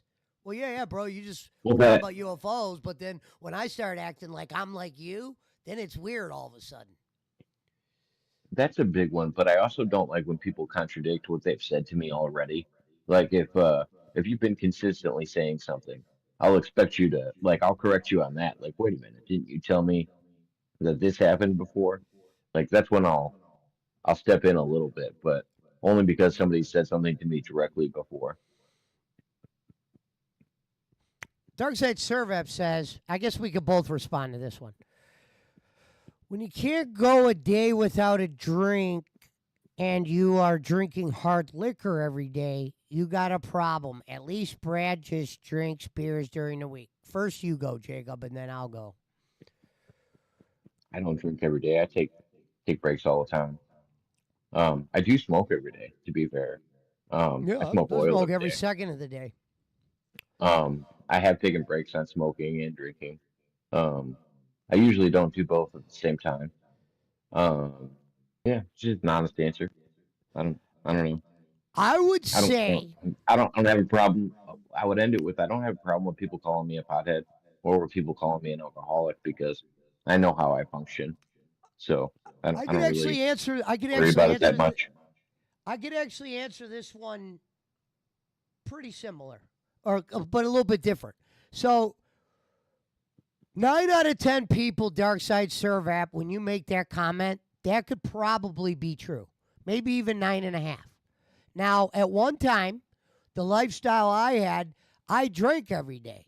Sometimes I'd be out at casino or I would buy friends, girls, whoever. Like I would do a shot or something with them. And I was able to make boatloads of cash.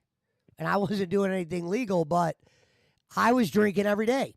So it's not like you couldn't drink every day and have a grasp on life. But 9 out of 10 people that probably do drink liquor every day have probably just somewhat of a smidget of a problem. Just like I always had to be smoking something. That's why when I quit smoking cigarettes, it was a plus, but that just added more weed because I still always like to be smoking.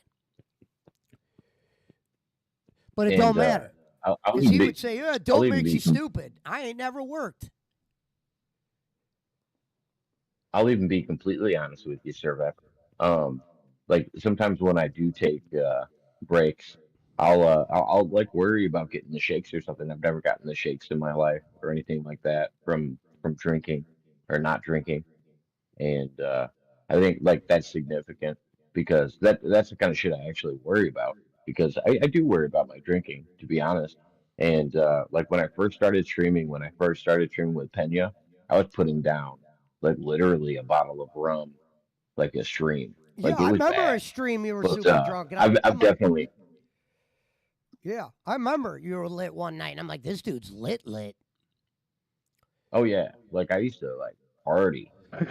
Like that I wasn't holding back then. And yeah, no, I just can't do that anymore. Like I can't wake up in landscape and it be 92 degrees out and fucking function. Like I can't do shit like that. But yeah, that was during COVID times. I didn't really have a good grasp of what the fuck was going on in the world. I think everybody was kind of spiraling at the time. And yeah, no, I don't hide the fact that I was drinking a lot before, and I've definitely cleaned up my act a lot more since then.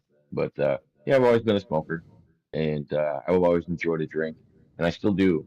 I try to keep it where I don't know. I know I'm still in control of myself. I have a really good self control when it comes to just from sports and wrestling when I was younger. If I just wake up one day and decide to stop something, I'll just stop doing it, And this ain't like and then the take a break for however long. and my podcast isn't home of the Boy Scouts. There's probably going to be some drug dealers, drug addicts, drug users. I don't have no problem with it. You know what I mean? As far as I'm concerned, that shit only takes places if you deal with the people in real life. You got to worry about their shit. I mean, I've never been one to like steal from anybody or anything like that to obtain my you know addiction or whatever you want to call it, my guilty pleasures. And here's If I what's can't afford crazy. it, then I just don't Here's have it. where here's where those statements when he says when people drink liquor every day they got serious problems. What was funny was you most people would have said if I explained how much I drank at one time, they would have said, "Oh, you were an alcoholic." True, but when I just stopped drinking, it was easy. Like there was no like he said, shakes and all that. I didn't have none of that.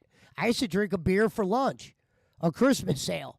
And once upon a time, I wasn't drinking shots of liquor daily, but I would have like a margarita or something along those lines that would have a shot in them. Yeah, I can't do. Yeah, Everyone's I can't different. do. Everyone's different. Yeah, I've never I'm been able able to do. to I I'm can do able to shots quit when and I shit. was like when I was underage and drinking. I could do shots like when I was a little kid. But like as an adult, I've never been able to do shots. I've always done mixed drinks. That's why I'm always telling people what kind of cola I'm drinking is because I can't do straight alcohol. That's fucking wild. Like Yeah. even if it's a really nice whiskey, I've never been even just whiskey on the rocks is hard for me to do.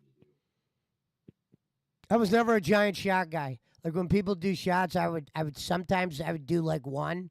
Sometimes I couldn't get them down all the way. I'd be like, man, fuck this shit. Maybe if it's something fun, like if you're at the bar, like if somebody offers you like a kamikaze or, like a mixed shot. But if somebody just says, "Hey, do you want a shot of whiskey or Jameson or I know whiskey and Jameson are both whiskey, but just like any like strong regular shot, vodka, anything like that, I just wouldn't. Ew. Yeah, no thanks.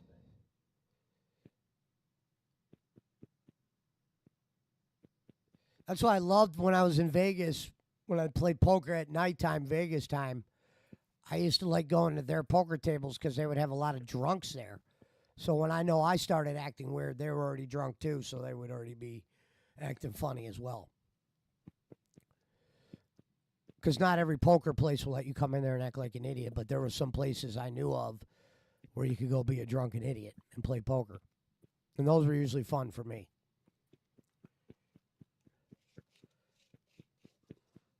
It was like that lady that told me to be quiet when I was there a month ago. And I told her to turn down her hearing aid. And we're not at a library, ma'am. We're at a goddamn casino. Okay, you might want to go get a pair of Beats by Dre or Beats by someone to cover up them ears if you thought I was being loud right now, because I wasn't even being loud yet. That's what was funny. I was like, damn, that was loud? That's why I said you might want to turn down the setting on the hearing aid. I said that right to her. She thought everyone was going to like come to her aid or whatever, but the dealer that happened to be dealing knew who I was, and I used to tip him well. So when I told that lady to turn on her hearing aid, he wasn't like, sir, how dare you? She was looking around like she wanted someone to like come to her saving. And that's what I remember. I got over to that table. I'm like, I'm going over to table 19. I can't be here. I'm being accused of being loud, but I'm not even loud yet. We're not there yet, lady. I wanted to tell her that. We're not there yet. That's why I was nice about it and said, just turn down your hearing aid a while. My buddy told me that it worked for him. And I was fucking with her, of course, but I think she wanted them to kick me out of there, but all I did was ask the guy next to her, why did he bet $50 on nothing? She's like, you're being kind of loud. Compared to what? Well, it was funny because we're in a casino and it wasn't exactly quiet in there. The guy in the other table was like, yeah, there were some people having some fun in there. And yeah, the table that I was at was like her and another old dude. And she was just one of those complainers. First thing she does is sit at a table and basically tell everyone she's dying. And it's like, thanks, lady. You know what I mean? I was at one of those serious things that you do at a hospital, and it's like, you go straight from there to a poker table? Some old lady on hospice. And she it was something not hospice, but it was something crazy. Because the guy dealing cards was like, we'll be praying for you, and you could tell he was being really nice to her. I unfortunately was not being nice to her because we were at a poker table. Was it dialysis? Might have been dialysis. Yeah. Maybe dialysis. Might have been that. Might have been that.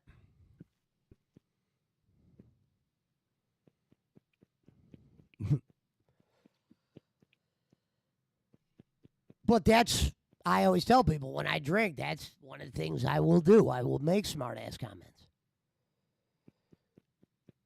They will happen. That's why I didn't even go live that night. I just came home and went to sleep.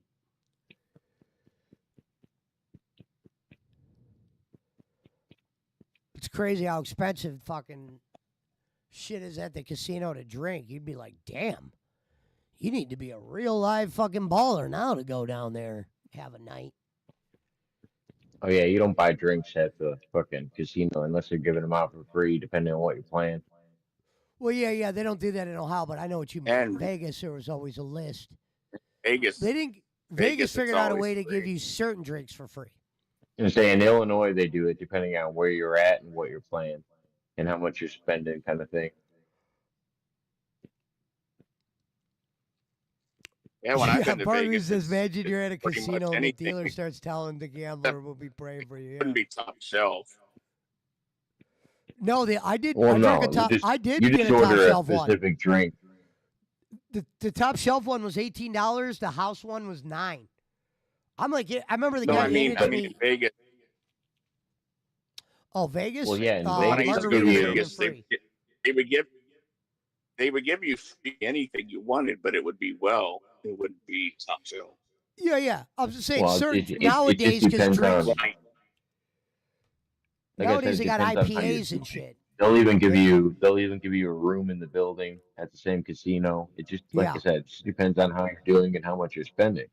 If Bossman's only paying Bossman, if you're only paying penny slots, they're giving you the well drinks. You know what I mean?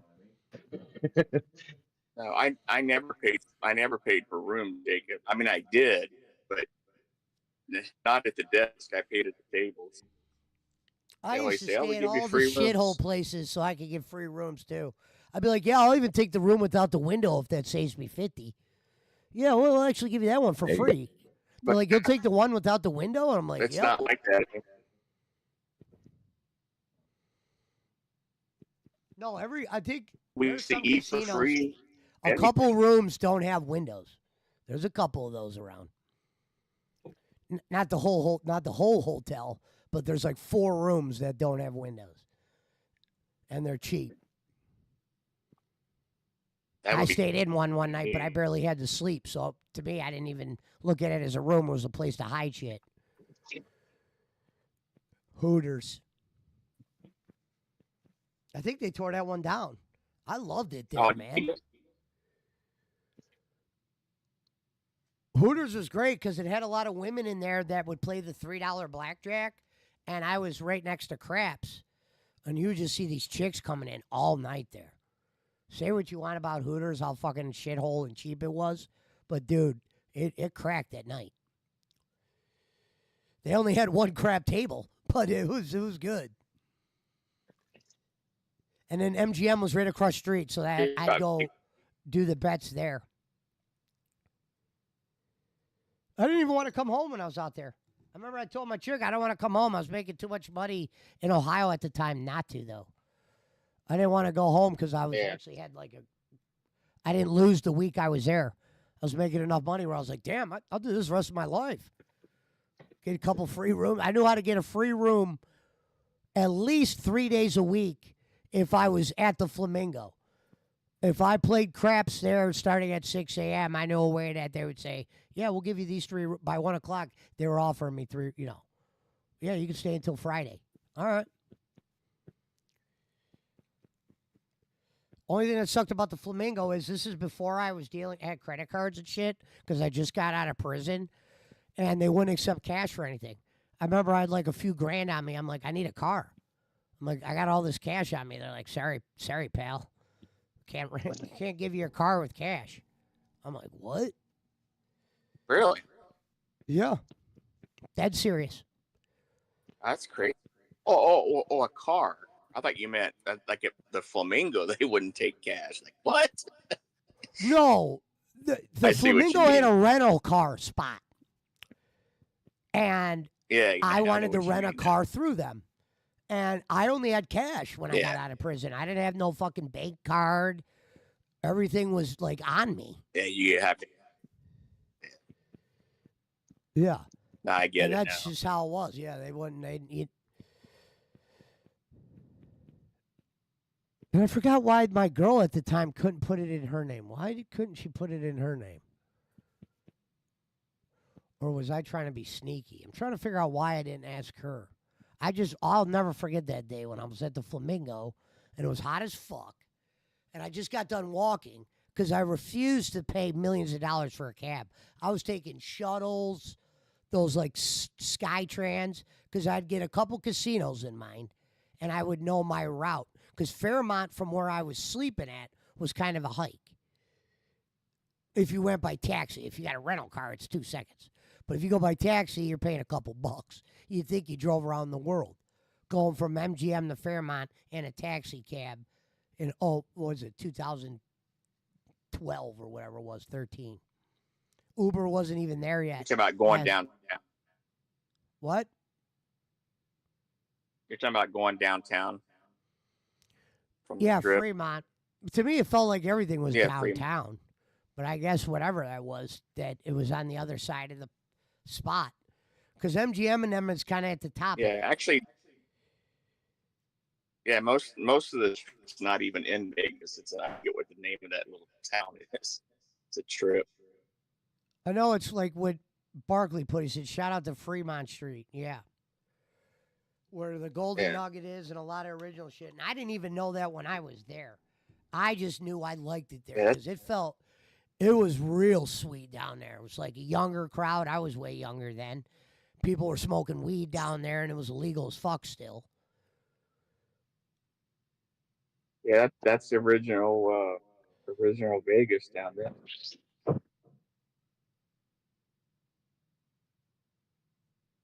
And that little show they have, that tarp, it's not bad for once. Watch it one time. I wanted to go to shows down there, but I'd always end up right in the middle of gambling, and then I was like, no, I don't want to go sit somewhere still for 2 hours. That was the I problem am with talking about Vegas. the I'd one they get have. drinks in me, and I wouldn't want to sit down. I would just want to walk around You all know day that and one. shoot crabs. You know that one they have outside. There's like that tarp above the street, and it's got like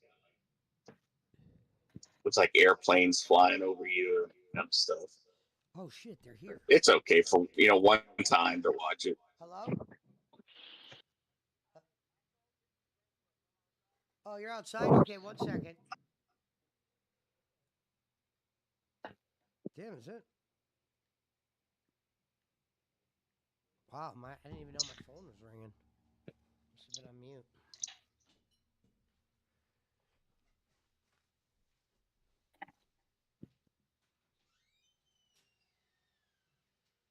Punch fell asleep in his own Discord.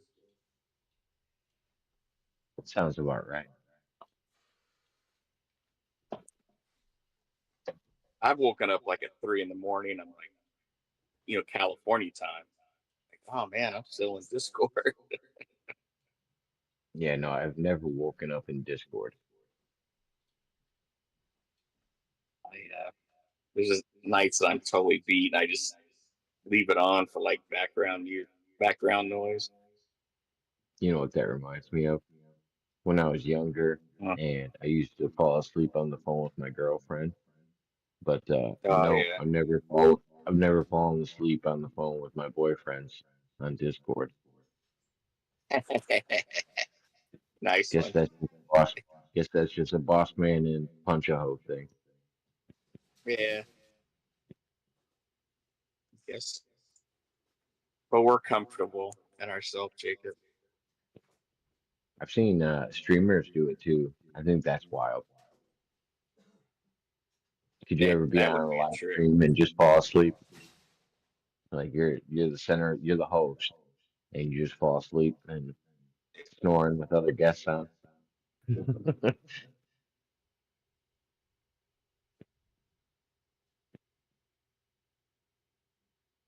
I dropped a comment in Lemmy's show this morning. I hadn't seen her. Like she's usually on way early. Dude, I woke up like at 4 o'clock. Were you on last night when I She said was that convinced. story about Lemmy?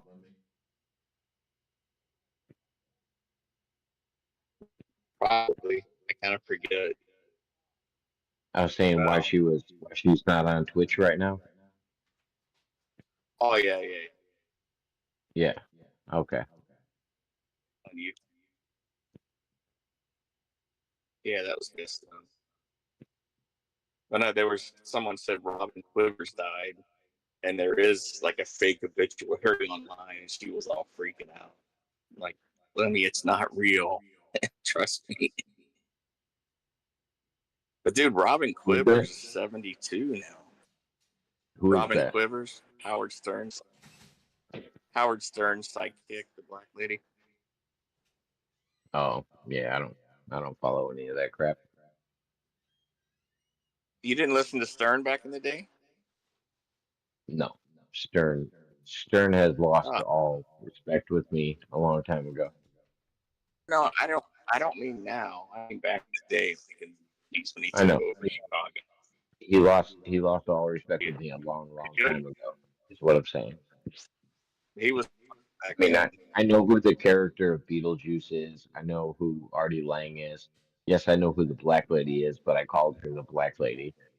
I just yeah, no, he had all he did is, you know, make fun of people and do all this other bullshit and profited off of it, and then switched his whole thing up later in his career where he judged other people for what they did. Yeah, I have no respect for that guy. Yeah, that's fraud shit right No, there. he's like, oh, I shouldn't have done stuff I did. Your stuff was funny back then. It's because especially Yeah, when they ripped on he thought it was funny. their That's why he yeah. did it. He wanted to offend religious people. He wanted to do all of this stuff back in the day, and he was all for it. Like you don't release a movie like Private Parts and then act like that wasn't something you were into at the time. That you were out there, you were a shock jock. You were the essence of a shock jock. Yeah. That's what Jay calls him. Yeah, no, you're Hey, I right. He tell you shouldn't have what, turned. man. He shouldn't have turned on people the way he did. You're right about that. But when I was younger, that's all you had in the morning, normal radio show to listen to. So I heard him all the time. Well, his rich ass should be I will taking tell you care of this. everybody. His rich self should be taking care of everybody that was ever on his show that got humiliated by him. That would Yeah. make me believe what he's saying. Well, Wendy should be Beetlejuice taken has care a of. lot of money. Wendy. Yeah, okay, so Wendy should be too. Everybody that ever got, Yeah, you know what her name? Her name was Wendy the and it's just like, no, dude, I you know. called The her that slow for dough. years. That's what she's known for. But That's crazy that You la- Jake knows her. you label you labeled these people, and it's just been like, oh, okay, now you're doing interviews with fucking Hillary Clinton and pretending nothing ever happened, and you're a good guy. Sorry, no, I don't buy it. but I will tell you this, and I'm not a big reader anymore, but that book, Private Parts, was very, very good and actually inspirational. It was very well written. I'm not saying he wrote it; he some kind of ghostwriter, but yeah, man, it was a good book. I saw the movie. It was mediocre. The movie I have two books. If you have two books on your desk, one's "Have a Nice Day" by Mankind, or "Private Parts" by Howard Stern. Which one do you grab, boss man?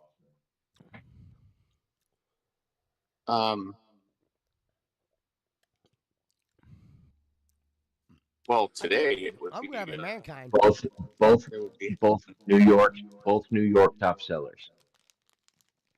I'm grabbing Mankind's. Yeah, I never read any wrestling books except Ole and.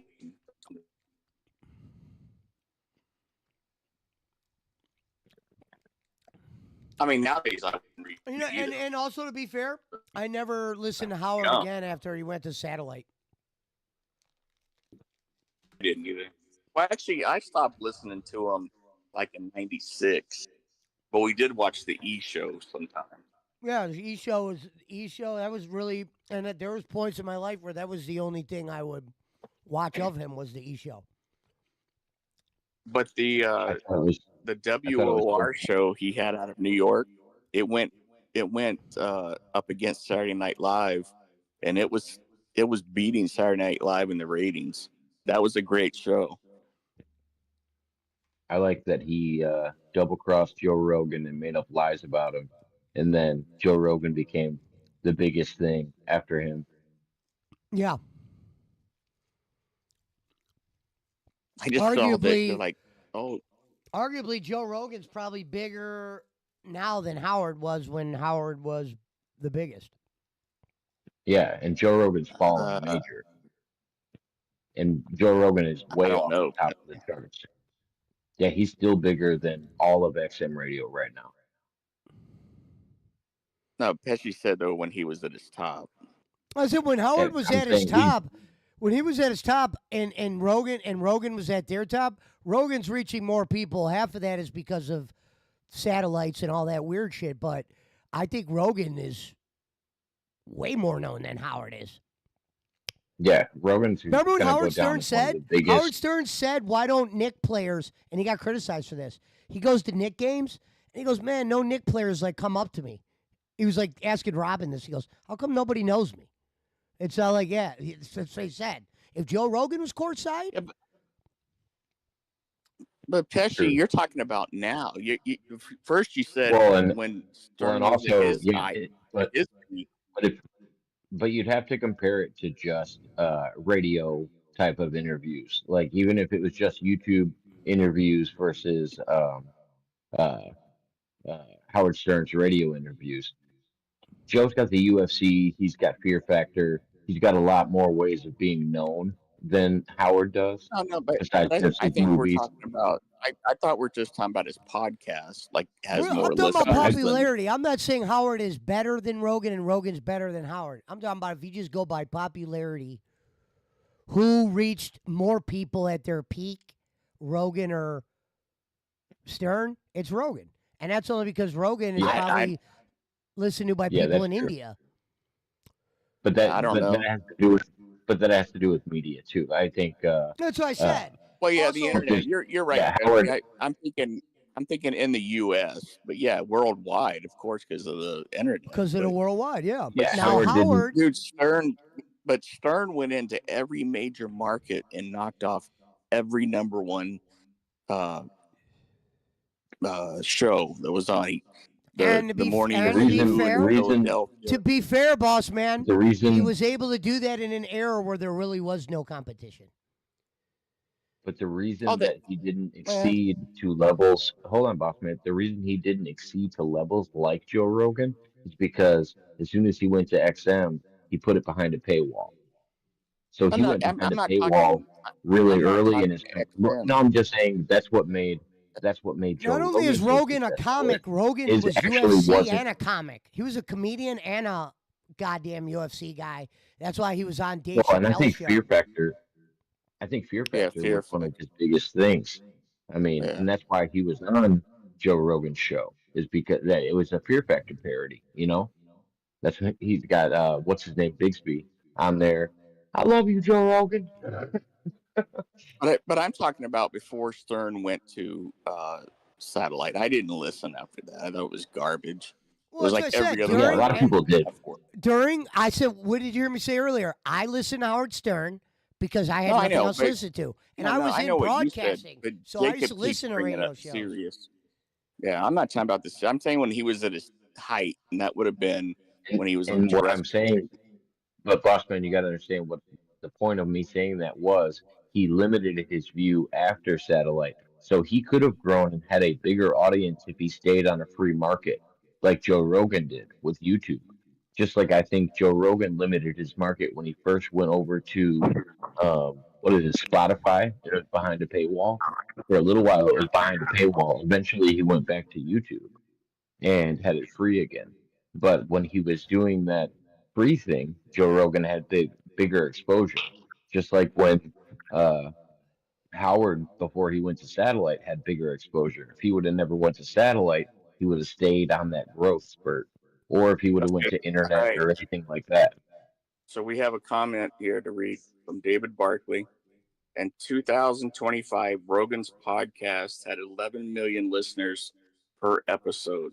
At Howard's peak, he had 20 million in syndication. Howard has him beat by a country mile. 2005 wasn't Joe Rogan's peak. 2025, he's saying. Oh yeah, Today, that's current. Yeah, Joe Rogan's on the down. Joe Rogan's on a downfall. So but he compared to didn't Pesci's lose. original statement, Like I Pesci's said, original when statement Howard was though doing was it, there really wasn't many. When he was at his top, there wasn't many other competition. But It's that's not not the really that point. impressive. That's not the point. yeah, yeah. No, but to Pesci's original statement, yeah, that is correct, Barkley. Because he said that Joe Rogan probably currently has more than the peak of Howard Stern, and that's the numbers that Barkley just gave. What does he mean by 20 million in But peak to syndication? peak, but yeah, peak to peak, of course, Joe Rogan probably beat him. No, Stern beat him 20 million to 11. No, no, Oh, no. you're He saying gave this you isn't current. Joe Rogan. He gave you current. No. So what Pesci stated in the No, I beginning know. was I he understand. said, "I bet you Joe Rogan's numbers I misunderstood. currently." I know what you're saying. I know. I'm just saying, but that's why Barkley made that statement. I'm assuming is because he was talking about Joe Rogan's current numbers, and then he compared it to Howard Stern's peak, which was what Joe's original statement was, and that's why I was saying, "Oh, okay, yeah." But I would say peak to peak, I guarantee Joe Rogan's is more. I don't know if Joe Rogan ever had 20 million, but who knows? Maybe he did. He had 20 I'm million not just saying on that his Howard episode never had a with. record episode. The He question had was 20 million on more single people would know episodes. Howard No, I'm Stern saying, than Rogan. Okay, here it but is. Rogan had 20 Here it million on is. episodes. Here it is. It says this is from AI Overview. Howard Stern had more listeners at his peak, while Joe Rogan's podcast is extremely popular, reaching millions of listeners. Stern's terrestrial radio show in the late 90s peaked at 20 million listeners. So Joe Now, when they're saying Rogan's 20 peak, million listeners, are they talking about 20 million people driving around in cars? yeah, or at home. Joe Rogan's Yeah, That's and believable. also, and wait, time out. And Bossman, also, we know the retention of Joe Rogan audience. We don't know the retention of radio listeners. Yeah. I believe there was 20 million people listening to Howard in the 90s. Oh, yeah. There was nothing Easy. else. Yeah. There was nothing else. But I bet you this. If you would have had like podcasting and shit then, I don't think who he was would have been that big of a deal because there probably would have been like 10 Howard Sterns. So it says right here. But there's no way they would know those numbers here unless you were doing like what they used to do with like TV analyzation, where you had those families or No, whatever. you're I don't right. know if they were Jacob's right called. there. They couldn't. You can't predict. But there's no way if they had a 20. So say they had a 20 million reach, like, they and had that's what Nielsen. all of their stations covered. You would never know who was actually listening, but that would be their reach and what they were able to obtain at like the max. Yeah, they would do Nielsen ratings for radio. But it says the Joe Rogan Exactly. Experience has a large and growing audience, including 14.5 million Spotify and 17.9 YouTube subscribers. While these numbers are impressive, they represent platform-specific followers that rather than the overall reach of a single show. Yeah, like Stern's because radio. it could be overlap, is what that means, Buckman. I agree, and there definitely could be 10 million I'm not doubting on that each Howard side said- that are the same person. I'm not doubting that Howard didn't set records that maybe no one will ever beat. Bernie Kosar has records in the NFL playoffs. Does that make him, A, B, or C? Wait. Compare it to Alex Jones. Compare Howard Stern to Alex Jones. I bet that's an interesting one. I don't even know who Reach. Alex Jones is, so I would have to go with Howard. But I'm not gonna in the go loop Alex like Jones. that. I'm gonna go Alex Jones by Here's reach another because I think interesting he's boss more man. network. Let's say Howard Stern and Joe Rogan both retired today and never did another thing in their life. 30 years from now, if you did a survey, do you know who Joe Rogan is? Do you know who Howard is? I bet you Rogan would win the survey. Or boss man, if you want to go more age demographic, we could probably go Rush Limbaugh and Howard Stern by reach. Yeah. So this was. I'm trying to think of something exclusively radio. This was for Alex Jones's peak, 5 million, Stern 20. Okay. Now Rush made more money than Stern did. I know that. 20 million as like now that 20 million, he hit that nightly? Yeah, daily listener. And you said, and that's people in a car. That would make sense. How many people go to work on a daily basis? That was the only show you could listen to. I remember going to broadcasting school, and if I wasn't in the car with my stepdad, I'd always hear Howard. Even when I was in the car with my stepdad, I take that back. He had it on. He was the one that got me hip to it. Everyone was listening to Howard then. Yeah. You didn't even have a sports network to listen to yet. You did, but it would be AM. We always had sports. It would be I'm saying it'd be Chicago, I believe. But out here, you only had one AM channel, and it didn't even come in great. And Mad Cow was our big thing in our area. It wasn't really Howard, so it just depends on your region. Like if you were closer to New York, people heard Howard, and I just it just said depends on what Howard- your radio station picked up. Howard maybe in America, he probably is a little bit more popular or whatever. But right now, Joe Rogan is known by a lot of people that they have no idea who Howard Stern is today. Yeah, I would bet watch hours and actual listening That's why hours Howard Stern got would be much mad. higher. He said basketball celebrities, they don't recognize him. And the basketball players were actually, not that they even knew this, but some of them were like pulling up his clip when he did blackface and he did all that. They're like, why do you think we don't fucking fuck with your ass? And they were probably just showing that. But he was saying he was going to Knicks games and in New York, and no one, he'd be courtside, and how you'll see players go up to people and they'll give them dab, shake their hands. He says it goes on throughout the whole game. He said they never come up to me. Well, that That's was Howard his thing. Stern. He wanted to be the king of New York for a while. That was his fucking gimmick, and it's just like you can't give yourself that nickname. You're not going to be the king of New York unless the people crown I you know that. that, Barkley. That's He why I might have said been. the question wasn't who's a better radio person. It was who's more popular. And I said Rogan because he reaches foreign places to where Howard does reach foreign places, but you just wouldn't know he's not as like in the algorithm as Joe Rogan is. Joe Rogan But shit pops where up in my shit all Barkley, the time. Howard does not pop up in my shit anymore. And I used to but where follow him Barkley because of did, interviews. but where Barkley did present some good facts was he was stating because when you first said it, you said Joe Rogan's current numbers are probably just as good as the peak of Howard Stern, and that's why Barkley pulled up those specific numbers about 2025, and then also And I never said Howard Rogan's Stern's better. peak. And Howard's great when he would do interviews, and it was a little bit when he wasn't so leftist. Now, when he was I don't think fucking I don't even think Howard did real interviews. It was most of it like a contest, and then he would let other people have the floor. He didn't yeah, really like yeah, ask or he would intriguing tell them how questions or hot they anything. were, and he would say how bad he wants to bang them or Yeah, whatever. He goes, don't worry, yeah, my wife doesn't mind. yeah. So there you go. But yeah, Servette said I Howard was just think. big over there. Oh yeah, I bet. Well, there you go. Servette said what it is. Howard wins. Were the No need to Jerky argue. Boys big in were the Jerky Boys big in Australia? So this looks like Stern had 20 million, and in the 1990s peak, Rush had a little more than 20 million.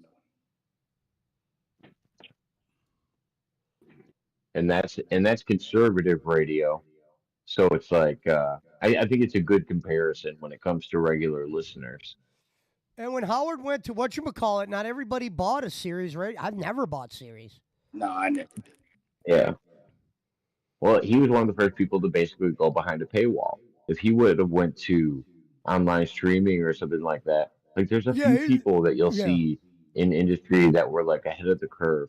Dane Cook's one of them. He started making like MySpace channels and shit like that and advertising Right. his shit. Like some people were really good with social media and some people were shit at it. And yeah, Howard was trying to follow the satellite radio game because he thought that was the next corner, and it just ended up not being nearly as big as people thought it was Well, going to be. they didn't have streaming. And I also didn't say any of them is better than the They other. had they had streaming Like, when they started satellite They radio. are two different guys. Like the type of radio Howard does is different than Rogan. They're not. No, not like today. It's evolved, boss man. Just like satellite radio today is different. You can access satellite radio on your phone and your tablet and everything else. It's not just in your car. Everything's evolved, but yes, they had streaming back then too.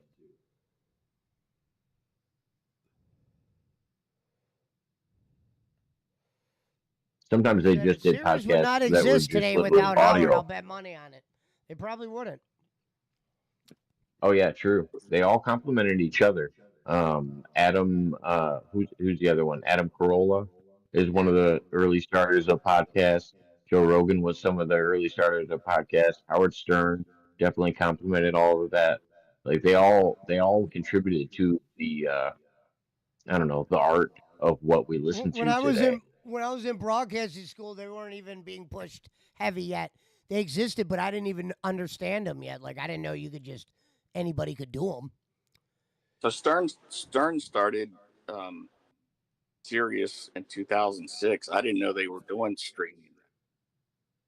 I mean, I knew YouTube, but I didn't know they were a podcast. Look up when the Joe Rogan podcast started. I bet it was 2008 or earlier. I think he did do a lot of And episodes in he the and early like I days that said, weren't watched. he wasn't the first one. Like he's one of the, like, he even calls himself one of the latecomers to it. Look at somebody like Tom Green. Tom Green was doing podcasts before Yes. podcasts were a podcast. Before they called Tom it, Green's yeah, another great contributor. without a doubt. I know that because I'm a fan of Tom Green, and yeah, he was doing like on MTV. Sometimes they would show him do. It just wasn't called a podcast yet.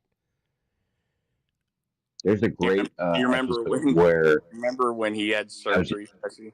He had to have a testicle removed. oh I didn't yeah, know and he about like that. live streamed the whole thing. Oh, that Yeah, that was he great. like live streamed the whole thing.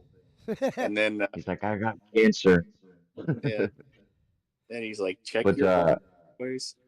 And then there's a when he great went to Japan, remember when he went to Japan to try to convince them to stop using chopsticks and use forks? And he oh kept yeah, saying, go he's had all fork kinds of yourself. classics.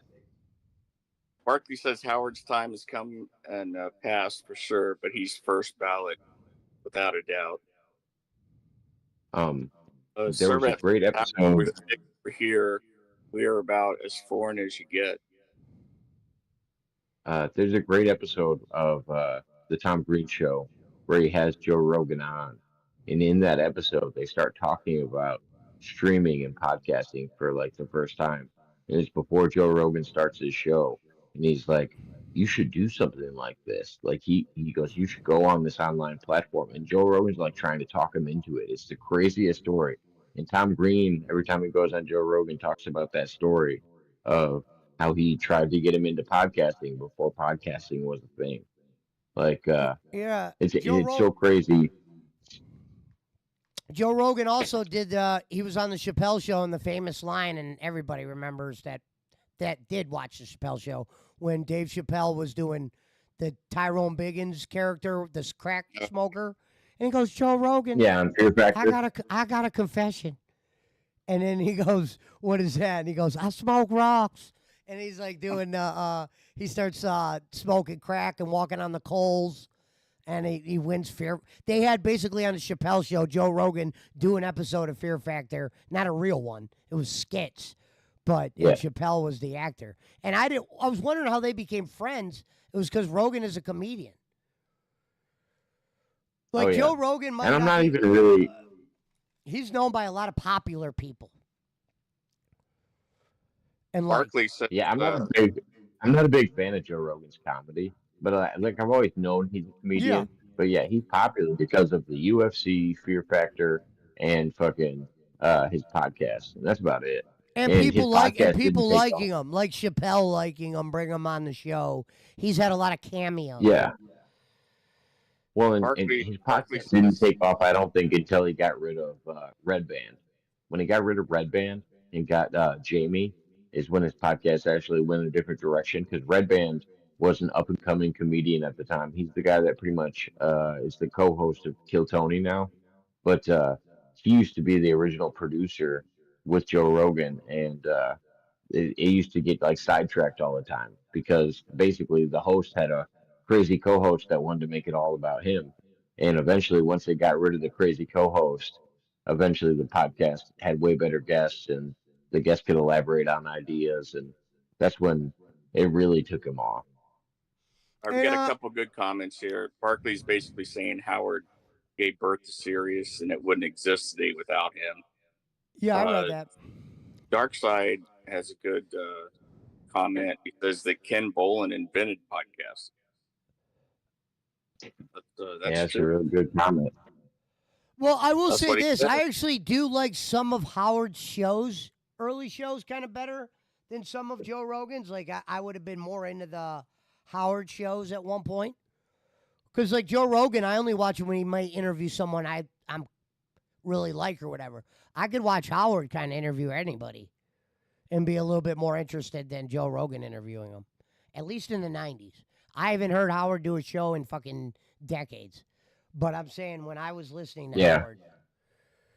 So No, I'm the same way. I'm the same way about every TV show. Like there's so many TV shows. Even if I love the TV show, you can tell if it's a burner episode where I'm just not gonna mesh with it. And yeah, it was the same way with Howard as it was for Joe. There's plenty of guests I could care less about hearing about. Mm-hmm. So Jacob Darkside has a question for you. It says, now Walters, how was what Howard did any different than what you do with Rocco and the other drunk guy, I guess Jimmy Rizzo? Because it seems like you pretty much do what Howard used to, yet you get offended from what he used to do. I And guess I he's used to saying like when him and Robin you would do the news. I actually, you Oh. know, I wouldn't Yeah. listen to Joe Rogan do the news. I would listen to Howard do the news. At least then. Now Robin he's had pretty. something He's like- probably pretty woke now. I've never offered anybody money or anything like that to perpetuate their delusions. People are allowed to beg on my channel, just like they would any other channel. I let Jake do it. I let Giggle Pickles do it. If Rocco wants to ask for money on my channel, he probably used to do it. Jacob, but can no, I ask for money on give- your channel, please? I don't have girls catch as many hot dogs in their mouth as they can in order to win a free set of tits that I'm going to pay for. Like I don't even think that's comparable, sir. I don't understand. Me listening to somebody's story and it's not the same as promoting them or offering them a financial gain for coming on my show. Never paid anybody to be on my show. Barkley says peak Howard for me was like the day after Selena was assassinated, or situations like that. His 9/11 show was very good. I agree with you on that, Bossman. I liked his 9/11 show. I think it was done really well. And then Because I do think he is a New York guy. I just think he tries to make himself the New York guy, and I don't think he's ever going to be that. well, he kicked Dimas out of. Dimas was number one, and Stern kicked his ass. I just feel like whenever I think about New York, I don't think about Howard Stern. So, Barkley, there was something about, I don't know if it was Selena or what, but this was like 95-ish, and Robin was talking about salsa taking over number one condiment over ketchup or something like that. And Stern made a comment that her music was shallow, and it set off this huge like protest from the Hispanic community. And the justice of the peace, wherever she was from, was going to try to arrest Howard Stern for that comment that her music was shallow. That it was ridiculous, but it's a funny story that went on for a while. Yeah, the justice of the peace is going to go to New York and arrest him. The music does absolutely nothing for me. Alvin the Chipmunks have more soul. Spanish people have the worst taste in music. They have no depth. Oh, that's what Stern said. Okay, all right, Barkley. Yeah, he said it 3 days after Selena was killed. Oh, I thought it was before. Oh, that's not cool.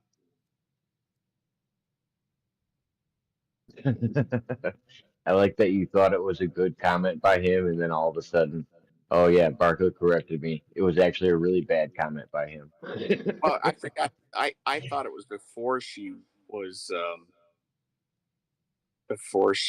killed, because there was something about this condiment thing that set this off. No. Howard Stern said condoms that day, not condiments. Now, see, when he went to Sirius, it was just the F word all the time, and the what was it called, the Simeon? We have the women get on the Simeon, and that like it was like a saddle that they got on that vibrated. It just got old. Yeah. Sounds entertaining.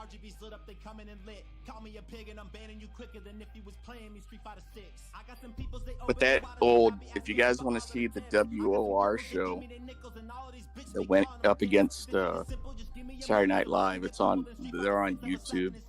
They had some wacky people on there too.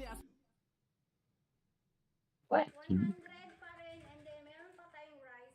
I'm going to, ano na lang, to balik-balik your entry ha. Ate Marcel, balik ko They had sa'yo. some lady on there that dressed up like underdog, and she thought she was underdog. Oh my gosh. And that's where Daniel Carver got popular, the KKK guy. Sir Joseph Pashi, mega love shout. There was one wild interview about some killer that called in to Howard Stern that was Oh kind yeah, of yeah. crazy. Like, don't get me wrong, I've seen crazy things come from him, but I've just never thought of him as like groundbreaking or anything.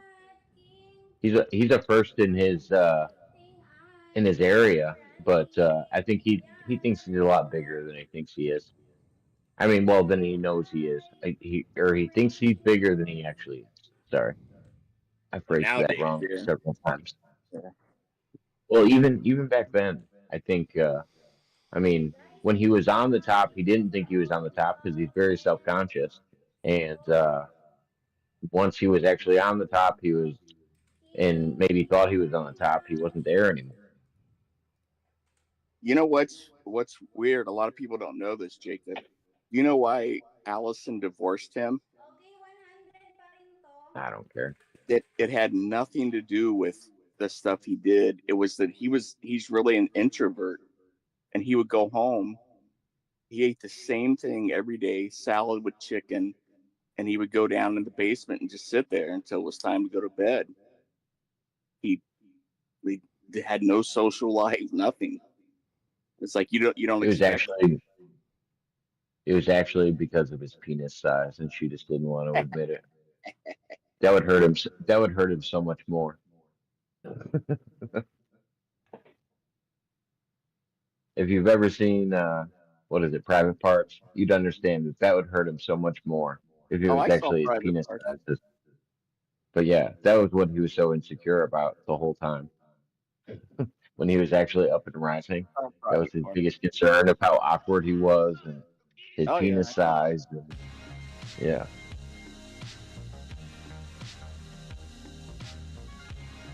But that's what I mean. When he was on top, he didn't know he was there, and once he felt like he was there, he wasn't there anymore.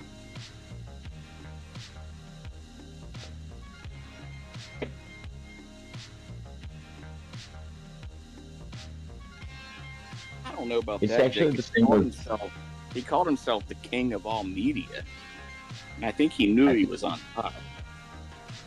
No, I think that's when he started to decline, and I think Joe Rogan's doing the same thing.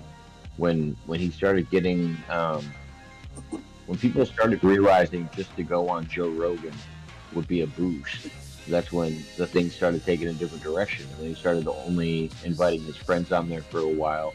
There's a bunch of comedians that kind of escaped through that never would have been comedians if Joe Rogan wouldn't have had them on their show. I think Brendan Schaub's a good example. Like you get weird people that just make it out of it and are famous just by association, and that's what you get with your Wendy's and your everybody else. And it's just like you got to be responsible for the monsters that you guys have created. But dude, some of the skits they did on the old show, freaking classic, dude. They were so funny. Remember when Pee Wee Herman got busted in that adult movie theater? Do you know that story? I know the story, but yeah, it's one I gotta get out of here. You guys have a good night. Yeah. Later. Barkley says, I would definitely say at this point, Rogan probably has just as many legendary episodes as Howard. Well, the early Howard Barkley, show did you ever see? What was great, and I probably like it more than the Rogan show. Barkley, I forget what year Barkley was born, but the WOR show was on in 1990, 91. That time.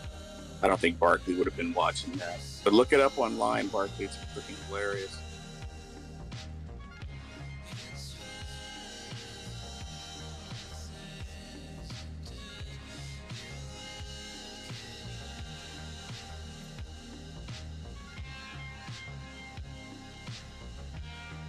Yeah, I can't believe Jacob thought that Joe Rogan had a bigger audience. It's a crime. I just said I think he reaches more people than Howard. Well, And yeah, he's got a cheat code. That's what I said. I mean, to be fair, he's got a cheat code, but the reality is more people, I think, know him.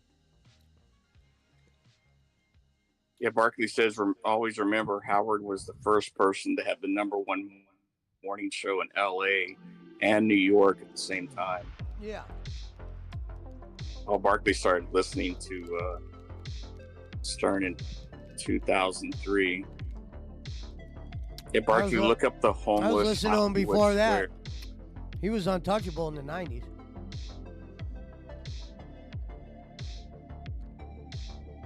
On the Hollywood Squares. At the same they time, called though, on Gene Rayburn. There was no YouTube. There was no competition. Yeah. Once you're #1, and he had a really good product to just stay #1. And that's when Stuttering John was going out and interviewing people, and it was all on video. Yeah. So there was some classic stuff. Morton Downey Jr. That's like early podcasting. Stuttering John is still doing podcasts. He has like his own little detractor community, and people, make fun of him and try to say his shit's dying or whatever.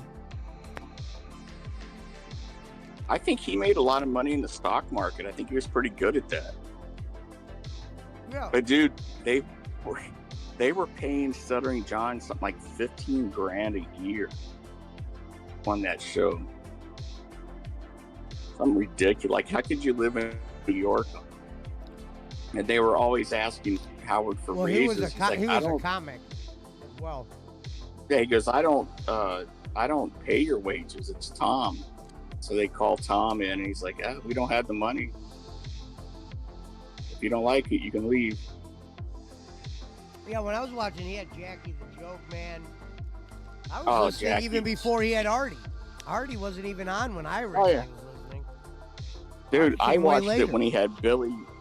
I was watching when he had Billy West on, the guy from Ren and Stimpy.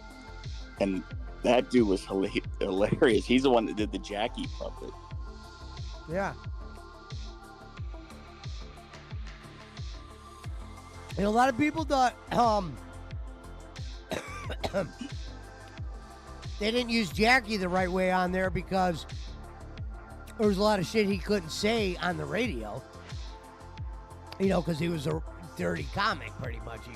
He had a lot of dirty jokes, but his jokes weren't that funny. That's what. And he really didn't. He didn't really add a whole lot to the show, I thought.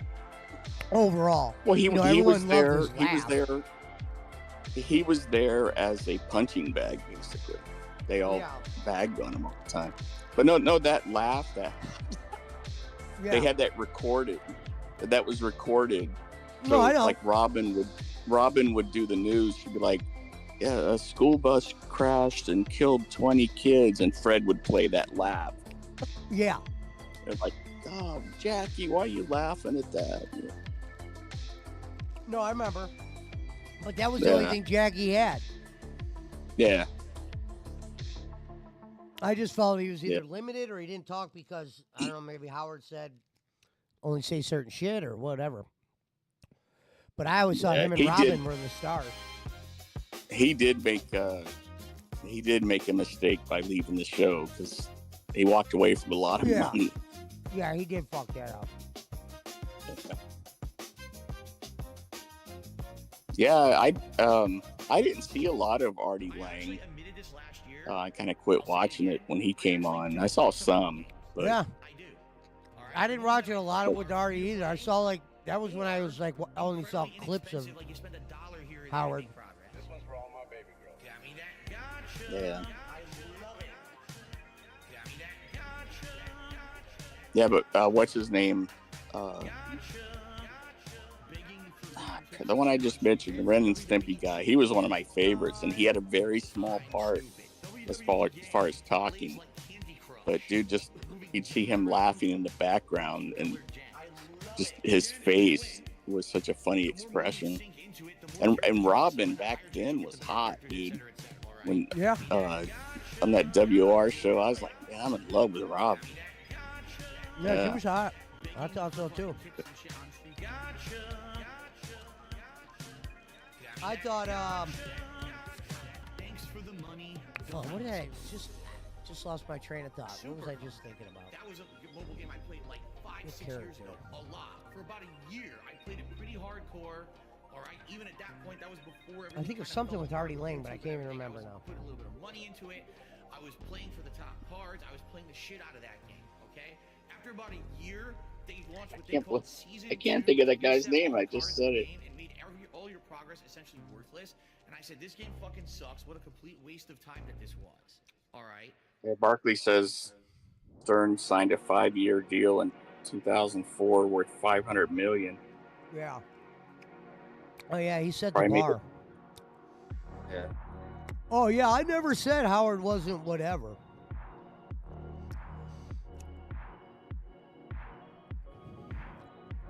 Billy West. Billy West is the guy. Yeah.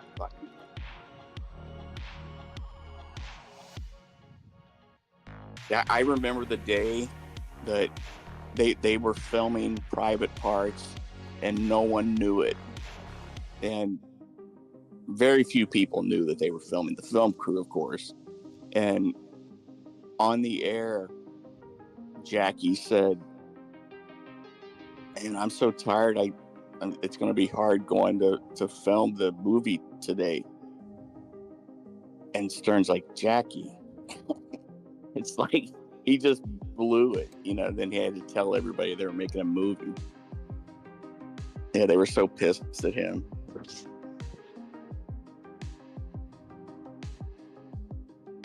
Yeah, I just, like I said, once he went to satellite.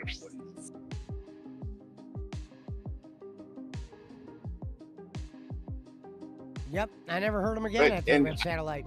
I don't think I've ever heard one of his shows on satellite. Not a one. I did because my friend had it. It just wasn't that funny. And I understand what Jacob is saying about him making fun of people, But those people that were on his show made more money being on his show than they would have made in a lifetime.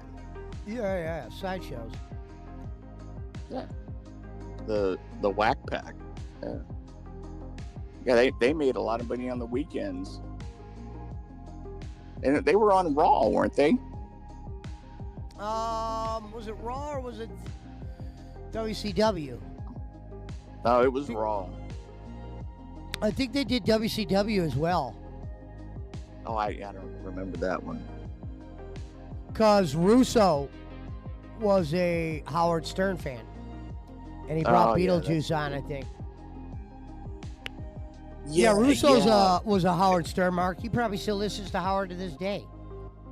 Yeah, because there was a Jeff Jarrett Beetlejuice skit in the back. I think I remember that. And I think that was WCW.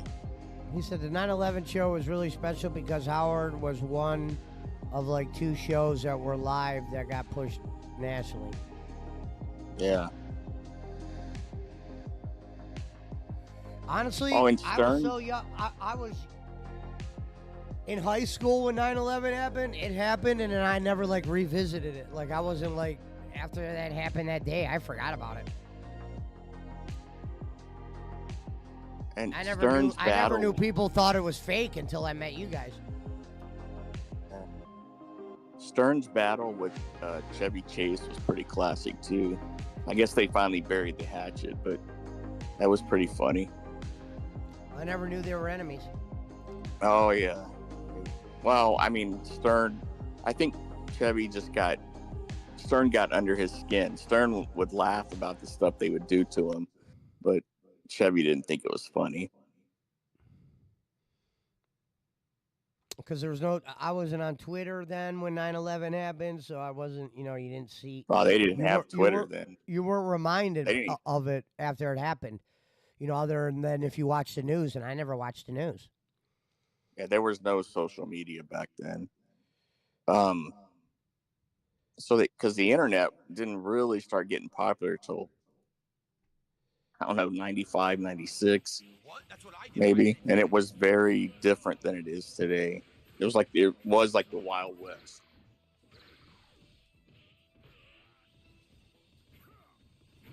Yeah, Gonzo's right. He said that's Mr. Slapnuts to you. That's what he said. Barkley said, I don't dispute any of the official reports of what happened to the towers.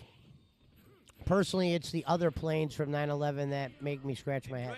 I literally didn't do anything. Yeah. Well, Barkley and World Trade Center 7 has to make you scratch your head. Nothing hit it. There were office fires, and they say one column gave way, and it went down in 5 seconds. Free fall speed, no resistance. I believe you guys because of it being when you say it the way you guys say it, it sounds like something's phony. Yeah. BC says Building 7 was very suspicious. And the fact that good old Larry Silverstein didn't show up for work that day. Cancer didn't show up for work. I didn't do that. Barkley says, and ask Gonzo, I know a lot about plane crashes. Gonzo says, I know, Barkley, I watched you crash. Barkley, how come you don't do the flight simulator anymore? That was kind of cool. Yeah. What happened there? I passed right through her. Oh, come on, Barkley. You have to look at what NIST said. Wow. That the fire weak. Dude, no steel frame building had ever fallen like that from office fires before or since. And then, Larry Silverstein took out 2 months before insurance policies on for terrorism. And them being able to find the IDs was a funny that you guys told me. No, it didn't, Gonzo. Nothing fell on it like that. That was the penthouse at the top. And you see it fall. Every demolition expert that's looked at that said that's demolition. You can see the windows getting blown out for the building to fall. And the firemen are telling people to get back. They're going to bring that building down.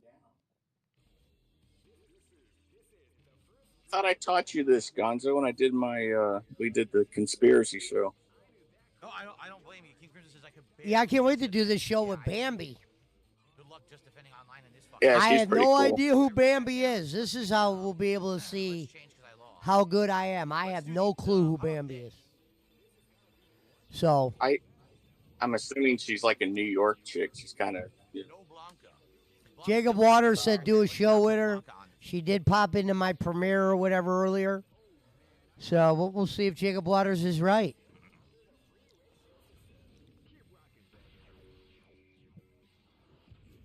Barkley, I understand that, but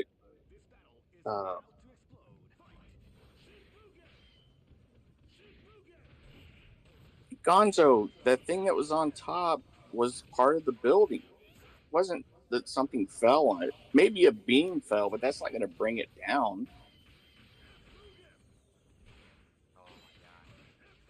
Dude, I got to start being the guiding light again, Gonzo.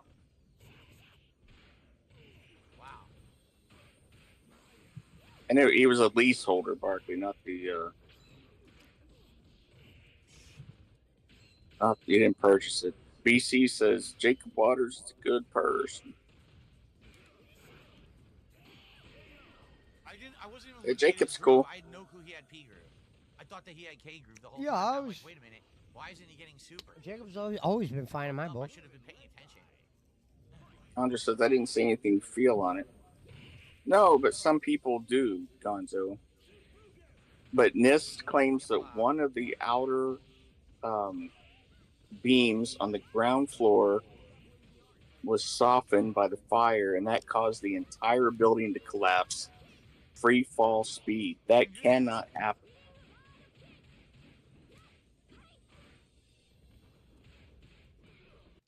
Ganja says it was top heavy and on fire, but nothing. A building has never collapsed before or since Gonzo, and there's been more I don't eat that fried intense stuff all the time fires at than all. Building 7. So when I eat fried foods like And that, I BC get says Becky is top heavy, Gonzo.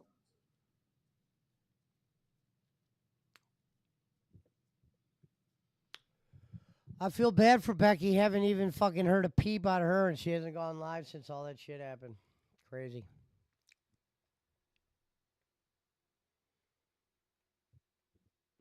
Gonzo says you watched it happen. Yep. And the Look at that, BBC BC. reported that Look it at that had thumbnail. It's fallen. when she had to shave her head. Sorry. BBC said it fell before it even fell.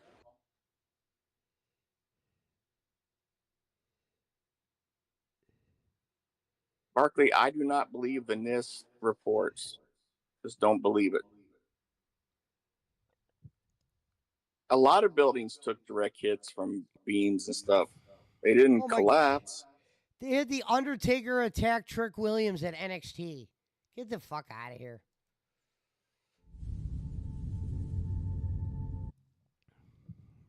Darkside says I spoke to David Jaffrey on the Barbara Gooda show. Brad called it.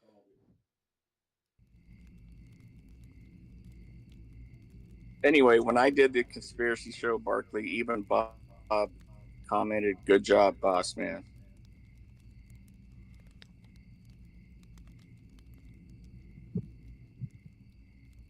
No, Gonzo, they said the Solomon building has collapsed and it was in the background. Hadn't collapsed yet.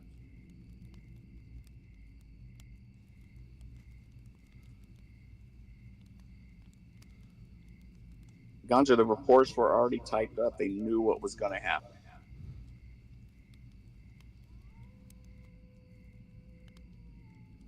Anyway, I mean, you believe what you want. I know the truth. I've never led you astray, Gonzo. Pentagon is very suspicious, Barkley. There's no way a plane was flying that low to the ground. Professional pilots couldn't do that corkscrew dive. And they claim a guy that flew a Cessna did that? No way.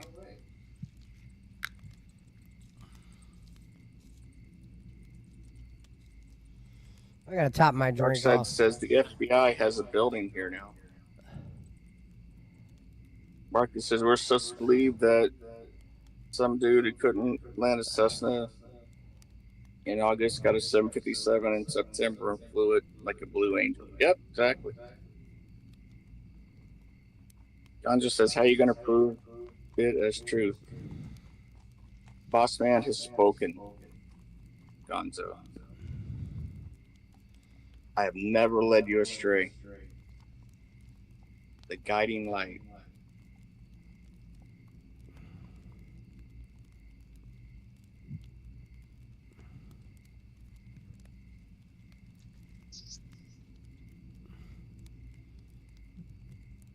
All right, Pesci. It's 2:30 your time. I'm heading to bed. All right, brother. Have a good one, everybody. I'm ending in 8 minutes. I'm waiting for something to download.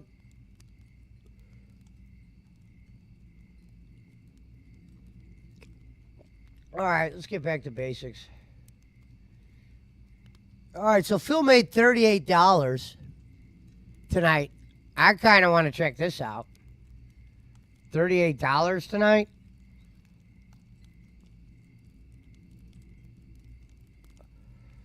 I mean, that's suicide numbers at that point.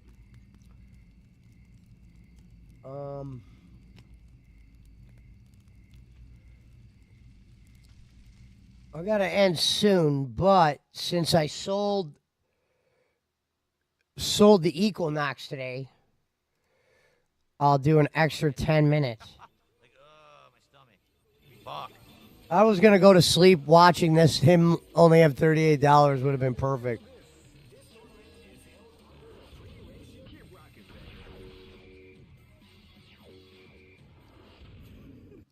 So Bergen's got to be coming in. I like how he's not talking to the audience at all, Mr. Engagement.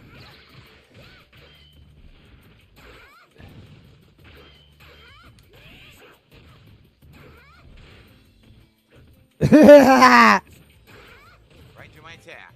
He's so dented when he gets kicked around.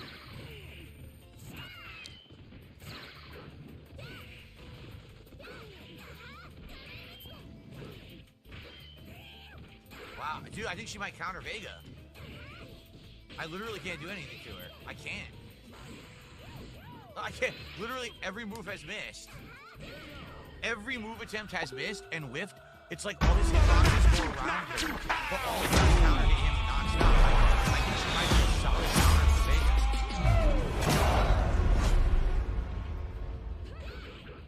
What the hell? Shit like that, shit like that, shit like that, shit like that, shit like that.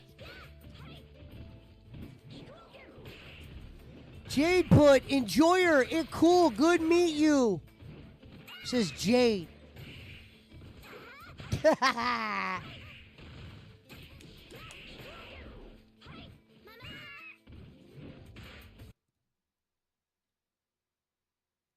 I'm fast forwarding to the part. I thought the bagging would be coming soon. It's so hard. It literally is so hard to play this game at a high level online. It's just almost nearly fucking impossible. High level online.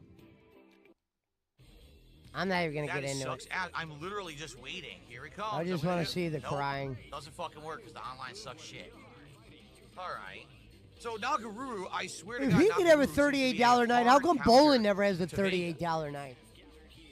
That's That sucks. unreal. He only made $38? I want to see Bolin do that. What the fuck? He looks like he's half asleep, too. No wonder they didn't give you no money tonight. Jax Raxer. And you had 3... Oh, they view botted him. It said he had 1,300 watching. They view botted him. Maybe, or I don't know, $38? Maybe they came in droves. Like he said.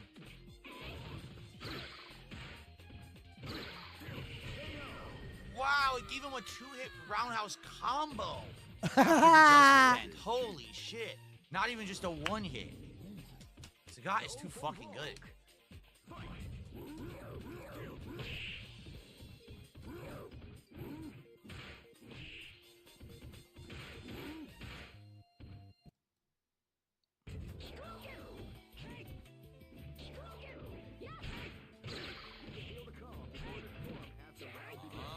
All right, so this is at the 30-minute mark. Gotta think the bagging's coming. Oh, he played to the end. Oh, so he went that many minutes with... The fuck's he not dead? Like, dude. Die. Live and let die. He looked back at the tips.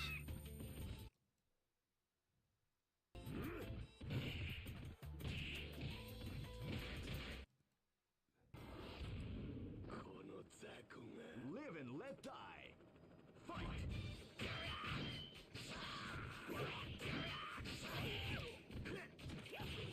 Oh, I'll go over there, Schmidt. My bad. I was in a different one. I'm in there now. Roll shoot or roll throw and lag. I'm staying on for about only like 8 more minutes, and then I'm going to sleep. I'm smoking this weed, Final J. Ho ho ho. Green Giant. What you get? Go top my drink. You're supposed to sing the, was it LeBron? Tell the world. Why, he's coming back? Oh no, of course not. Well, I mean, I guess he could. If the Lakers were smart, they would try to trade him, even if it's just draft picks. Hey, we got a better chance of signing Giggle Pickles. That's not what I input, but okay. Great. Yeah, that's what I said. He wants to stay in LA. I mean, maybe New York because he can still do all his projects and shit. You know what I mean? Nobody's like hopping into Indianapolis, Cleveland, or Louisville to like do all their projects. They're going to LA or New York, you know, or Dubai or some shit. I mean, you're close enough to do it if you really want, but yeah, he wants that limelight. He don't want to have to drive to his mansion in gloomy weather in February, March, April, January. I'm sure he still has a house up there though, right? Got to, I would think. Well, his house in Akron Surely. still has at Castle. Yeah. Surely. I was gonna say. I mean, I know his mama still lives up there, so hey. Yeah, he'll probably give that to his kids too eventually one day. God, like they need it. Motherfucker's a billionaire. And he's gonna do. You know, he's gonna be like. I'm not gonna say he's gonna be as good as Jordan in the aftermarket. You know, because once Jordan retired, he made more money off all the Nike Jordan brand shit. North Carolina, Michigan, you know, Ohio State, whoever the fuck, UK, Kentucky, whatever, wearing it. But LeBron will have his own brand. You know that. He'll end up sponsoring fucking colleges. Jordan on commentary this year is going to probably bring more people in there than the actual game. I don't know if he's doing commentary or is he just doing the studio shit like Barkley and those guys, or is he commentary? Okay, so like, so like he would be sitting down with Marv Albert.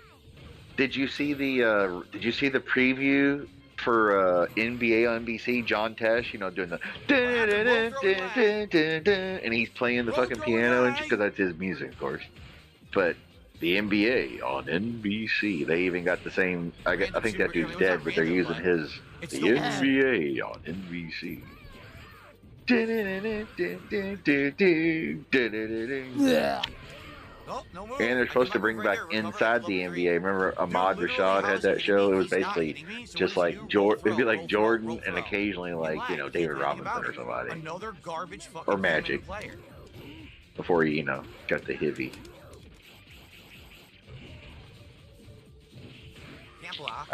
It'll be interesting, dude. You know Jordan's gonna rip motherfuckers. You know he is. I mean, people think Barkley is harsh. I guarantee you, Jordan is gonna be cutting motherfuckers. Because you know the only games Jordan's gonna do on commentary, Pesci, is gonna be like the NBA on NBC. When do we always watch those games? Thanksgiving, Christmas, New Year's Day, and then you know once the playoffs got going. Because they were on TNT or NBC or TBS even at some of the early rounds. So it's like, you know, MJ gonna be on the game. He gonna be like, you know, LeBron is great, and he's one of the greatest players, but he gonna be giving some shit. I can't wait.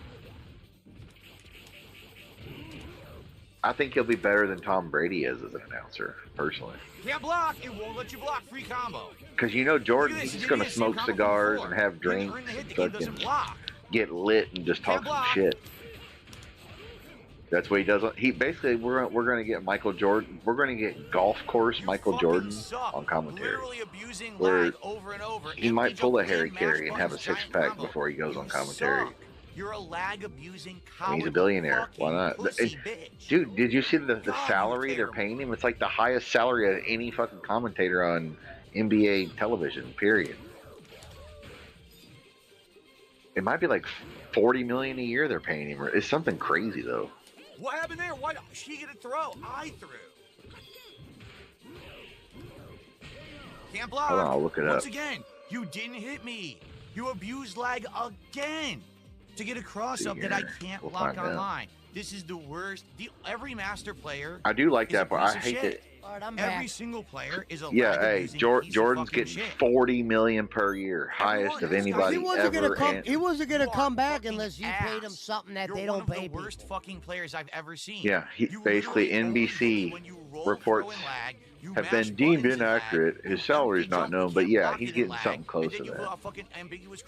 Highest paid, he's the highest paid sports analyst in all sports, bro. And you got master because you're a pussy fucking bitch. You will the never beat anyone offline. You pay the goat money. He gets goat milk. Fuck you. Now it says NBC Alright. confirmed that Jordan will be a special contributor to their NBA coverage, appearing in pre-recorded segments during pregame and halftime shows. Piece of shit, So he might be more like the Barkley garbage role. cheater, This is low-life terrible, fucking loser player. So let's see if I can get He might be the station. That's even easier for him. He ain't got to do shit then. No, I hope they have him do like one game a week or something. Yeah, that's what I'm saying. It's gonna be like the Sunday or Saturday. Yeah. You know, the NBA on NBC, the Lakers versus the Knicks on Christmas Day, you know, or the Lakers Celtic Christmas Day, or the Warriors versus the fucking Thunder or whatever. And I don't mean Jimmy.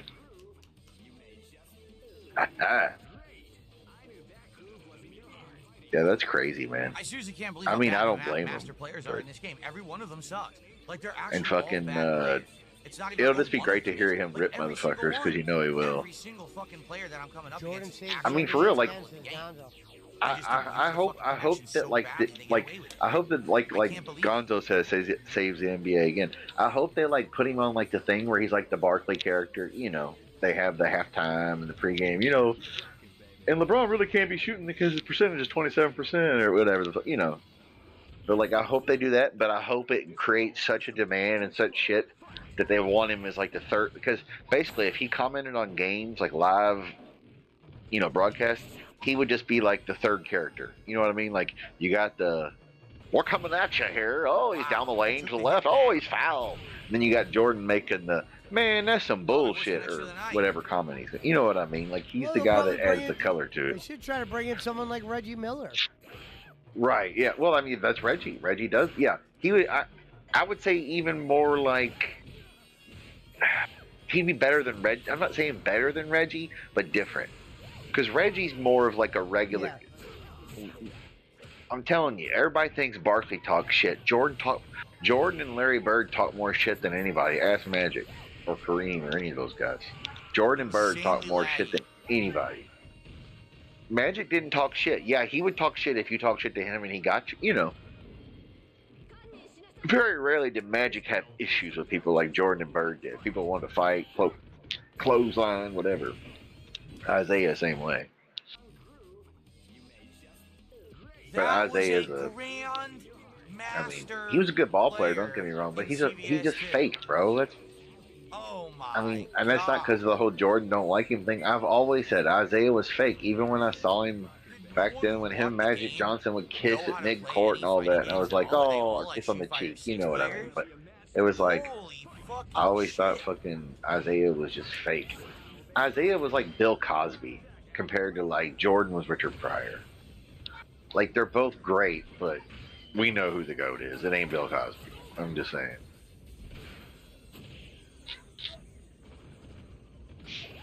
It's just like, ugh. And Isaiah was great. Joe Dumars, fucking Rick Mahorn, fucking Rodman, of course. Bill Lambier.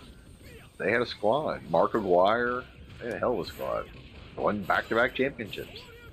They dethroned the Lakers long before the Bulls did. But the Bulls should have made it in 90. The Bulls should have beat the Pistons in 90. That's when Jordan decided to bulk up. And then 91, it was on like Donkey Kong. He put 11 pounds of muscle on, and yep. That was the last time the Pistons beat him. It's a great story. Oh my god. Yep. 1990, they were that close to beating him. And Jordan was so beat up. He was so beat up he couldn't. 98, Schmidt. No, 1990. It was before 90. 90, he won it against the Lakers. It was right before that. No, 91 they won against the Lakers. The Pistons won in 1989 and 1990. 90, the Pistons beat the Blazers, but they beat the Bulls in the Eastern Conference Finals, and that's when Jordan got all beat up. And then the next year, he put on 11 pounds. And then they beat the Lakers, and then they beat the Blazers and the Suns for a three-peat. But yeah, they really should have beat the Pistons in 1990. Yeah, the Pistons didn't shake Jordan's hand, and he never forgave any of them. Yep, that's why he hates Isaiah. Well, one of the reasons, but you know who did shake his hand? John Sally, who was on the Bulls later on in the dynasty in '96, '97, whatever. John Sally portrayed that into a career. He's with the Pistons for 2 titles, and he got 2 or 3 with Jordan on the last end. And then he's on Mike's my man, he's my friend. Boom, he's on the best damn sports show and this and that and the other. He was smart. He parlayed that shit. It's like, you know who else portrayed that shit? Yeah, remember Will Perdue that played with the Bulls then? Big 7-foot white guy. So he's doing these. Hey, he lives here in town. I thought he was black. Cancels, but literally No, Will Perdue was a big giant white guy. Played at Vanderbilt. He lives here in town, bro. He's parlayed that into a career. I'm thinking of Cartwright. Cartwright's black. Yeah, Bill Cartwright. Yeah, Will Perdue was on the first 3-peat, 91, 92, 93. He wasn't there for the. And then you know who Will Perdue was also when the Spurs first won their title in '99 or whatever it was. Yeah, '99. He was on that team too with David Robinson and Duncan. Couldn't even jump; it froze me in place. Sean Elliott, but he parlayed that to a career, dude. He's on radio and shit here, and it's like former Michael Jordan teammate, NBA world champion with the Admiral, and Jordan Will Perdue. So bad, you guys have no concept. No dive kick, so nothing, and then I just have to mash a button because the game's so It's like bad. fuck. Well, like, I mean, look at all the people that parlay a career on TV because it's like they were part of the Colts, you know, Super Bowl champion or the Packers, whatever the fuck. I mean, the Bears and the fucking Dolphins have been coasting off, and the Jets have been coasting off their titles forever. So good stuff there. Which they are legendary titles, all of them. And everyone else is literally a shitty player. Every single one of these people in Master are actual garbage at the game. They don't even know the game. They just know how to now, Pesci, and mash throw. Who would you say or do like the fucking is the most loved Cleveland Brown? I would say Bernie Kosar. The giant combo because it won't let you block on reaction. Yeah, Jim Brown is dead. I'm just saying now, old time, you know. I'm not saying you have to pick the one who's on the team now. I'm just saying of all time. I would say Jim Brown, of course, is like number one. Don't get. He could have won one. He was good enough. But I'm saying I would say Bernie Kosar. He's from up there, right? I mean, I figured he would probably be the most beloved Cleveland Brown. I mean, besides him and Jim Brown, who else? I mean, Ernest Biner. I don't fucking know. No, Bernie's God. Okay. Wasn't he on the radio and shit for the team too? Last chance if you want to support the stream. Yeah, for a while he worked for Channel 3 here and there. Probably just a couple bucks. I'm going to look in a second. It's one of the channels. I mean, I can't think of anybody else, honestly, really. What's the first game I'm playing when I get back? Ludo, and that's PC. I mean, well, that's why they never like Bill Belichick. No, because Ludo. He traded Bernie when Bernie was at the end. Who'd they trade him for? Bernie took a lot of hits that they would never take today. And they used to love, the NFL would love, they loved when you beat up Cleveland. Yeah. Cleveland and Detroit. You had to be a tough motherfucker to survive those kind of years. Saturday, everything will you really be did. Refreshed, including the animations on this frame, the lights, the setup behind me, this stuff. It'll be a oh yeah, back then when you could fucking drill the quarterback like after he threw the ball. Yeah, at least just hit him just a little, just to get him on the ground. It's a 7-day stream. Make him get up every time. Tomorrow, and I'm off on Friday. But when I come back on Saturday, it is I mean, 7-day streaming week, 6 days of normal. You see dudes scrambling their brains out there. Week, it's actually going to be a marathon.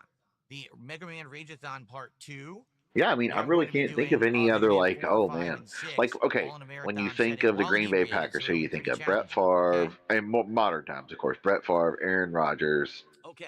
And then back in the day, Ray Nitschke, Vince Lombardi, etc. You know, Bart Starr, Paul Hornung. And it's a troll. So and then you think of the Cowboys. It's like, oh, Aikman, Roger Staubach, Emmitt Smith, Dion, Michael Irvin, Danny White, etc. Or the Steelers, you know, all the defensive players. The Bears, same way. The Dolphins, Dan Marino, Larry Zonka, you know, fucking Ricky Williams. I don't fucking know. There's so many different players. And then you go to Cleveland, it's like, all right. Well, all the good players either leave or they come here after they have some shit happen to them. A good, Ozzie Newsome was good. I had a great week. Like I said, it was a short one, but when I returned, 7 days starting on Ozzie Saturday. Newsome so was don't good. look for I me remember tomorrow him. or Friday. I'll be back on Saturday with everything new and refreshed. You should have been Okay? here earlier. All right, guys, I'm out of here. Schmidt. Thank you so very much. Wow. See you on Saturday. Peace out Well, and good night. Ozzy, you talking about the Cleveland Ozzy. Browns? Yeah, Ozzy Newsome. He's the one. He was the general manager that built the Ravens. Well, yeah. He was in the personnel office at the Browns before they left town or whatever. He was the GM. Well, GM for the Ravens. Yeah, he was a great man. GM. You're cutting out, boss man. You sound like shit. He was. I thought he was the best GM in the league. For sure. He built the Ravens into a contender every year. They won two Super Bowls. 2 Super Bowls since what, 1996? That's pretty good. But Jacob Waters was in here earlier saying that Joe Rogan at his peak was bigger than Howard Stern at his peak. And then we proved them wrong. Yeah, no, Joe Rogan was not bigger. Now, has Joe Rogan had equally amount of good guests and stuff? I'm sure, yeah. But you gotta realize, Paul McCartney and Billy Joel ain't rolling into Joe Rogan's studio on the rig like they did Howard. Ozzy, Stone Temple Pilots, Nirvana, you fucking name it. Johnny Rotten, Joey Ramone, Dee Dee Ramone. Yeah. I mean, all those dudes. The fucking Clash guy, Strummer or whatever. Billy Eyed. I mean, every fucking body. Guns N' Roses, Slash, Oasis, Foo Fighters. Every fucking body. At Stern's peak, he had 20 million listeners. That's what I'm saying, and it was It's like comparing. It's like comparing bands in the '60s and their release and their album sold compared to like the '90s. Yes, it's similar, but there was differences, you know. And like Barkley said, Stern was #1 in L.A. and New York at the same time. Right. Yeah, and like Louisville, Kentucky, which would be unheard of because, like, you know how it is, boss man. I don't want to listen to New York Jew, you know. I'm just saying, like Stern was #1 in like Charlotte, in Nashville, and like he beat like John Boy and Billy and fucking Opie and Anthony and fucking Bob and Tom, or you know, John and Jeff, or whatever the fuck. There's all those different shows everywhere, of course, but. Darkside says, and Michael knows about all the good we do around here. He does. If he just come over here and make an apology, we'll go our separate ways. Then he says Devontae Adams. Well, for the Packers, yeah, he was good, but I wouldn't call him an all-time great. Darkside says Pesci made a lot of money on Green Bay, Devontae. Pesci's made and lost a lot of money on football. Let's just say that. Then he says Waters only blows Rogan because he's a UFC guy. Well, I like Joe Rogan back when he was just a comedian on fucking news radio. He was fun. He's funny. His stand-up, he's good and funny. Don't get me wrong, but I don't think he was saying. And he was Gonzo better. says, "How big a boy are you?" I think we were just saying Rogan's reaching more people with the internet than well, Howard of didn't course, have yeah. that. You have a bigger reach because back then you had to go to your radio or your car or home and I actually did turn say it on. I thought Howard had the better show. I listened to a lot of Howard Stern shows. Hey, Howard show was back then was way better, but yeah, like Howard had. And Rogan has some A-list guests. I'm not saying he doesn't. And this is before but when it's you had nothing, though. When Howard location. was on, there was nothing else on. There really wasn't anything. Right. There wasn't even podcasts. More A-list guests are rolling through New York and LA than they are Austin, fucking Texas. I know nowadays that is not the case because it's a different ball game, different world. But I'm just saying, Eddie tried to say. Then he Howard said, had fucking Van Halen and shit on his show, like as a fucking gag. Yeah, you're right. Come on. Howard was definitely known probably by more celebrities than Rogan because Rogan was like a smaller celebrity at one time. Right. Then he said, "Well, check Alex Jones's numbers." It gets stirred. But see, you can't compare those numbers. You can't compare. I didn't even know Alex Stone was. That one I thought was a little funny. You could compare Alex Jones' numbers to Rogan's because they're the same kind of, show and the same kind of. They've been on the internet. You can't Rogan's compare got him Stern beat. because Stern's on satellite and he was on terrestrial already before that. You can't compare it. I'm just going by like the comedy was better on Stern, and Rogan is a comedian, but Rogan doesn't do much comedy on his show unless he has like Ron White or Joey Diaz or or a comedian on there. Then it's really funny. But most of his shit, there's no bits, there's no whatever. And I get it, that's his style. Whatever, his interviews are great. Don't get me wrong, but it's like you really can't compare them because they're too different to me anyway. Yeah, but Stern was 20 million at terrestrial radio. He lost listeners on to Sirius. Well, I'm not saying, yeah, well, he had Trump on his show because he then endorsed him after it. I get that. But overall, Stern always had the bigger celebrities. Everybody from the Hot New movie. Adam Sandler comes into, what did he do? All right, oh, you're here to promote The Water Boy. Yeah, it's like a guy, he's in Louisiana, what did he do? And then fucking David Spade's in there promoting the fucking Tommy Boy with Chris Farley, or, what I mean? It was a different time, so you can't really compare them. Barkley says, I taught Tim Hardaway everything he knows about shooting free throws. Well, and Bob, we know.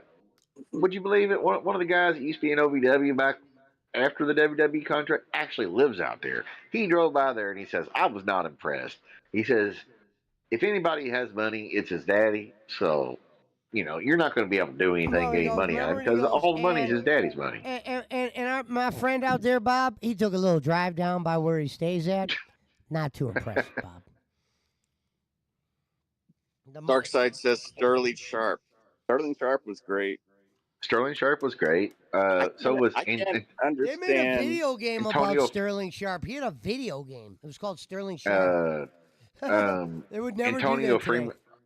Robert Brooks, and Antonio Freeman were good too. Jordy Nelson was good for Rogers. Antonio Freeman was good. It's just he didn't have longevity. He was only good. He got hurt. Right. Yeah, he got what happened?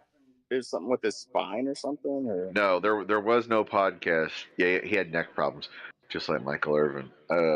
Dark Side, yeah, no, there were no podcasts when Stern was in his prime. That's what I'm saying. It's a different ballgame. And what was it? And even when the podcast did come around, it was different in the beginning. Because when I was in broadcasting school, and let's just say, hey, there was the internet, but it was dial up. Hey, welcome, you've got mail. Yeah. And you had to go to bulletin boards and message boards to find out shit about your local team, or fucking Tim Couch is fucking it up in Cleveland. Well, he ain't got no goddamn line. You had to be able to tie up a phone line. Who knows if your parents would even let you? Right, exactly. So it's a different era. But I will say, when Howard had a guest on, and Rogan's been that way too a few times, like, oh my God, Rogan had so-and-so on. There's been a few of those. Yeah. But when Howard had a guest on, it made all the national news, the late night, Conan, Letterman, Leno, whoever. It made all the fucking rounds. They'd be like, well, so-and-so was on Stern today, and they made this revelation, or, whatever. It would be picked Barkley, up. With comment of the night. Oh, Barkley says NFL draft is a holiday in Boss fans. Yep, that's comment of the night right there. I missed it 1 year because I was having severe depression, Barkley. Anyway, right here it says, where was I? Oh, I don't understand. I don't understand how Sterling Sharp speaks so perfect, English, and then listen to his brother talk. Well, he's Mushmouth. He got a speech impediment like Mushmouth on fucking Fat Albert. Fat Albert, you never do Albert. They're just two different. I mean, like you would never guess they grew up in the same. Yeah. No, it's well. I mean, they grew up in like rural Georgia, so they grew up Howard poor. Was definitely the man. He's definitely the man. Shannon Sharp has a speech impediment. That's why it makes him sound like, slower or whatever. That's what it is. I'm handing the comments over to you, Schmidt. I listen to his podcast all the time. He don't sound slow at all. Yeah, well, no, I'm not saying he's slow. He has a speech impediment, Pesci. That's why he sounds like. But he sounds pretty good. He's able to not make it seem like that big of a deal. Well, right. But I'm saying, like, compared to his brother Sterling's like, hey guys, how's it going? Boss Man was just saying they grew up in the same house, They learn by the same people, but I said Shannon Sharp has a speech impediment. That's why he sounds so much different. Which makes sense because I mean, if you grew up in the same house, you're both college educated. You're not stupid. Oh, shit. It's just your. Shannon Sharp was fired by ESPN today. Yeah, they did. Yep. Well, they had to. He settled that fucking. He was a dummy and settled that lawsuit and made it public or whatever, or didn't get it sealed or whatever, and then they fucking had to. And that bitch was what? Real super young, so you can't hide 20. that. 20. If you OnlyFans, settle, she that said- means there was some dick and ass going on. Right. He did that to cover up his gayness. Who knows? Who fucking knows anymore, man? These people are fucking weird. They call it Holly weird for a reason, I guess. He's probably ESPN sucks, man. I was listening to Rich Eisen's show the other day, and he had fucking Jerry Bruckheimer on there, and then like the next day he had somebody else good on there. It was like, oh my god. He had Shooter McGavin on there last week, I think it was. And it was like, this is what ESPN needs. They don't need the, I'm telling you, the Cowboys, Jerry Jones. It's like, oh, Jesus. That's all we hear is the Cowboys ain't going to do shit, or the Cowboys are going to win it all, yell at each other, blah, blah, blah. Stupid. They got away from their entertainment value. It's all just people yelling at each other, debate. There's no, like, funny. There's nothing funny on there anymore. I mean, McAfee has some okay stuff, but really, think about it, Pesci. When you watch SportsCenter, boom, shakalaka laka, like the cold side of a pillow. You know, there'd be humor. You liked watching it. Now it's, let me tell you, Jerry Jones needs to retire. Or it's, Aaron Rodgers, what's he gonna do this year? Is this the last year? You think come back another year? It's all the same fucking stupid shit. Talk about Stephen A. Well, yeah, him and all the people on there, damn near. Stephen A. got his paycheck this year. He signed that contract. It's all just a screaming. It's all just a screaming match of, you know, people arguing with Stephen A. or people reacting to it, and WNBA cover. It's just like, oh fuck. It's like, go watch old ESPN from like, just say 2000, 1995 to 2000, and watch it now and just you'll see the difference.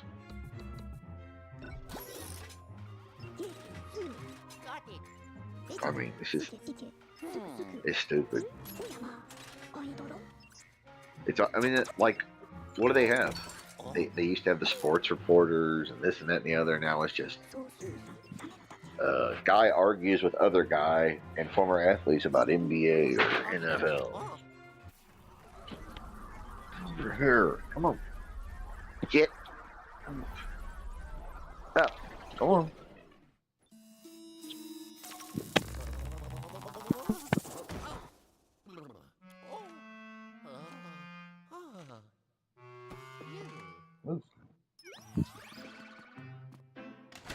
Yeah, back then ESPN had daytime. Yeah, exactly. Remember they used to have like shows when Colin Cowherd first started. He was on at like 2:00 in the afternoon on ESPN. It wasn't just replays and morning time. I remember watching the ESPN on at night not too long ago and waking up in the morning with the TV still on. And I woke up because it was Stephen A. and Kendrick Perkins or whoever yelling about, is LeBron finished as an elite player or some shit? It's like, oh, Jesus. But you think about it, people like all that politics shit, so it's just basically the same formula as like CNN or Fox News, where they just, one person yells at the other.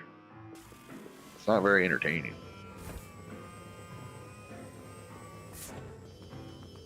Beg, borrow, and deed. That was a good show, yeah.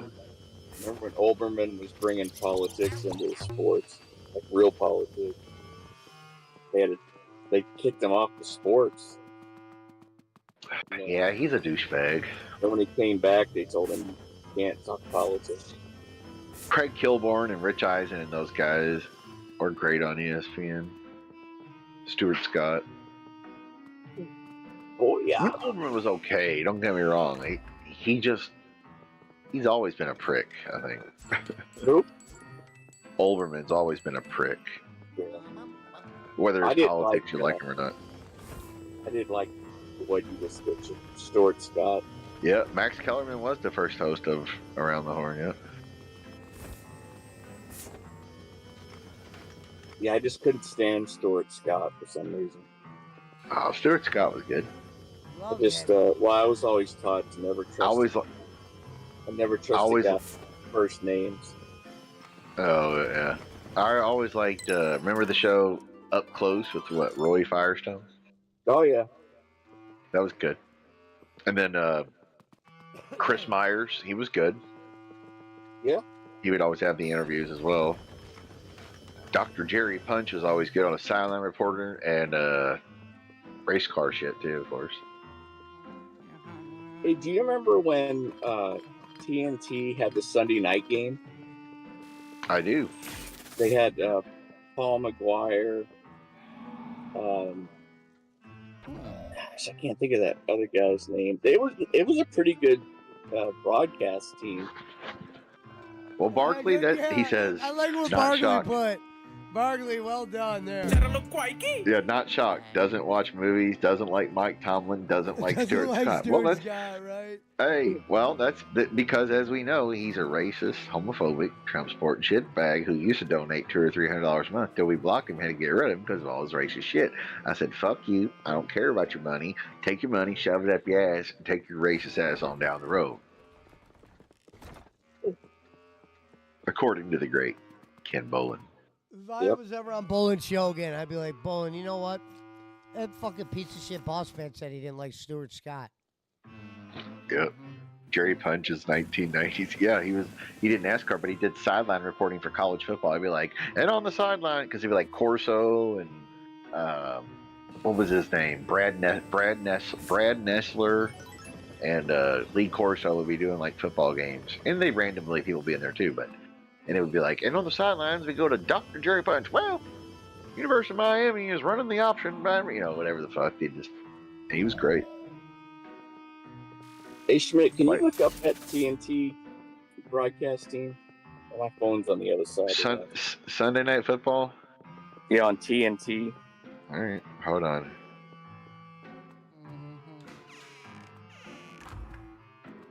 It was in the 90s, if I recall. Yeah. I don't. Kid Stabler, I think, was on the pregame. All right, here we go. Dun, dun, dun, dun, dun, dun, dun. Fred Hickman, Bob Neal, and Vince Cellini for play-by-play duties. And also Skip Carey, Gary Bender, Vern Lundquist, Pat Hayden. He was good on Notre Dame games. Pat Hayden's the one. Mark May, Craig Sager from the NBA with all the funny soups, and Brian Burwell also. The NFL. Paul McGuire wasn't on there? I don't see. Let's see, it was 1993 to 1997. Let me look. Skip Carey, Gary Bender, Vern Lundquist, Pat Hayden, Mark May, Craig Sager, Brian Burwell, and then you had studio host and analyst Bob Neal, Fred Hickman, Vince Cellini, Kevin Kiley, Larry King, Lawrence Taylor, Mark May, Warren Moon, Keith Jackson, Randall Cunningham, and Sean Jones. No, what's his name? Kenny Stabler was on that show. I remember him being on there. Let me see. Look up Stabler. I'll find out for you. Stabler provided color for NFL games working for CBS and ABC. Nothing on TNT. Well, you have no memory, boss man. What can we say? My log surf memory's great. Usually. And Bob knows. He's over there talking about fucking goddamn locking up Mexicans and Catholics and Jews and goddamn polar bears together in the goddamn Alcatraz over there. Yeah, Vern Lundquist is definitely a golf guy. Golf and what I'm thinking of. Yeah, instead of Vern Lundquist is the Masters golf and fucking or just golf in general, and like NCAA basketball and football. And he was in He the always did original Army, Happy Navy. Gilmore movie, the original one. Yep, that's right. He is.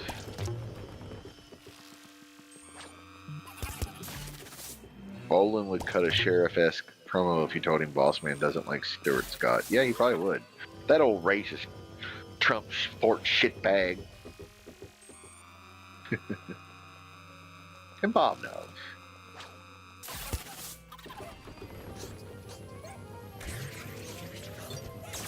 Yeah, the people they have now are just kind of.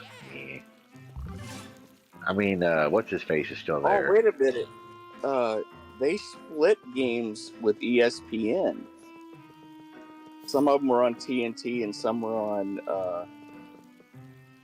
TNT did the first half and ESPN did the second half of the season. That's right. Oh, well, maybe he's on there. All right.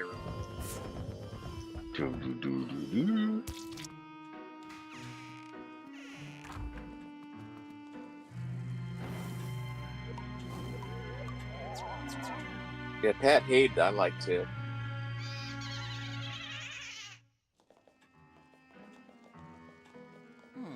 Oh. Oh. Hello.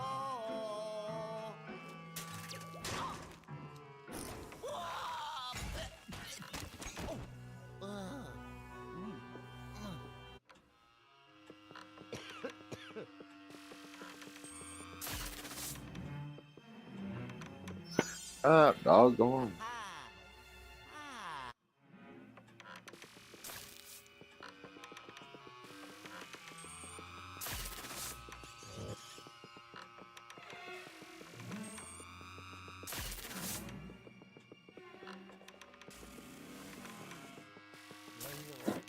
Did you watch the?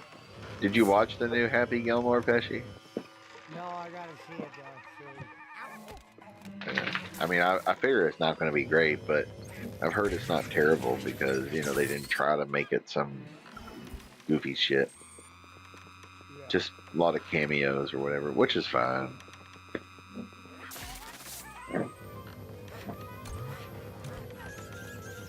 It's like I ain't watching none of that shit.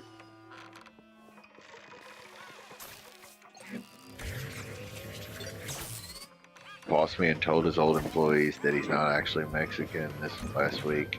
That's a secret he's kept from them since 2012. Okay. But I thought he was Mexican. Or does he just love Mexican women and food, whichever? Yeah. A little bit of both. I don't blame you on that. I'm getting Mexican food tomorrow. Get some birria. We got some birria tacos, birria egg rolls. Oh my god. It's a whole new level of deliciousness.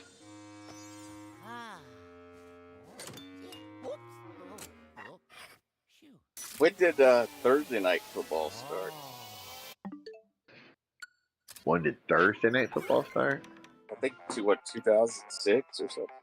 Yeah, it was on the NFL Network. I remember they were the ones to parlay it or whatever to where it became a thing.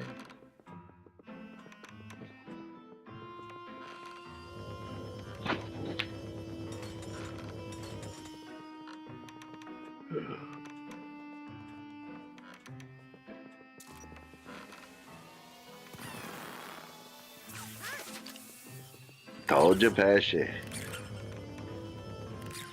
Was Boss Man the whole time, laddie? Come on, move your ass, dog. Barkley says, who remembers the NFL in Europe? DJ Eric, Bolin, and Hazelwood. Oh. Yellow. And the Bobby the Bees,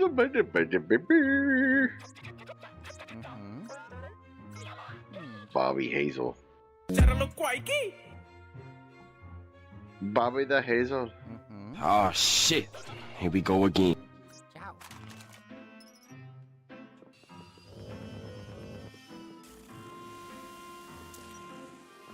Hey, how old are you, Trent? 72.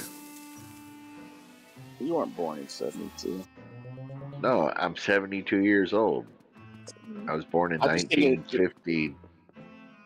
do you remember Monday Night Football with like Cosell and Gifford and Dandy Yeah, Don? I Man, that remember very, halftime. very faintly. I remember, and then after that, it was Deerdorf and Frank and Al. I guess.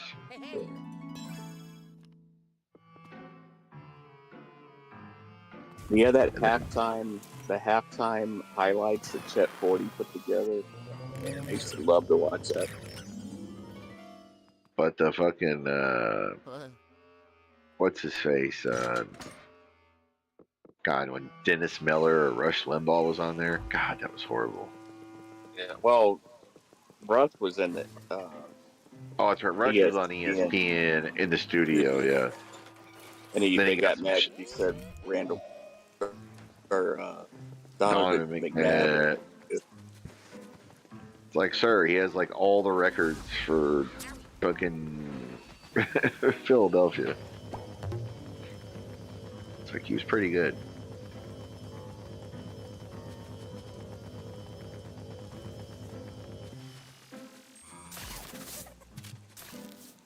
All right, Pesci, I'm going to bed. Yeah. All right.